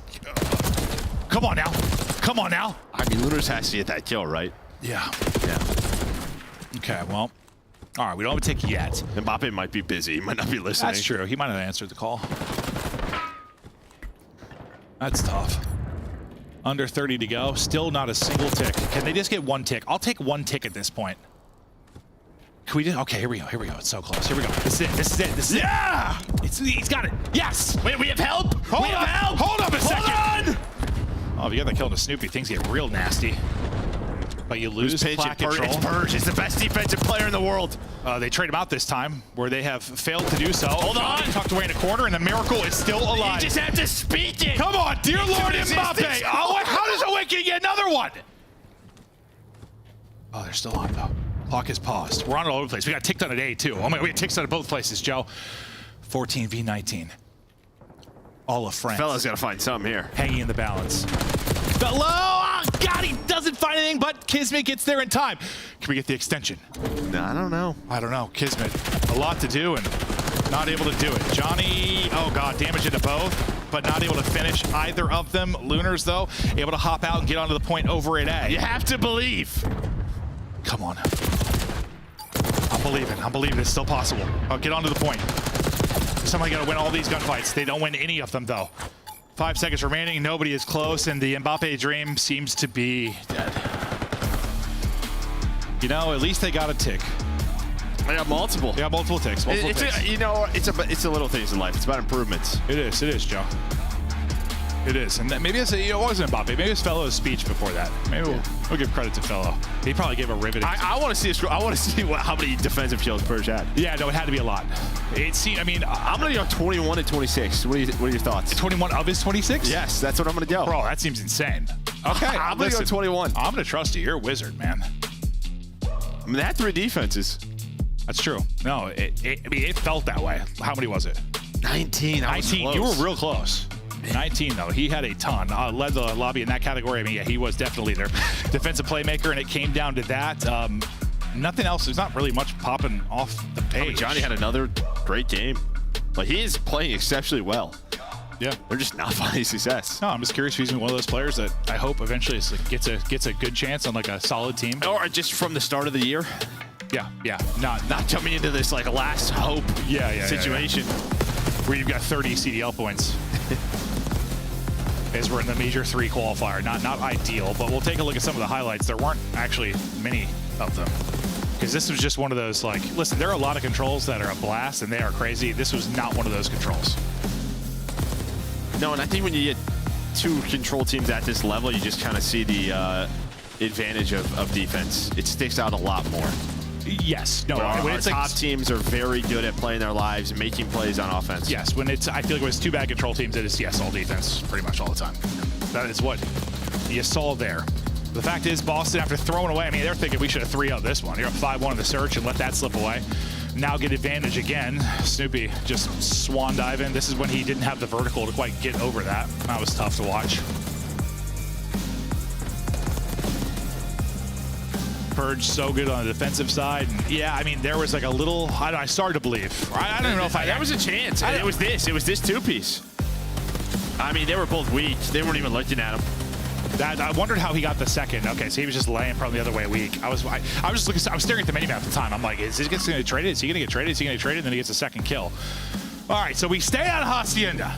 We had a riveting search and destroy. We had a defensive snooze fest in map 3, and now I'm hoping for a banger. I don't know if I ever believed in LAG or if I was just lying and trying to trick myself into believing. That's all it is, really. Yeah, it's just lying to yourself. That's what faith is. Yeah. Good point, Joe. All right, we ready for the map 4? I want to see. Listen, it's just been a day of upsets, and like, it seems like there's something in the water. Yeah. But maybe they'll do it. There's still a chance. They're very much alive. We have a brand new map. That's true. Well, if we get to the map 5, they are. Yeah, we'll see. They still got to get there. We're going to take a look at some stats, though. My producer told me the names of who we're going to check the stats for. I didn't hear them. Oh, yeah. No, I was looking at you, dude. I didn't see. Okay. We're talking about Awakening and Johnny. Good eyes, Joe. Yeah. Good eyes. I'm just staring at you. Well, you pointed at Awakening, and he pointed back at you. That was insane, bro. Wow. That's wild. We're in the Matrix. Awakening and Johnny.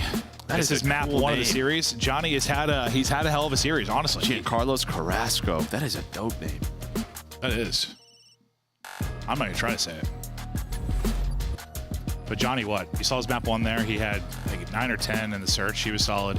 Well, a big part of why they had that comeback then. You just saw the stats from the control where he was also terrific despite their struggles. Having himself a series, but can they get a series win? Fist bumps out. Guys trying to get fired up. Cammy's getting hydrated. Now we go to the map 4. Boston Breach able to brush off the devastating defeat in the map 2. Last 10 hard points. Well, I mean, we were looking at 1 and 9. That's never great. Well, especially the stake. Yeah. Yeah. That's a well done stake. Lost 9. Whew. It was. It's meant to say streak, but. I wonder what you were saying, Joe. Those graphics said stake. Okay, I honestly was thinking, I was literally racking my brain like, what is Joe talking about? It said stake. But there's we just had a misspell. It happens. That's okay. No, I like that you pointed that out. Keep our team on their toes, Joe. That was probably Ali's fault too. Probably. Not the best speller. Stake sounds fantastic. I haven't had one in a while. Okay. Stakes aside. It's map 4 time. Snoopy looking to get hunting here. See if they can close this one out. Well, now he's suddenly the lone man as the rest of his team got closed out and clotheslined. What kind of finesse can he do before his teammate gets back? Well, he get blessed with a team kill as Kismet gets dropped by Fellow. This is going to lead to a contest around the point and an opening for Snoopy. I mean, pretty good first life from him considering the position he was in early on. Yeah, numbers for a moment here if you're Breach, but you've also got the P2 spawns taking a route. It's going to be what? Number 6 in Kids. Kids is going to try and take a route, see if he can flip things, see if he can find an opener towards the P2. I mean, this is a route. He's been taking this for a long time. I don't think his team's going to spawn with him. Yep. Yeah, they backed all the way up. Cammy is going to be on the hunt. Little game of hide and seek. You're not going to be ready for this. Nope. Tickling his toes there from the back Jeep. And now he's got an AR from there. K's able to get a second kill as well. So yeah, listen, maybe you give up 20 seconds at P1 and don't get the spawns for your teammates, but maybe you make the play individually to get you to the point. But what matters now is what you do with it. Unfortunately, no one is watching Zig, so Cammy just slides in and get one for free. I feel like someone's got to watch side you would stairs think so. there, no? You would think so. He is bust through the stairs and I mean, we've seen busted heads. Yeah, we've seen some great holds from the front. You have trophies down, but that was just too easy. No, now Kiz's route and kills amount to basically nothing. It's 0. Yeah, as the break comes in far too swiftly for Boston Breach. Snoopy is out to that 5-1 start. That little wallbang. I mean, Kiz is making play. He just wallbanged the heck out of that first player on the hill. Then gets the second.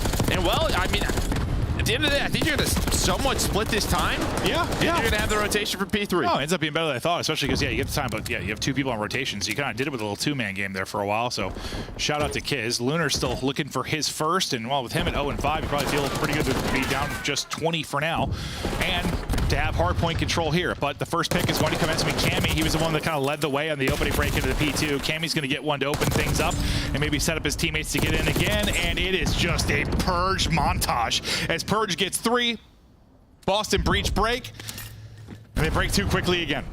Yeah, I mean, I think Lunars was looking at one player out of fences, but he doesn't even react to when Fellow dies. And, well, now you have to deal with this. He's just a Hossie and a monster today, up to 10 on another spree. You're going to see the spawns going to flip. Snoopy's going to pick this up with Awakening, but he's going to have a lot of LAG players to deal with, just trying to slide, stay alive, play his life, puts damage into everybody. Yeah, no, I mean, you get a kill, you get damage into 2, you get all the comps to your teammates. That is a great sequence. Just, well, great movement there from Snoopy. We know how good he can be, how clean it can look, and just making that crazy. So, may not matter, though. 40-point advantage now to Rock. Okay, LAG, another opportunity to set up and hold. Can they actually hold this time? Where's the spawn going to come in for number 7? Where's Fel going to pop? He is all the way out well. So it was Cammy one time, it's Awakening this time that gets the opening kills, and once again, within the first 10 seconds of the hard point, despite having early position, is Boston Breach that are going to break in. Yeah, it's tough. Just Fellows at old, right? He's getting scrap time. He's just going to die off that. That's a great play from Boston. Now you get this pinch set up, though, by Fellow. He takes a long route garage side, but they just don't wait for him. They don't wait for him. Tiz and Johnny go a little bit too early, and it's another multi-kill for this man. Yeah, punishing the mistakes. The timing is just a bit off. And I know that frustrates you, whether it's like an individual just kind of hitting it and staggering it. But the timing has got to be on at this level. I don't know if Purge cares what the timing is, though. He is taking over right now. He does not care. Anytime it feels like he is on the screen, it's going to turn into a little highlight. And what it was, Purge had like 2.5 minutes in the first hard point. I said, you know, ideal scenario, you'd love to have Awakening in there. Yeah. There you go. He's almost at 2 minutes. Yeah, I just noticed. I was like, well, halfway through the game. Yeah, that's what you want. This is literally the stat line you want. Awakening around even 2 minutes in the hard point. Your subs, high engagement flying around. Like, that's what you want it to look like. And that's part of why you're almost up 100. It's weird though, because it hasn't been like that traditional since you've had to like break a bunch of times. It's not like you've like had the rotation win, but you broke. And Awakening's breaking back. So much for being 6-8. Now 9-8 off of that triple. That's so much objective. He's at a Hellstorm. He's been soaking. The super soaker. Lead is to 100 now, and Awakening is still shooting. Look at a clothesline and drop this LAG team. Maybe had that miracle in the map too, but they're only allowed one apparently. Or are they? Shooting from 6-8 now to 11-8 on 5 straight. Gonna use it here? That's gonna be trying to wrap his missile. Still fighting. 6 straight, finally gonna drop, and yeah, we'll see if he'll use it. Might be too late now. Oh, I mean, there's already 15 seconds off the clock. Stop, hold up. There's 10 seconds that have gone off this hard point. LAG are still in control. That's good. Yeah. Well, it's the first time. So I wanted to highlight it. That was a big deal, Joe. There we go. All right. Maybe there are more than one miracle, Joe. Maybe. Mbappe was busy earlier. He's answering the call now. Next break opportunity, though, for Boston Breach. Well, the problem is like, they're going to go for this because at this P3 or P4, you have the missile. But you're able to hold on once again. We'll see if they need the missile. If Purge can be the Purginator. He's done a great job in this map so far. I mean, he's slowed down a bit. He was, what, like 15-8, somewhere in that ballpark? That's what happens when you stop breaking and there's finally a hold for LAG. Things get a little bit trickier. Now I'm imagining. I don't know he's here, though. He threw a stun and nobody looked this way. I thought a couple of players would just have the heads up. It doesn't happen. You have to slow this guy down. Finally, Lunars is able to. I thought he was going to get another one there with the quick swap to AR. That would have been disgusting. Nice wallbang from Cammy, but it might not amount to much. Is now suddenly LAG are winning fights and holding. And with only 35 left, streak still in the back pocket, right? Yeah. Of Awakening, so you might just hold on to it. If Purge wasn't there, maybe you try to break, but you just thought maybe you could do it without it. Or at least make it a mess here, save it for a rainy day. Yeah, I think that's why they're committing so much to this play right now. Just trying to find this 20, and then they can use the missile at Rock if they need to. But they're going to get the 20, and Soupy's going to be on this rotation. One player already there in Johnny. Oh, I thought nearly Snoopy was that, but doesn't walk away with it. Yeah, this should be the setup around the Hellstorm. Final second ticks off the point. Players want to get safe and in a position they can start to collapse. And I imagine he's going to call, you got one spawning out as well. Well, Cammy dies there, and that's the worst time to drop it. Now this is setting up the pinch coming in from the guy that spawns out in Lunars. So this might amount to absolutely nothing. I mean, at least they're off the hill, and it's a little bit crazy. You kind of see LAG. It's not that crazy. No. It's not that crazy at all. Well, I just meant like everybody was running around. Yeah. Kind of squirming to get back to the point, but you really only had 2 bodies kind of close, and well, they got shut down. Oh, boy. Hold up now. Once down 100, now down 60, dear Lord Mbappe. Still some time they can earn here. Johnny on 5 in a row. Johnny cuts down 4, gets out to 7 straight, and where it was Purge early, maybe it's Johnny late. Still though, down 50 and work to do. Now Fellow gets 3. Okay, all right. They're piecing. Is this a new rocker? Yeah, that's exactly what I was about to say. Is this rocker, dude? Someone pops a crazy play, and then suddenly everybody levels up.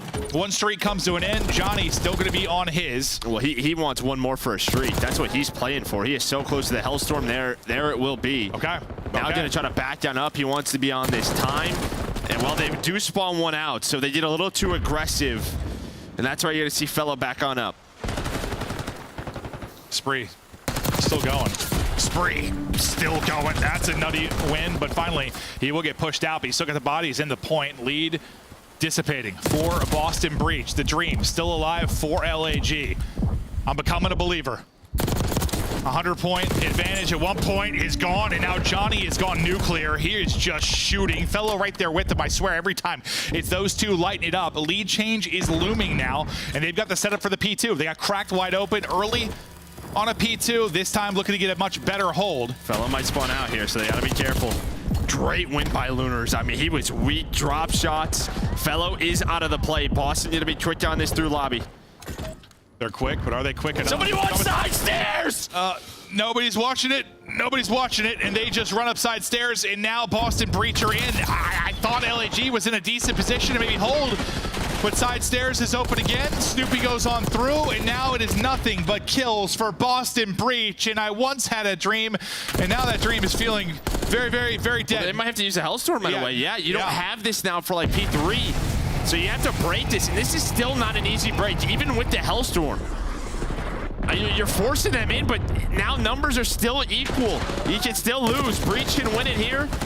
Kismet did a slide on through numbers, not gonna be on his side. Oh, no. Oh, no, no, no. Still just a tick or two advantage here to close out the map on P2. Last effort for LAG. They made a run, but the run may be coming up a little bit short. Last player up is Kismet. Kismet in a dream. The dream is dead. Boston Breach win 3-1. It was a valiant effort from LAG. But the dream was just our dream, by the way. It was just you and I. It was our dream. Yeah, I was trying. I was really trying. I was trying to have a dream so much for them. I really was. Yeah. I mean, I don't know if they know, but there's a side door. No, there is. There is a side door. They'll probably pick that up next time. But yeah, I think it was just a day of upsets. I wanted to believe. Yeah. Because all the other upsets, I'm like, they can do it too. No, my pick'ems, I picked Boston. I didn't believe. No, I hear you. I know. I think it was just a 1-5 comeback too. That was insane. Yeah, we were into it. We were into it. I was trying to get fired up, man. I was trying to harness my inner like old school Benson and Miles LaRosse and Bryce Tacular. Just get fired up, dude. I was trying, man. LAG let me down. Shout out Kotaga, I love you.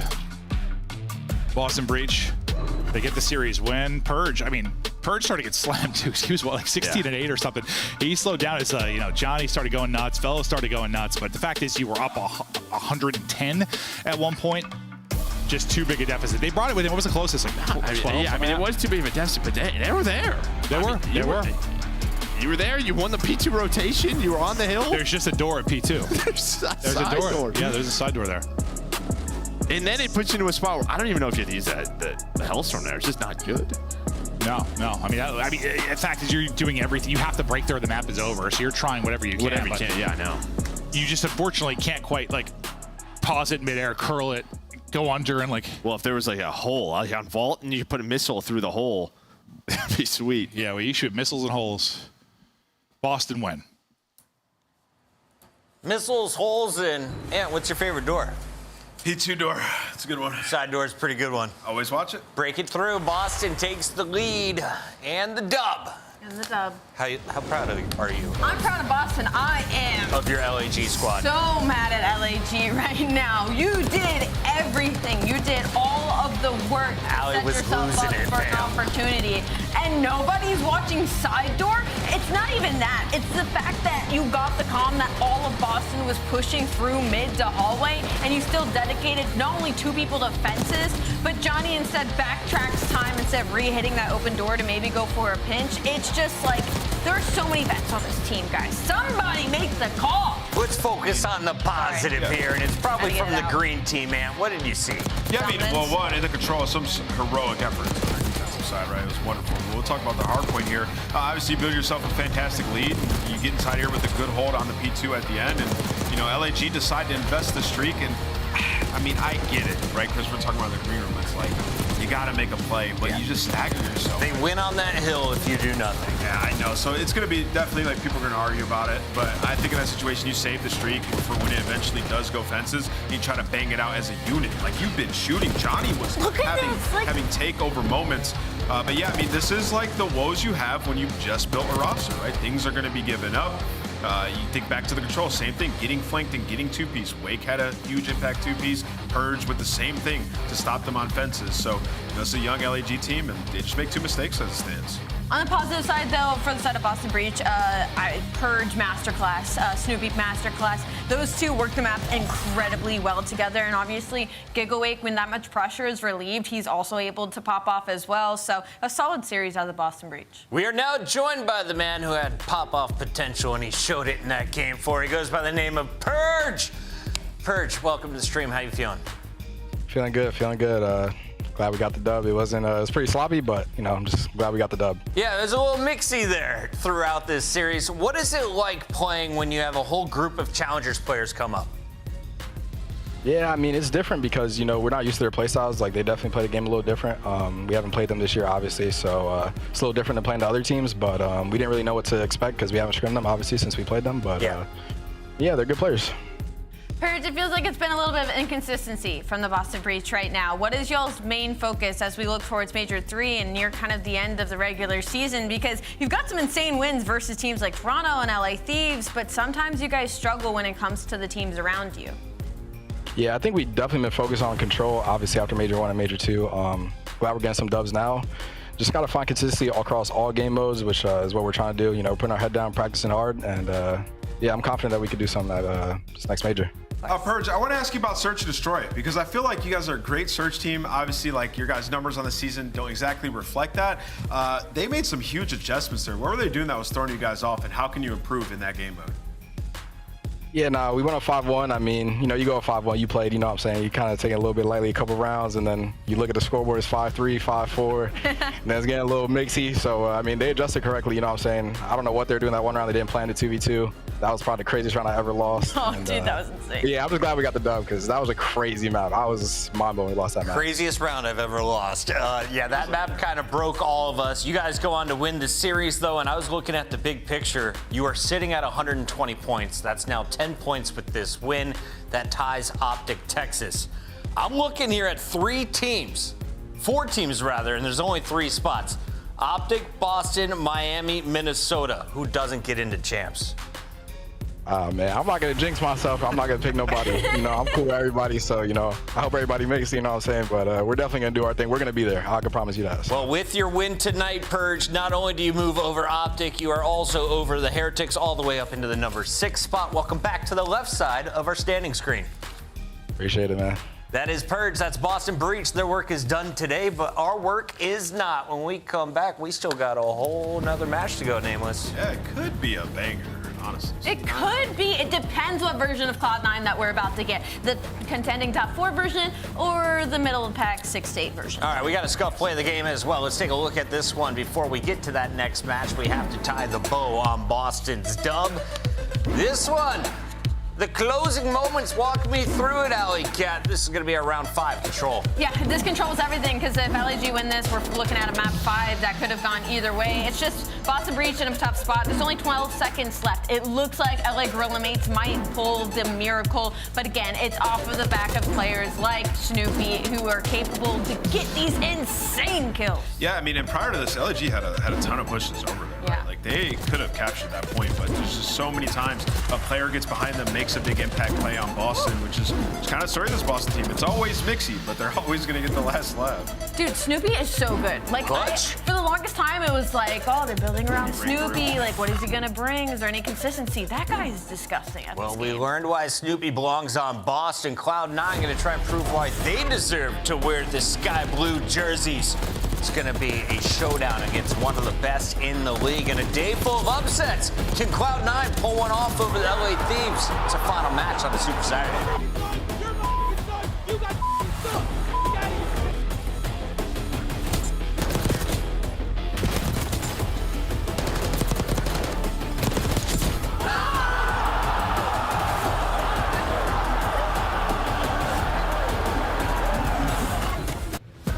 The Esports World Cup is an official partner of the Call of Duty League. Upgrade your game with the Scuff, the official controller of the Call of Duty League.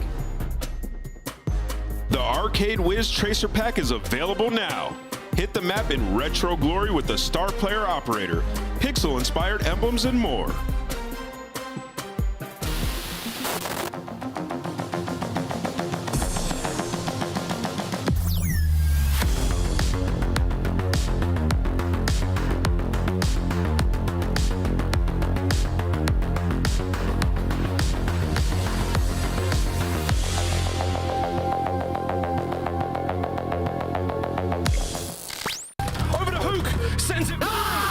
Let's go. The curse has been, well, potentially. Hold on. Don't want to choke it just yet. 10 more seconds to go, but they got it, Miles. They're gonna get it, Miles. Priest is popping 4 pieces. They're winning champs. They've done it. What? Kids gets an AR to work with as well. Gwyn, though, gets 2. And it might be a Gwyn ace. Help now coming in from Gwyn to the back. Give the man the ace. Monster series so far out of him. Lost man Nero. Me too. Could do it. 1v1. 1v1. Nero, the Emperor again. That was nice. Ferocious. Oh, that is disgusting.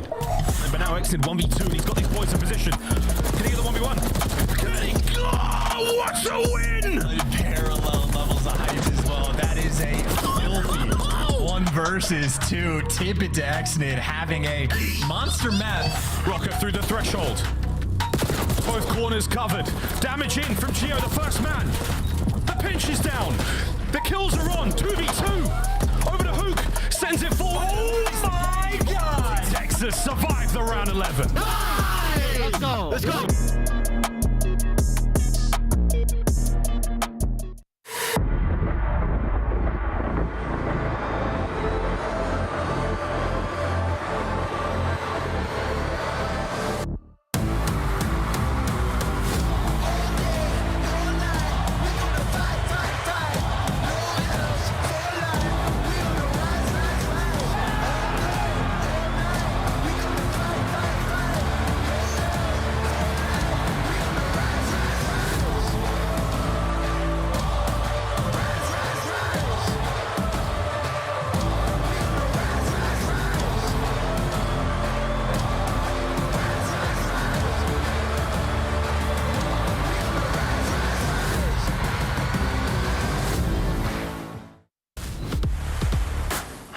The 2025 Cloud9 New York Team Pack is available right now. Each pack includes home and away operators, as well as this kitty weapon charm to keep you company while the competition gets smoked.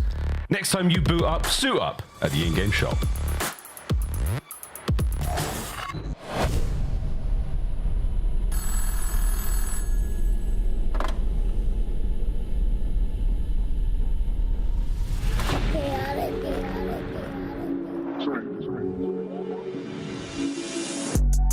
Nah, for real.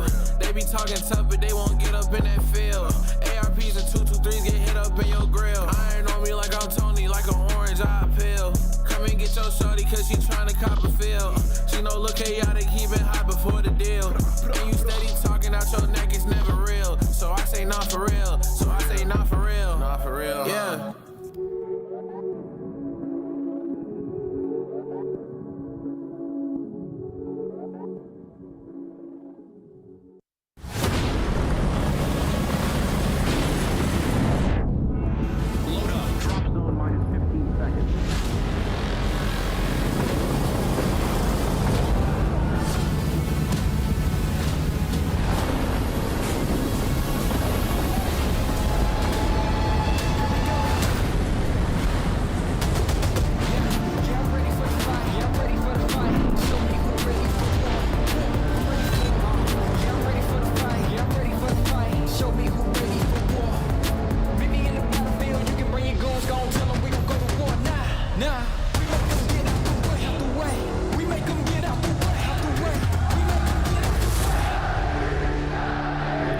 Spawns, make sure we're counting names, listening to each other. Listen. This time, we take everything.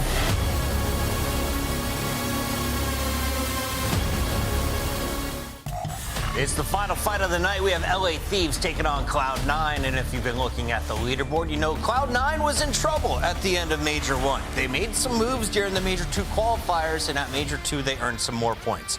But now they have been riding the struggle bus, most recently coming off a 3-0 loss, while LA Thieves is coming off a 3-0 win. Let's start with the Thieves. What is working right now for this squad? Because when it comes to online qualifier matches, this is now 11 in a row. Basically everything is working for LA Thieves. They've gotten better in all the categories they were struggling in. Specifically on Search and Destroy, that was probably their main focus when we would talk about the Thieves. And they were number 9 in opening duel win rate and top 3 in conversion, and now they're number 2 and number 1 in both categories. And they struggled when it comes to the defense. They're middle of the pack, but since attack has taken a back seat, they're now number 1 defense team in the league, number 1 in retake. I mean, across the board, you could spit stat after stat. They're top 3 in almost every category. They've been disgusting. Yeah, I mean, I think they've been ridiculous, right? Championship contender for sure, and I believe they're going to get one by season's end. I'm going to keep going back to what Scrap talked about. It's like when they faced adversity, they weren't rehearsed in those situations, and it's all about that now. As Ali mentioned, Search and Destroy still need to expand your map pool. We got 2 new maps in it. That has to be the focus for them throughout this entire split. Do you think it's worth playing your weaker maps and maybe starting down in some of these series? Yes, absolutely. Absolutely. Right? Take it to these teams. We've seen it in history over and over again. Atlanta does it all the time. Yes. LA Thieves is not in a position to worry about champs, but Cloud9 could be. Let's take a look at the team representing New York. Attach and crew having some success this season, but not nearly enough to keep Cloud9 happy, Ant. Yeah, I mean, people have been calling for like Attach, like saying like he needs to be the guy that gets booted from this roster. And I don't know if I like necessarily agree. Now, I won't say that he's been performing, because he's definitely been underperforming. But I will say, when you look at this team, they are bad at hardpoint. I mean, 2-8 in their last 10. And the sub-duo has been nothing. Like, Kremp's been great in Search and Destroy, but why has the community set the bar so low for this sub-duo? I mean, both have .9s in the game mode. Both of them are averaging less engagements than Sib, their AR, on the team. Wait, is that bad? Like, Sub should be more one of them should be fast, right? And, you know, I'm looking through the teams. Is there a sub-duo that you would take these guys over? There's only one sub-duo in the league that I would take Mac and Kremp over, and that's Kiz and Johnny right now. And I don't even know, because Johnny looked ridiculous in that last series. I will say play devil's advocate just a little bit here, because I do have some choice words for Cloud9. But I mean, let me just read off their past couple matches. They went up against Opti Texas, which now doesn't look that impressive. But before that, it was LA Thieves, Atlanta, Toronto, Atlanta, Carolina. So they've gone through the gauntlet in their past couple of series. True. But their ceiling is really high. It's just one of those unfortunate things where their floor is incredibly low as well, specifically Sibs, because right now he's averaging a .6 again. And we realize now he's the X factor for this team. He has to be performing or they are not going to win. I would love for people to legitimately answer that question. What sub-duo are you taking Mac and Kremp over in the league right now? Because I really feel like for them, in order for them to be very good, it's like Sib has to fry, which he has done for the better part of the last month and a half or so, and you need the SMGs to be able to set pace in the hardpoint, right? Like, this isn't a team that's gonna come in and 2-3-5 everybody. You have to be good at hardpoint with the makeup of this roster.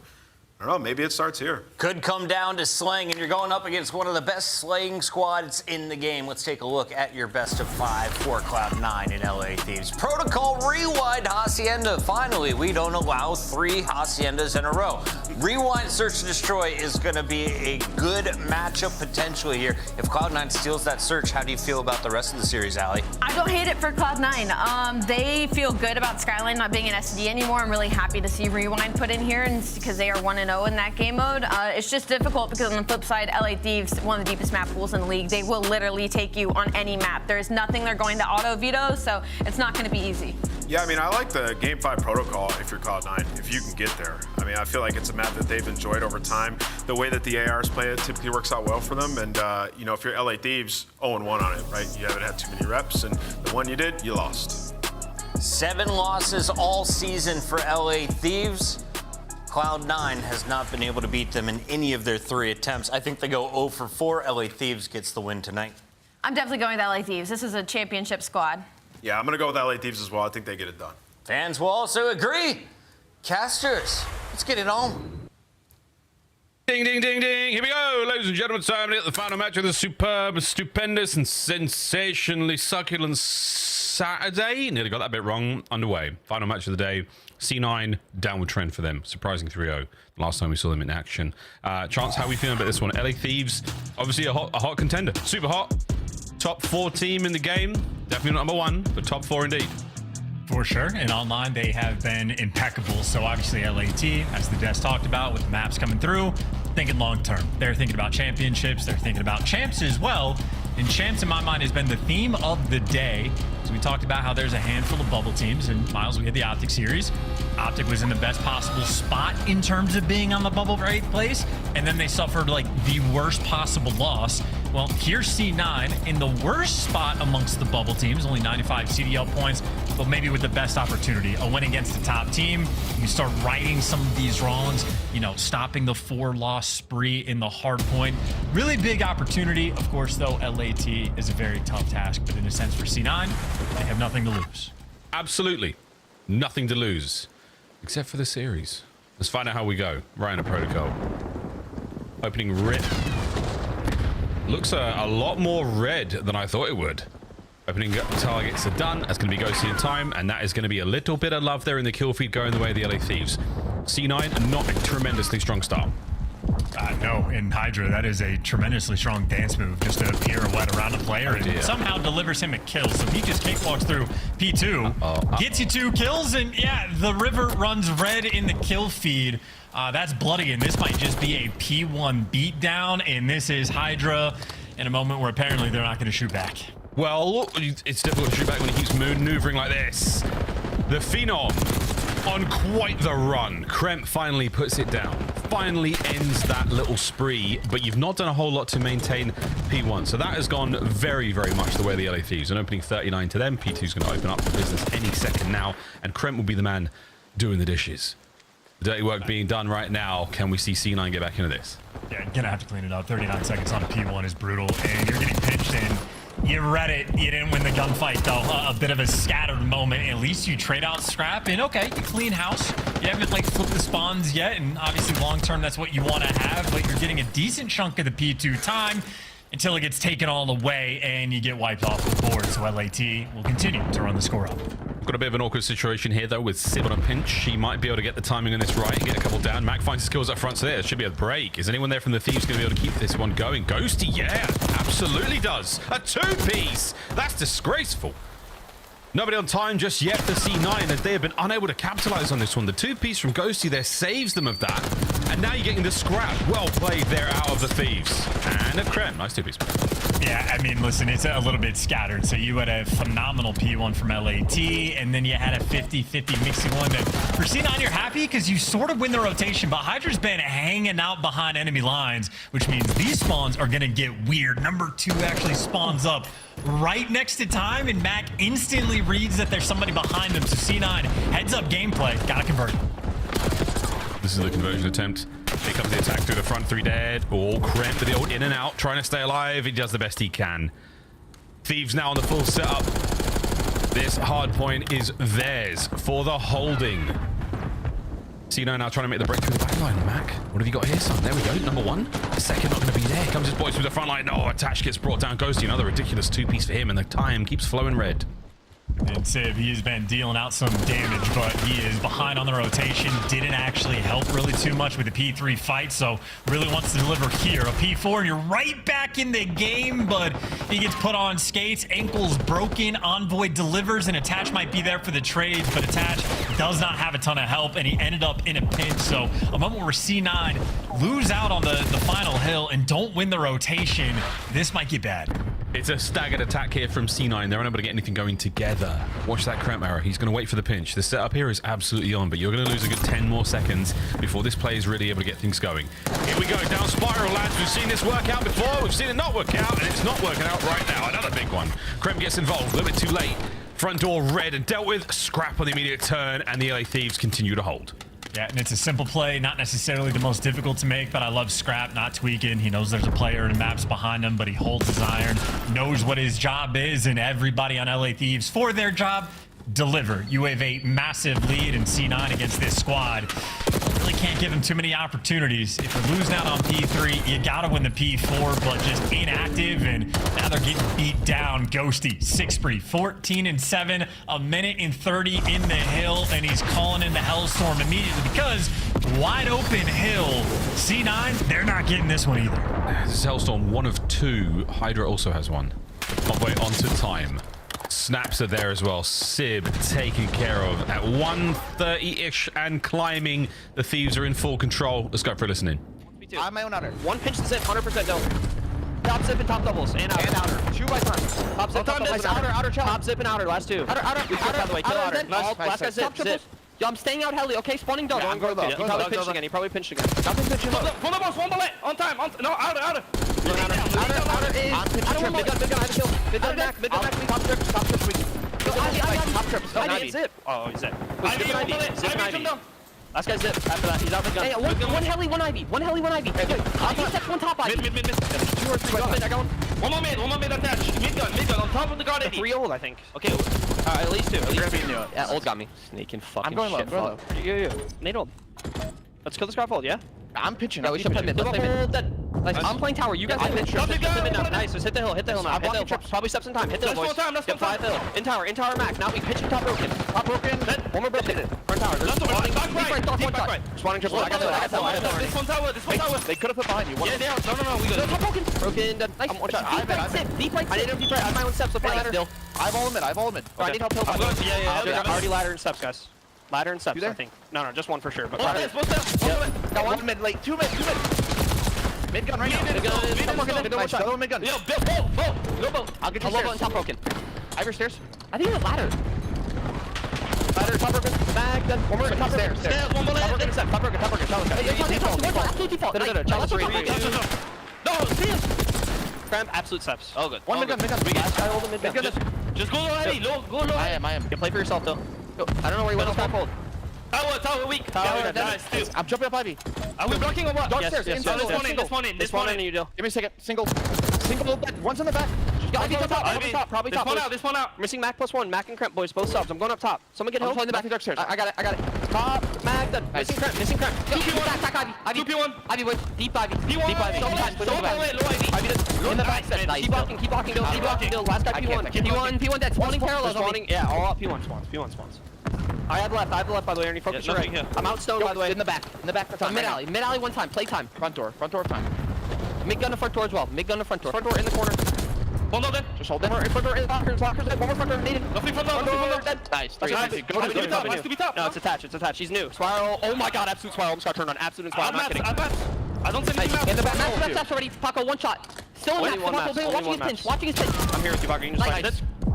Just bang you, boys. Bang. Gonna be spiral already. I'm banging big door. I need help. Grab backside and 1 spiral. It's spiral right now. It's almost a 100-point lead right now for the LA Thieves. Are we seeing the C9 resurgence after the listening? Well, possibly. I just know Scrap's out here delivering sound bites for us, so I can always appreciate that. Just like I can appreciate a good break, but I don't think it's going to happen. We're going to get a good hold instead.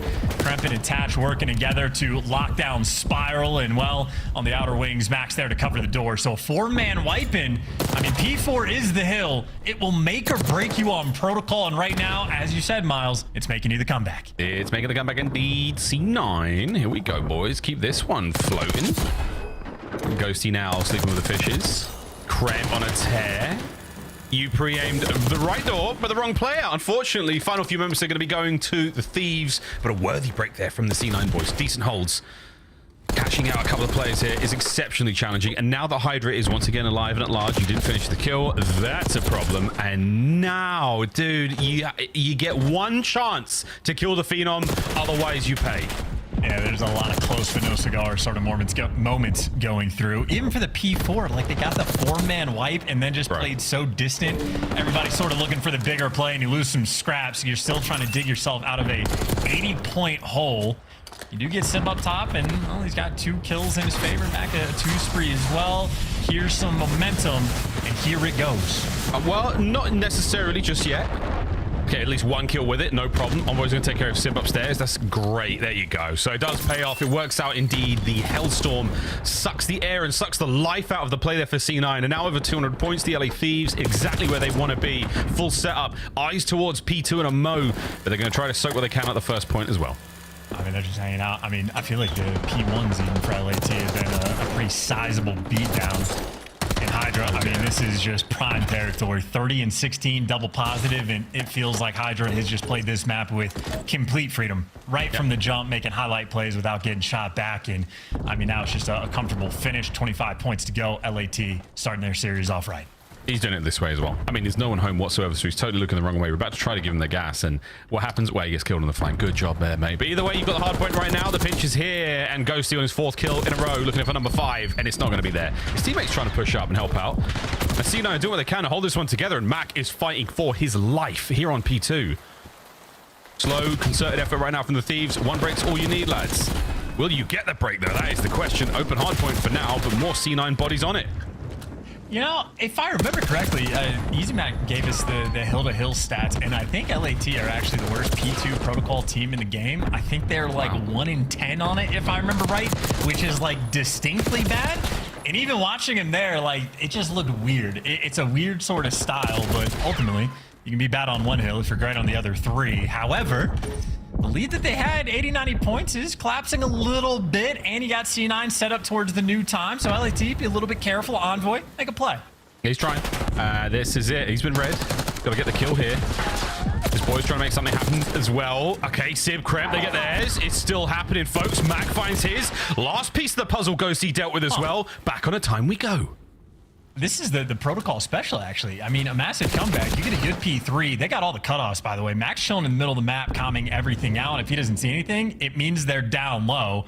So Envoy's taking a route, but number 3, Sib, is ironed up for this exact push. They're still winning the gunfights. Timing does not go his way.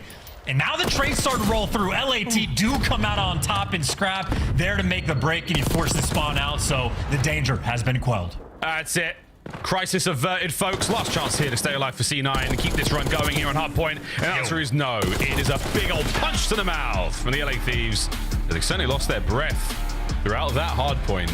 Kudos to C9, but not enough to keep it going. The Thieves started too strong. They're in map number 1. The shake of the head there from Mac. They know that that map should have been a lot closer for them, and it should have been a lot hotter off the rip. But hey, that's the way the cookie crumbles, and this cookie was delicious for those boys. Maybe scrapping the comms with a little bit of disrespect in the firm handshakes all around, but not a fun reference, not a fun person, but a fun map. Maybe the protocol P2's a bit of an issue for LAT, but ultimately the map and the game mode is not absolutely deliver in spite of Krem's best efforts. I think he gave you 38 kills there, and I mean, pretty sizable advantage there in the lobby, but across the board, the rest of his teammates, unfortunately for him, were struggling. Frankly, for C9, they were just on the back foot right from the opening break. They were just in a 40-point deficit. So LAT on point, homework done, and I mean, everybody's sort of doing their jobs. Ghosty, 2 minutes nearly inside the hill. Him and Hydra both getting Hellstorms as well for a 50-point game. That's about as comfortable as you're going to want it for an LAT. Yeah, 17 objective kills from Ghosty. That means 17 of his kills from inside the hard point. That is absolutely brilliant. Lovely kills there across the board there, and this setup, that is such an unorthodox way to hold Spiral. Typically, you have a player standing on the back computers, also laying prone there, or you have a guy, you know, shouldering the back computer position. That was so weird, man. You're never going to be able to deal with that. You're never going to read that on the opening hit, and now it's just another thing to have to worry about when trying to break one of the hardest points in the game. And Ghosty's a very interesting player as well, because obviously, you know, people talk about his comms, and when his comms are on point, one of the best in the game. Admittedly, can be a bit 50-50 at times. But for a player that has like that reputation and is the super soaker inside the time, very snappy player, like still super high skill cap, as is this entire team. So yeah, LAT having a lot of fun, and obviously everyone not named Kremp really gonna have to try to step things up and turn it around, because you're having those moments off the rip where Hydra is just, you know, if you're not shooting back, they're gonna run you over. He's going to have a great time, yeah. I mean, this was the thing. A lot of the times we see Hydra get those big kills, it's because he's shooting players in the back. He's given the free reign. He's got all the intel in the world to operate. He knows where the players are, and he finds that open space, and he abuses it brilliantly, man. I mean, that's not even what makes Hydra such an insane player. So you're really having a good time here if you're the LA Thieves and Respawn. S&D, we'll see how things go. Again, that's been a pain point and a strong point for them in different ways, but you kept the gap really large there in the first map. A strong start indeed. If not for the comeback, that would have been way, way worse. For sure, but even still for LAT, obviously a team that is going to be very confident. C9 did not really plant a seed of doubt into the back of their minds. Handled it from start to finish, and it's always nice in COD when you just feel like you are in complete control of a game. It is very tough to sort of wedge that out. Confidence is everything. Maybe Rewind will be an interesting test between these two teams. Very happy that this map is back, and I love the way it plays for Search as well. Maybe an opportunity for C9 to see if they can make it a favorite one for them. Certainly my memories on LAT on Rewind are some of the best. I think the hard point that they had, against Atlanta FaZe, still might be one of the best maps in the year. So Rewind, I'm happy you're back for S&D. I still miss you for Hardpoint. I don't remember that one. I might have to look that one up, but yeah, it's going to be cool to see. 242 or something like that, 246 maybe. Ooh, early on as well. Search and Destroy, though, as far as we're going to be diving into this one, it's been pretty good for the LA Thieves. It had been a pain point, you know, but you put the work in, fellas. You're 14-4. The team KD is great. The attack win percentage is great. The plant win percentage is great. So let's face it, folks, everything is good. The good news for C9 is Rewind hasn't been around for too long, so they're going to have to delve deep back into the playbook and remember how to play it. An interesting note of like relearning how to play certain things, because I mean it's the same storyline every time from Hydra, where at the start of the year he can start out slow and search and destroy, but once he figures it out he just ascends. In stage 1, bottom 5 S&D player in the game. Stage 2, Hydra top 5. So maybe the new map will set him back just a little bit, but everybody on LAT absolutely sort of in their bag, in their form for the game mode. And even Scrap, I've heard him talk about it, how he is reputationally one of the best AR players in the game, but people primarily focus on his respawn prowess. He's elite at S&D as well, so he wants to let that be known, as Envoy is posting a 2.25. Yeah, that's a lot, folks. This is at this level of play here in the COD League, a 2 point anything is pretty unbelievable, let alone in S&D. Admittedly, a relatively small sample size, but nonetheless, impressive, to say the least. Let's see what magic is in the trunk of the LA Thieves this time round. You get a chance because elephants got trunks. I've heard that rumor. It's also like if they were a traveling magician and they had tricks, they would probably keep it in some sort of large, like, secure trunk so that people can steal their secrets. It's a double whammy. You're thinking trunks. I'm thinking Vegeta. Okay. I've never actually bought Dragon Ball. I don't know what's going on. First blood. That was really good. That was great. Even better. Envoy on the instant fly forward does get a trade. The bomb's dropped, and it has been spotted out. So here come the reinforcement from C9. Bad news. Hydra's already on it. No, you got to get the bomb, bro. He went for the ghost plant. He was like, I'm holding the button. What? There's no bomb. But now planting it. One man left alive for C9. As the fun and games of this round come to an end. Attach might be the most elite player in the game at just being last alive in a 1v whatever situation. I think he's in them more than any other player, and I think it's by a decent margin. But obviously a 1v3, you know, you're clutching him 2% of the time. So not ideal, just pointing that out. Yeah. Strong opener there from the Thieves. Going on the opening nades as well. We love to see how they connect and see how they fly around here on Rewind. An interesting map again here in the Black Ops 6 world, where the minimap doesn't necessarily show you what's going on the inside. There's a lot more detail on the inside of the Rewind video store that we do not get to see, so it's a weird one. It's a weird one. But we can assure you, folks, the action is furious. As Attach gets away with a kill and his life. Double back straight towards the site. Nice stuff out of Krem. The turn and burn on the drive-by there leaves it all down a scrap. Oh, again, he wants to talk about his S&D being one of the best in the game. Opportunity to prove it right here. Bomb, though, swinging. They're taking sort of a nice route all across the map. So Scrap not working with too much information. Just taking his time, clearing out both bomb sites. The bomb site's not necessarily concerned just yet. Oh, the timing on this is going to be really good. We're seeing shadows and shoulders. Oh, the peel! Kremp gone. Attach. Spots it out. The fadeaway there. The stun connect. The reposition. And the hunt is still on. The clutch is still doable. An Attach planting by A. What will Scrap do? Directly towards the site, I would imagine, but there are so many corners on the inside of the A-bomb to check. The Rewind video store, a labyrinth.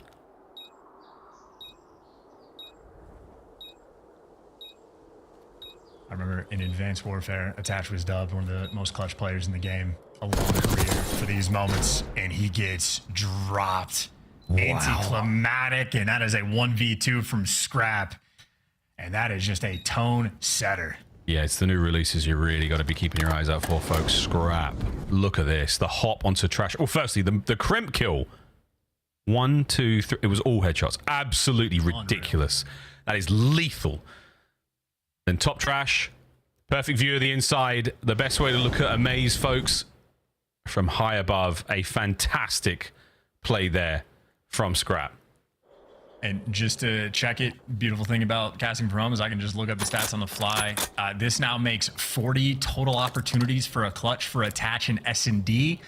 And he's obviously 0 for 2 on this map. But he came in with a 7.9% clutch rate. Obviously, that's probably down to like 7.4 now. Getting things done in gens at the moment. A lot of shots ringed out there. So again, the red dots all over the place. You know they're going to be close. And Envoy, hungry for it, wins the opening engagement damage-wise. Oh, and Civ walks right into trouble. Scrap on the pinch. The one and done. Envoy back at it again. Can he get his second on the round? Whoa, the hops and the shots are all good. Spots the intel on the third man. What a life Dylan Hallen is having right now. Last man alive. Shocker. The stats. Oh, it doesn't finish here. And behind door number 3, the third member of the Thieves. They drown him out once again. Having a grand old time.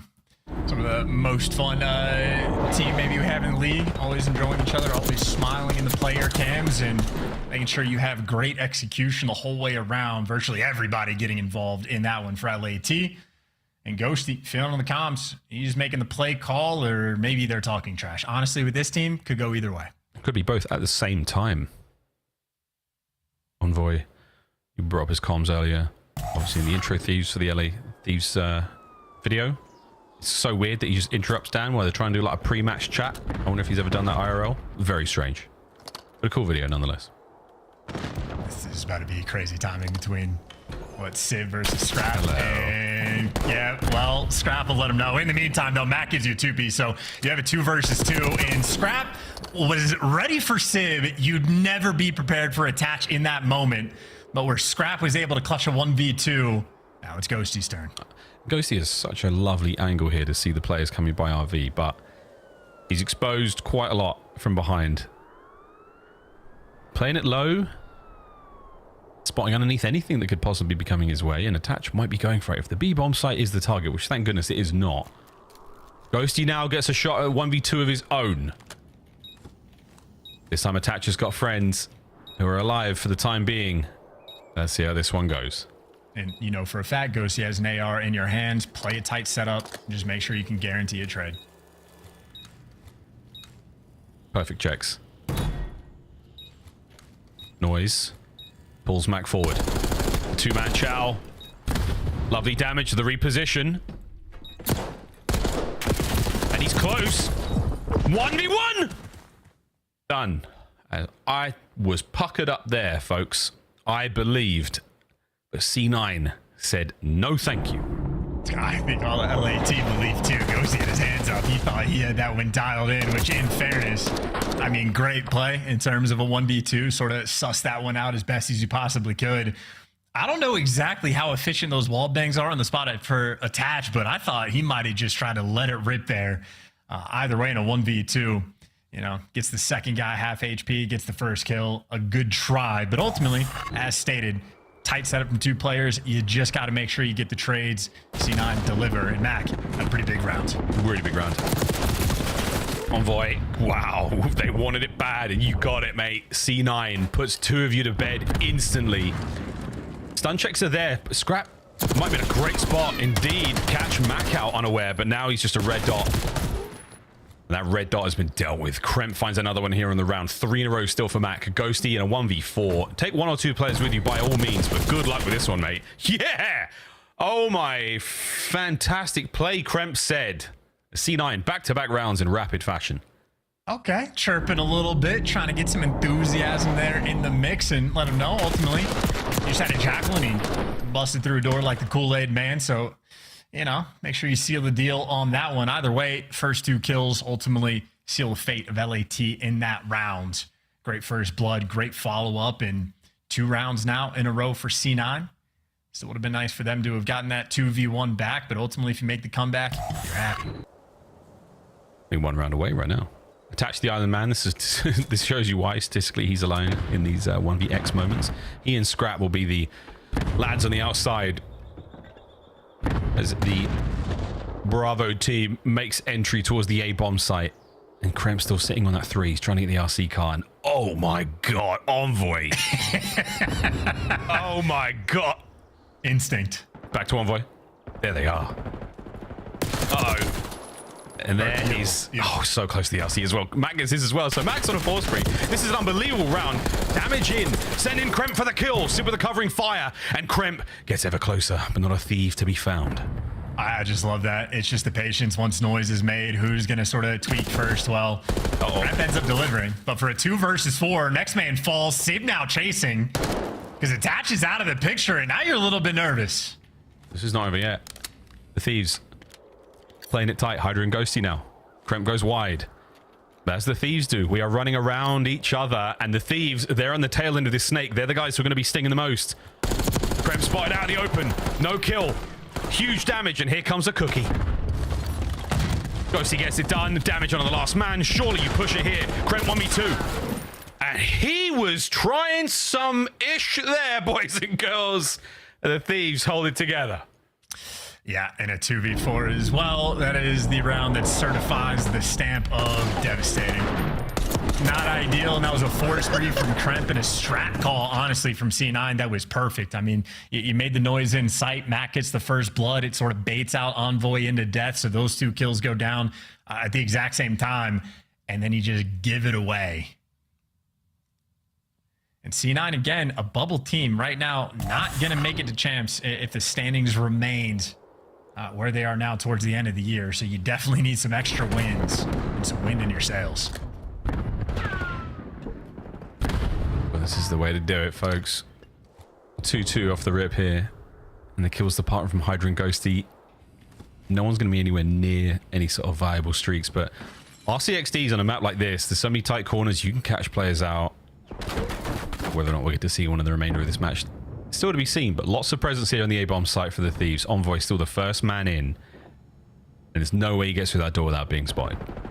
Yeah, LAT, though, really taking things slow, hoping to sort of bait C9 into death and let them make a mistake. But C9 posted up, not overcommitting, and as that zip is coming through, players will start to get active. Envoy move towards the bomb, get it down, but Kremp is behind enemy lines in theory, so C9 have a good mini-map here for the retake. A good job, but they use the RC to buy space, and it works out real well. Bad news now, the retake is on. All doors are covered. We're inside on the inside. At the start for Kremp gets 1, 3v3. The in and out fast movement. He's going on a wrap here. He's trying to pull some aggro. All corners checked, and it's going to be a battle in generators. Sib tagged up, covers from Kremp. Fantastic work to stay alive. Next man in. As the Thieves have been completely blindsided here. Last man Hydra. Can he get the player off the bomb? Sure can. One more check, and that is map point. Thieves, from the jaws of defeat, Hydra gives you the round. A 1v2, a 2v4, and now a 1v3. I'll be damned, just as C9 New York are. We have seen Hydra pull off some pretty magical moments in Search and Destroy. That one, not even close, but still great. But he does make it look very, very easy. There is a mastery. And C9, they did an amazing job to clean out every possible space there, every possible avenue of attack. The Thieves were cut down, entirely blindsided, but it didn't seem to matter. The Phenom saves you out there. Here we go, a fast hit towards A. It's looking like a day 1, and the trades are there, and my goodness, it all comes down to Attach to stay alive here in the search. The Lord of Clutch himself. Not this year. Uh-oh. You don't know that. It's on. He's challenged. Oh, it was a bullet away, but Dan Ghosty, off the back of a sensational play from Hydra, gives you an explosive final round that opens with a bang and ends with a 1v1. But that is all you will see on Rewind. 2-0 in the lead right now. The LA Thieves, they are cutting C9 to pieces. Yeah, they just truly have their number. 3 times they faced off this year, and LAT have beaten them 3 times. I mean, a 1v2, a 2v4, and a 1v3 in all of these moments where C9 have the advantage. I mean, they do the hard part, and then they get to the easy part, and it's like they don't know what to do. Mac 0 for 4 on the First Blood's first death category, which is ultimately not a good look, though he was pretty involved. He did have one pretty big round, but yeah, really nothing positive to say about C9, I assume. Maybe more like clutch opportunities there for attach. We'll keep giving them tries, but yeah, 252 1 6-2 LAT. These guys are on cruise control. Absolutely. Search and Destroy continues to be the best mode they have in their toolkit, and with damn good reason. They stay at first, especially after a one like that, folks. Well, it's over to the desk. 2-0 at the half. At least we're not going to another round 11. Well done, LA Thieves, and Mac just got picked apart. 4 first deaths is a rough way to go on Rewind. Let's take a look back at our search highlights here. Alley Cat. Yeah. Why are the Thieves so dangerous? Because they're really solid across all game modes, Search and Destroy included in that conversation. They're one of the best defense teams in the game, which is interesting because they used to be really bad at attack, but at least statistically it says that they've been solid for the past couple of splits. And the biggest problem for Cloud9 is they continue to let this bomb get planted by the side of LA Thieves. I mean, we saw it there in the final round. Hydra, and like the easiest 1v3 you possibly could have handed him. Just Cloud9, not a whole lot of life out of them. Yeah, Allie, you know, 1v3, we got to hop on it. Why don't we chow Hydra? Why don't we just fly out at him? I don't know. That's what we're doing. One guy, by the way. If we do it all together, I think it's fine. Yeah. But we just go out one and challenge. It's just not going to work. But yes, I mean, I think Thieves played this search phenomenal. I mean, we're going to break it down in the clip in a bit, but you know, just setting up plays for the late game. It's like their offensive pushes were absolutely beautiful. And then you got a 1v2 from Scrap, which was awesome. And then obviously the 1v3 from Hydra, 2v4. Some big clutches when you needed them. But I just think the early round setup for Thieves was incredible throughout that whole search. I just saying, come on, man, get me off this map. We are ready for map number 3. LA Thieves previously 3-0 in Cloud9. That was just March 22nd, not that long ago. Not that long ago. 3 weeks ago. Hacienda Control will be map number 3. Before we get to that, let's take a look deeper into the Search and Destroy. Nameless, can you, like, show me something cool? Yeah, I'll show you something cool. Yeah, we've been doing some more search lately, and you know, for LA Thieves, this is the game mode that they've been working on, and this is how you want to play it, right? So one of their offensive pushes, you know, they're just trying to displace their opposition and keep them guessing. So this is off the rip of the round. We're going to talk about how they set up this A push. So first things first, this is Envoy down here. He's going to push into generators, and he's going to make noise, and he's going to pull players out from bomb site to try to chow him. But instantly, what he does after he makes noise is he's going to wrap back with his SMG and Hydra and push through and take space on the bomb, right? When they start to wrap over here, you now have lanes to push and take bomb. Meanwhile, while doing that, simultaneously Scrap then fills the gap that Envoy was just in and picks up those players, because as they chow them, the SMGs, like I said,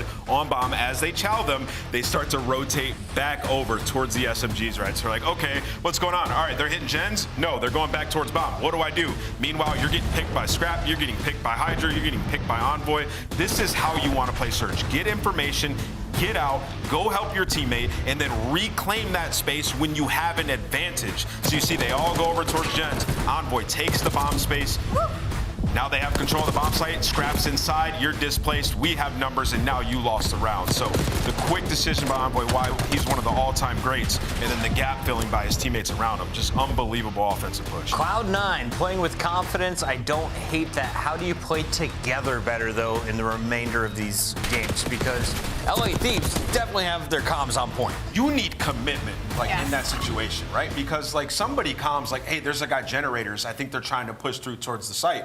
Well, right there, we just have to commit to the comm that he gives us and either push that guy out or give it up entirely. We can't get into this rat and mouse chase, going back, cat and mouse chase, there we go. Going back and forth. Hey, I like rats and mice better. Yeah. A whole bunch of rodents. All right, let's take a look at some more marsupials. Actually, there's some mammals. We got Amoy on the left, Scrap on the right. A 1-2-2 Why for do you even Dylan. have that word in your Tommy, a vocabulary? 1-4-7. You don't know about marsupials, bro? No, I do not, bro. They got little pouches. No. Learn about them. Here we go. When it comes to the damage, number 1 versus number 5. Who's putting who in the pouch next game, Allie? Is it Dylan carrying Scrap, or is it Scrap carrying Dylan? I think it might be Scrap carrying Dylan because of the map that we're going into. It's a little more AR. We know a man who knows lots about marsupials, including kangaroos. Miles from Down Under, how are you? Miles has a pouch. When he became a dad. I do, mate. Right? Yeah, especially if you have Australian citizenship or if you're Australian by birthright, you have a pouch. That is true. Can confirm. I've got nowhere to go from here, Chance. You better save me. Nope. You son of a... Let's get on the next match, folks. When you ask for him, when you need him the most, Ashworth's never there. Absolutely disgraceful. It's tough to be abandoned, isn't it, Miles? It's not fun. On a Miami S&D, a Ramaza hardpoint? Are we serious? Yeah, well, I mean, don't worry, I'm not saying the third, because I'll talk about the third next year, you know? You got Skyline hardpoint. Forget it. Thieves, road to major. Let's just keep rolling, folks. Let's keep rolling. It's getting very personal here on the stream. My bad. Thieves have started things off great. Surge, not a problem. C9, first 2 maps, not necessarily a problem. There's plenty of time for that to change. Ultra, the Mates, and the Ravens. I think Ultra and the Ravens are obviously going to be, I think, a taller task chance. The Mates, they're getting a little stronger in fight, but the Thieves are too well polished, man. They're too well polished. There's no problems in any of the modes right now for them. We'll see how this control goes, because this is going to be a nice sort of tone setter for the upcoming matches, not just the way C9 are looking, but the question I have for you, Chance, is C9, they've bend, are they breaking? Is it happening? Well, holistically, I have no idea. I feel like this team can definitely bounce back, throughout the remainder of the stage, going the major. This is a team I definitely have faith in. I don't know if I have faith in them in this specific matchup, though. I feel like they just have their number. And again, confidence in Call of Duty is everything. LAT, they're basically bouncing in their chairs. Meanwhile, C9, it's feeling like stage 1 where they're just having to recollect and figure things out. It is atypical in my experience to see Sid being the motor mouth in the comms trying to hype his teammates up. Typically, he is just stonewall. Very solid. Marcus Aurelius would be so proud. But if he's getting active, that means this team is a little bit desperate. In we go to Hacienda for our 3rd map here in the series, and hopefully not our last. C9, the highest of highs. They have looked so good, and they're a little quiet right now. Attach has been deleted from the plat side of the map. Hydra springs into play. 3 dead instantly. Oh my goodness, there's going to be a 3-man stack here on fences by B. See you later. And I don't know what the opening break was for C9 or what the read was going to be, but even Kremp was worried about the rock hall. So he's made it back into the mix for the 2nd hit. Gone. And the point's gone. So yeah, not the best idea rolling through for the opening break. And LAT completely capitalized. And it's not as if C9 really accomplished and got too much space on the map after the fact. You make sure, Attach, not going to be behind you. No spawn kills rolling through. Keep your guns moving forward and keep the pieces maybe flowing. You want to get that trade and keep on moving, but LAT, it's actually a triple stack through Dark Hall. They're working the left side of the map. And they've managed to make their way into as many of the powerful, soft positions they can get themselves into. And it's left C9 wanting. They've got no idea what to hit. This is going to happen. Excuse me. As Hydra finds himself another one. Onto A. One-man capture for now, and it's not going to be a problem. Max trying to save that. Kremp from top window. Contest is now gone, finished, cleaned up, and the segment is not done just yet. Thieves can get in there, at least C9 can save that point, then that would be ideal.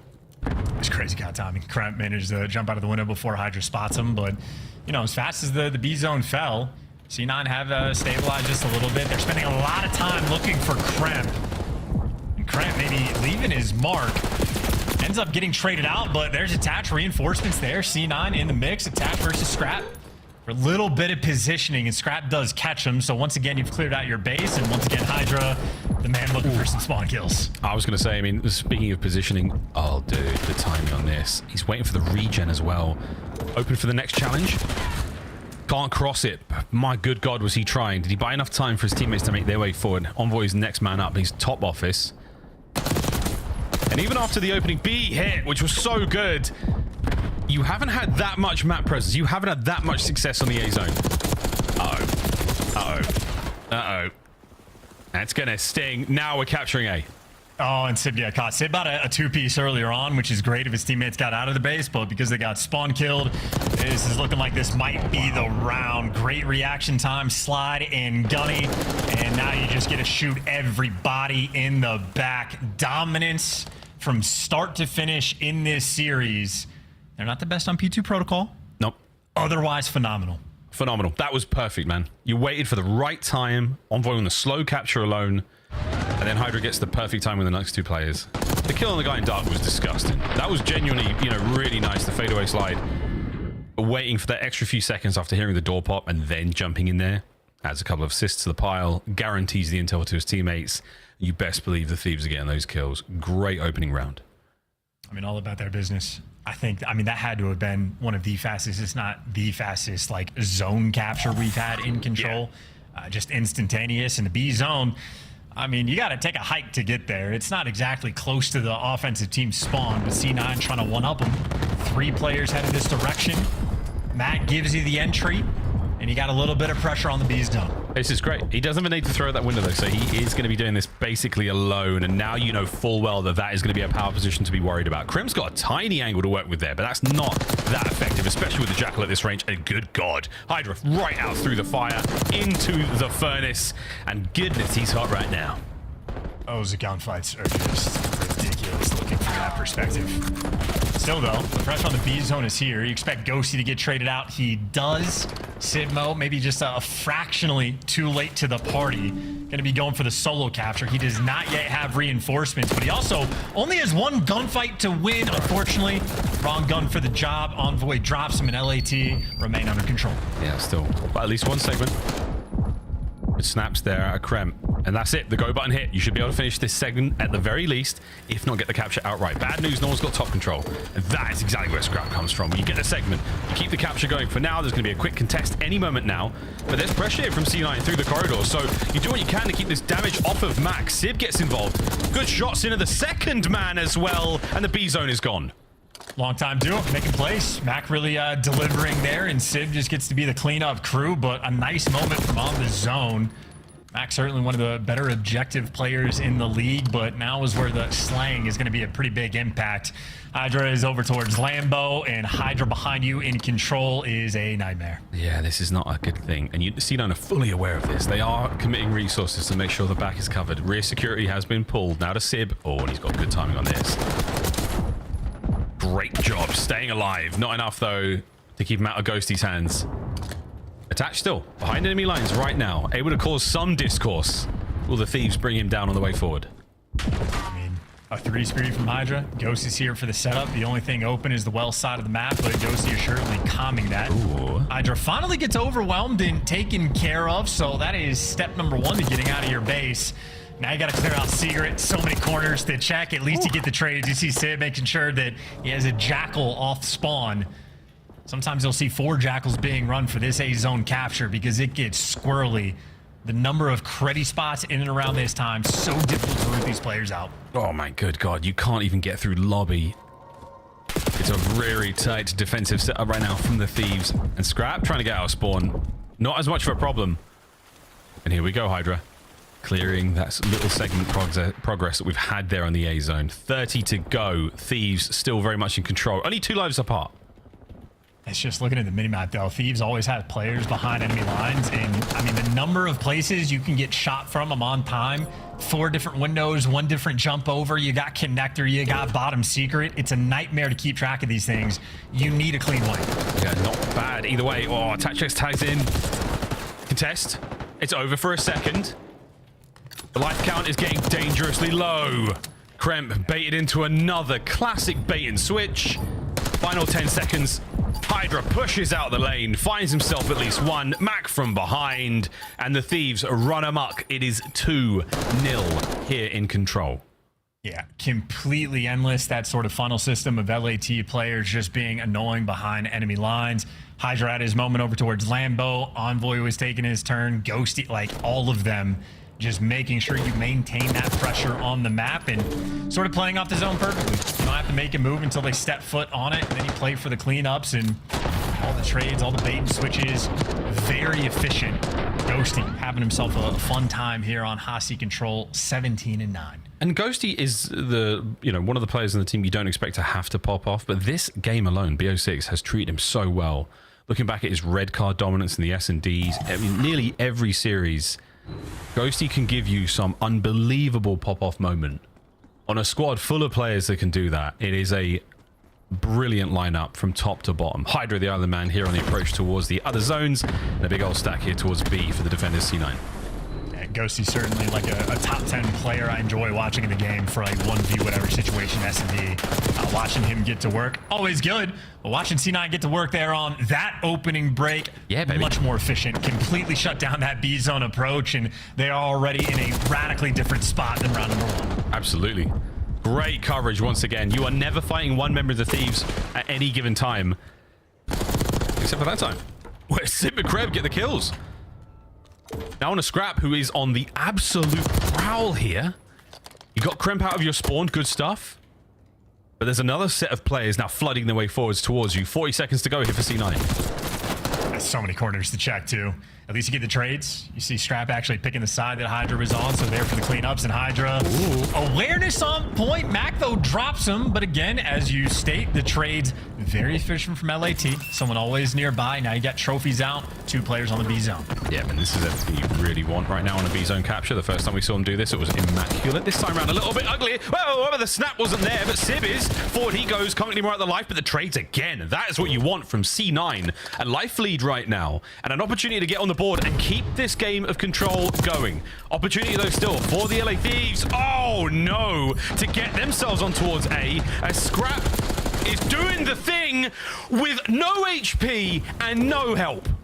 He's going right towards the B zone as well, so they're just trying to get the double capture through. Both their teammates over towards Rock Hall, so right now, Scrap and Hydra desperate for help. So many directions to look. Here we go. There's the big old dive there from Crimp. The slow one gets taken care of, and the zone contested. 2 players on it. Hydra can't get them both. You've saved it again, C9. Over towards A we go. Next chance. How many more lives have these cats got? Well, they're down to 11. That's going to be an issue, and you're keeping the life count at least even between the squads, but Kremp strikes. Now you might have to go for a 2-zone attack. Ghosty's on A, Scrap's on B, and they're trying to flood in. They want to finish this B zone. They're desperate for it. Team kills on either side, and Ghosty still doesn't have help, and he needed it. The trade's going through. 2 seconds left. Let it end. It will not end, and it most likely will not end here unless we get a 2-piece out of Sib. He put the AR away. He said it's a submachine guns world, and that was the adaptation you needed. What a great round, and some ridiculous saves from C9. Yeah, take a deep breath, too, because they just had to work for that one. I thought Scrap had the bailout moment, and we're going to get another look in the best play. Just clean shots, instant snap on Atash, and we saw the round-off finish, getting the wall bangs on the 3rd guy. But in spite of the heroics, yes, you deliver a handful of extra segments, so that's nice maybe in the long-term game. But ultimately, C9, they get on the board. You needed it. You needed it real bad. Deep breaths. 1 more we go. C9, attack. Thieves defensively, we've seen them look very strong indeed. But the Cloud9 boys, again, it feels like they are a learning computer. They're advancing slowly but surely. Love that good coverage. A little slow there from Sib, but it certainly paid off because his teammate was safe. So Hydra down. The Sib spree comes to an end. Envoy nearly getting another one there onto Mac. Lovely snaps. Good work from the hip. Over to B we go. And Kremp in prime position. The timing, though, not on his side. Awkward moment. That player's stacking up, and he has a little bit of help there for the trades, and you still got number 3 Sib over towards top office, but Back is going to need that protection, and he's not going to get it. Now he's isolated on the time. A 1v1, though, to keep it active, and he wins it. His team might be able to help him. Oh, that's huge from Hydra. Buy some space. Now, you know, the office is not going to be a good place to be. Mac has to keep his head on a swivel. Both Tin and the top plat are an issue right now. Here comes the counterattack from the Thieves. Contest. Mac wins another 1v1. Keeps the capture going. I mean, this is the hero right now. 4 kills all on time. And he's just getting his own by himself, and he literally cannot get any help from any one of his teammates. They just can't make it here. And finally, he gets shoved down eventually. But a 5 spree to give you 2 ticks. I mean, tip it to Mac. He did everything he could. He did everything he could. His teammates are now fighting out a lobby. And they've been pinned. Side door. Nameless's favorite door. Has got a member of the Thieves inside it, just trying to slow the approach now of C9. They cannot advance without checking those corners. Mac, once again, looking for another 1v1 win. Doesn't get a whole lot of help there from anything.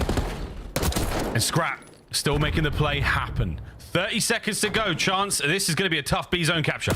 And Krem versus 3, and he does not have that sort of something special sauce Mac was bringing towards that zone. And if you had a solo capture on the B zone for 2 ticks, that means Mac bought his team 30 extra seconds of time to actually play with. And in spite of that, they're still just down to 20. They got to make a play on B. 30 seconds in this map is insane. Back over we go. Mac, we've seen you do this before. Can you do it again? This time, no. Scrap says, enough of those shenanigans. This time, attach. Oh, nearly wins an insane gunfight.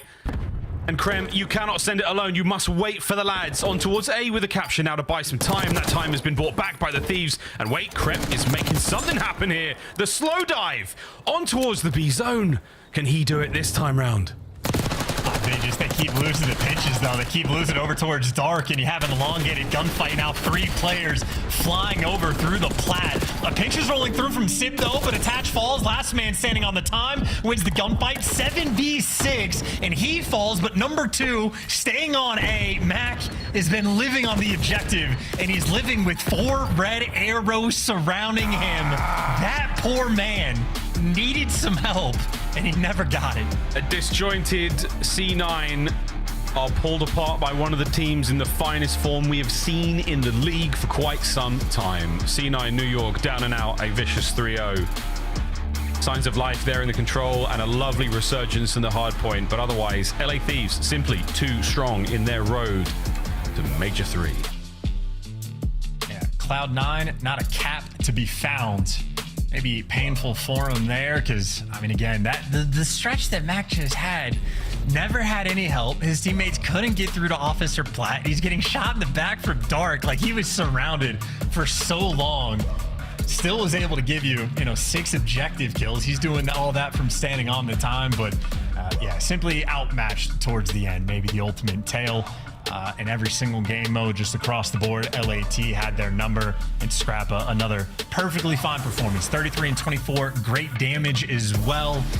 I'm only understating it because for Scrap, we just expect it at this point. He also had 3 assists and to those 23 non-traders. So my guy was running around alone, just finding those kills solo. But 3-1 the final score there on Hacienda, 3-0 the final score in the series. C9.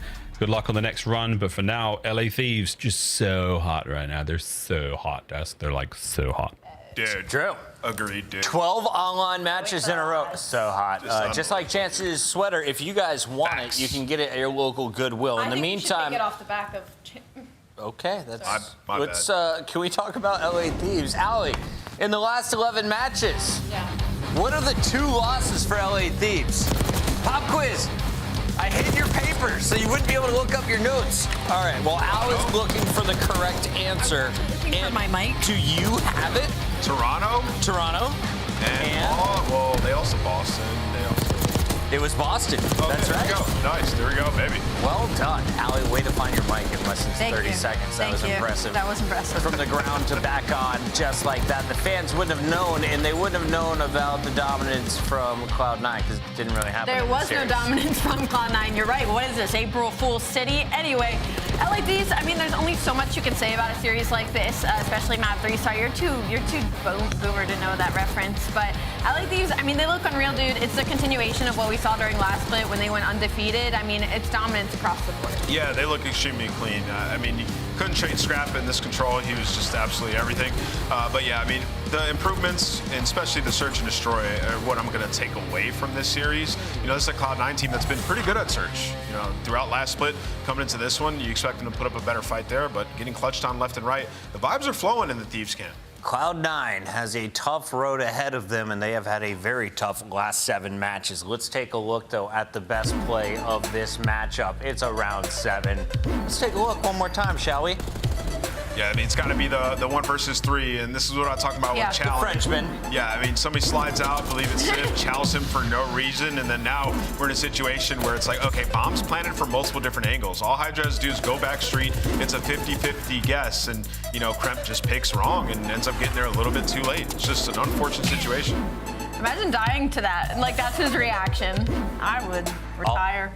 All smiles from Hydra and all smiles from us tonight. Thank you, LA Thieves, for the only short match on the day. We started with the Grueler. Let's go all the way back at the start of the show and talk to you what happened between Atlanta FaZe and Miami Heretics. You know, if you're hoping for a Game 5, didn't really get there. Miami looking clean. I mean, what's crazy is, like, you look at the map spread out of this, and, like, it was pretty obvious Atlanta FaZe is still trying to work on their map pool and make it as deep as they can heading into this major, but huge on Miami Heretics to capitalize overall. We didn't expect them to take that control. We didn't expect the continuation of Super just being disgusting up against a team like Atlanta FaZe, and makes your expectations and your hopes incredibly high because we're heading into their home major. Unpopular opinion. Miami Heretics are the best dealership team in the game right now. They look good there, Chris, honestly. I mean, I think the way both teams played dealership was awesome. It's been a nice addition to our map pool, but, you know, this Miami team, winning controls, the hardpoint was extremely clean through their last 2 games. Like, they're all of a sudden a contender. I think after watching the last 2 matches, you have to say Miami's a legitimate contender headed into Major 3. If you want to compete against the best, everybody has to be contributing. They got the job done on the slaying front. Miami Heretics takes down our #1 seed, and you can see what it means to them. Oh, yeah. Now 3-0. My Puckett's powerhouse player. People were talking smack back before Super was on the squad, a .89. Look at him now, Allie. I think this is great for Metals individually because he's kind of been that player that's kind of been coasting with Miami Heretics. He hasn't necessarily done bad per se. He's just kind of been, like, I feel like at that average bar, but his ceiling's so incredibly high. So to see him play this way versus Atlanta FaZe, like, unreal. Double digits in search. He leads the lobby in that game number 4. Let's take a look, though, at another squad that was frying when it came to the hard points. Falcons. Clearly the stronger squad over Optic Texas. Yeah, to me, this was a 4-0 series. I feel like they should have won the Search and Destroy as well. Like, they played very good, and you could see, like, the vision that they had with building this roster. Get some high fast-placed, aggressive ARs, put them with Exit and Pred, and just let them soar, man, and that's exactly what they've been doing. We know this game can be a bang-out on a lot of hills and situations, and do they thrive in the chaos, Allie? Wow. They do, and it's unreal because you just look at the stories for all these players. Like, if I want to hone in specifically on Priesta and Arcees, like, Priesta's now in a situation where he just wasn't that good at this game, right? And so then he gets stuck on a Vegas Falcons roster where they're hitting the floor, right? Like, the only way you can go is up, and I feel like he played incredibly well versus Optic Texas today. And kind of same thing for Arcees. He's had to go through the Challengers Gauntlet for a hot minute now. You know, he wasn't in conversations when we talk about players being brought back into the league. So I think both of them, today's series was everything. Allie, you are so good at your job. You didn't even know this was the graphic I'm throwing up next. It features the 2 men in the top left and bottom right, the world champions Priesta and Arcees. We were asking, is this a bum AR duo? Today, that was not the case. Not the case, man. You got 2 maps that really fit their play style as well in the series. I mean, obviously being able to run around on Vault and Skyline is going to help them. But yeah, if they can keep this pace up alongside Exnit and Pred, then this team can continue to win HPs. Optic falls to 2-2. They have 1 more match left in this qualifier. Meanwhile, you're going to see a lot more Boston and LAG. This matchup, it was close at times, Al, but Boston a lot stronger. Snoopy feels very comfortable on Hacienda. Well, my 4 for 4 prediction on the day. They gotta tip my hat to Boston Breach. Every time I don't think they're going to show up, they do, and a lot of it is off the back of Purge and Snoopy. That duo is absolutely terrifying roaming the map. I personally would hate to spawn in against that. Yeah, I mean, I think this team, you know, clutching up when they needed to. This was a weird series. It was weird. It was a little wonky. Especially the Search and Destroy.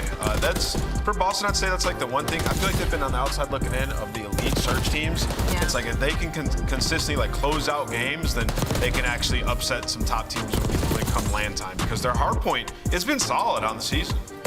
Today's wins from Boston and Miami make it quite interesting moving forward. With Optic's loss, we now have a 3-way tie at 130 points. All 3 of those teams would make it to champs if it were tomorrow. But looking forward, you've got Rocker on their heels. Cloud9 not out of the mix yet, Allie. And I feel like the split is kind of everything, because last split it was like Minnesota Rocker was getting a lot of points. Vancouver Surge obviously started to get some points, so the bubble was really close. And now it feels like the teams that were sitting on the outside last split are now looking to make changes during this one and move their way up the rankings. So it's a battle in that bubble, dude. Minnesota with just 7 matches left in the online qualifiers, desperate for those 70 points. They have an opportunity to push Cloud9 lower on that leaderboard with a win at 3 o'clock. We've got Surge in action against Carolina, LA versus Toronto. Which one goes to a game 5? All of them. Ooh, I think game 1 for Surge. That is such an important match. Rocker versus Cloud9. I mean, absolutely massive implications there. Make sure you're glued to your screen. Once again, the Vegas Falcons. What a match! It took them 21 tries, but they got the job done. Congratulations to Xnid, Clayster, and the rest of the crew. I hope you're celebrating tonight. We'll see you guys tomorrow at 2:45 Eastern.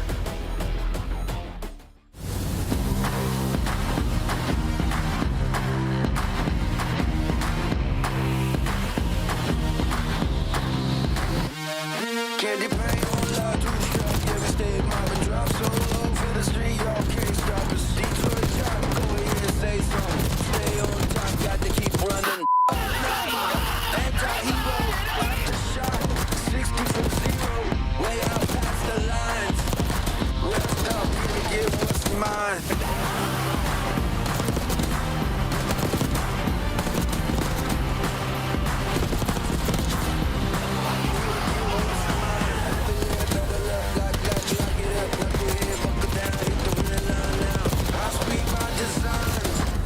Stay down when I ride.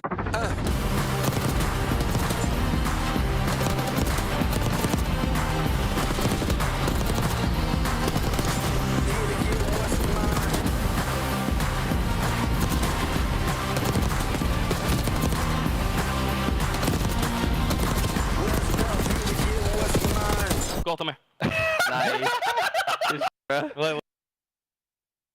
Vale, es que se quita el medio. Muerto medio. Bueno, Vale, falta uno.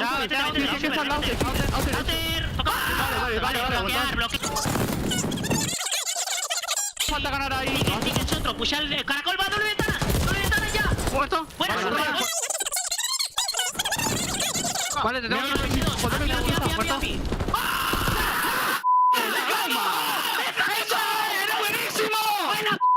¡Vamos, hostia! ¡Vamos!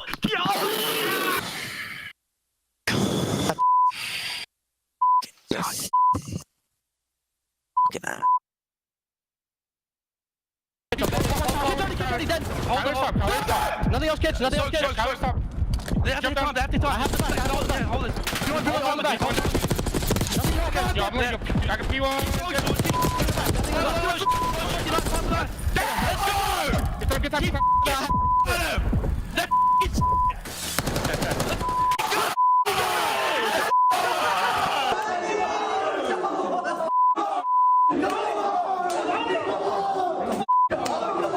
Impossible situation. They've done it! They've done it! The first points of the season for the Vegas Falcons! Series Vindication! We got effects and everything. We got effects and everything. This guy Alex is unbelievable. First series win for the Vegas Falcons.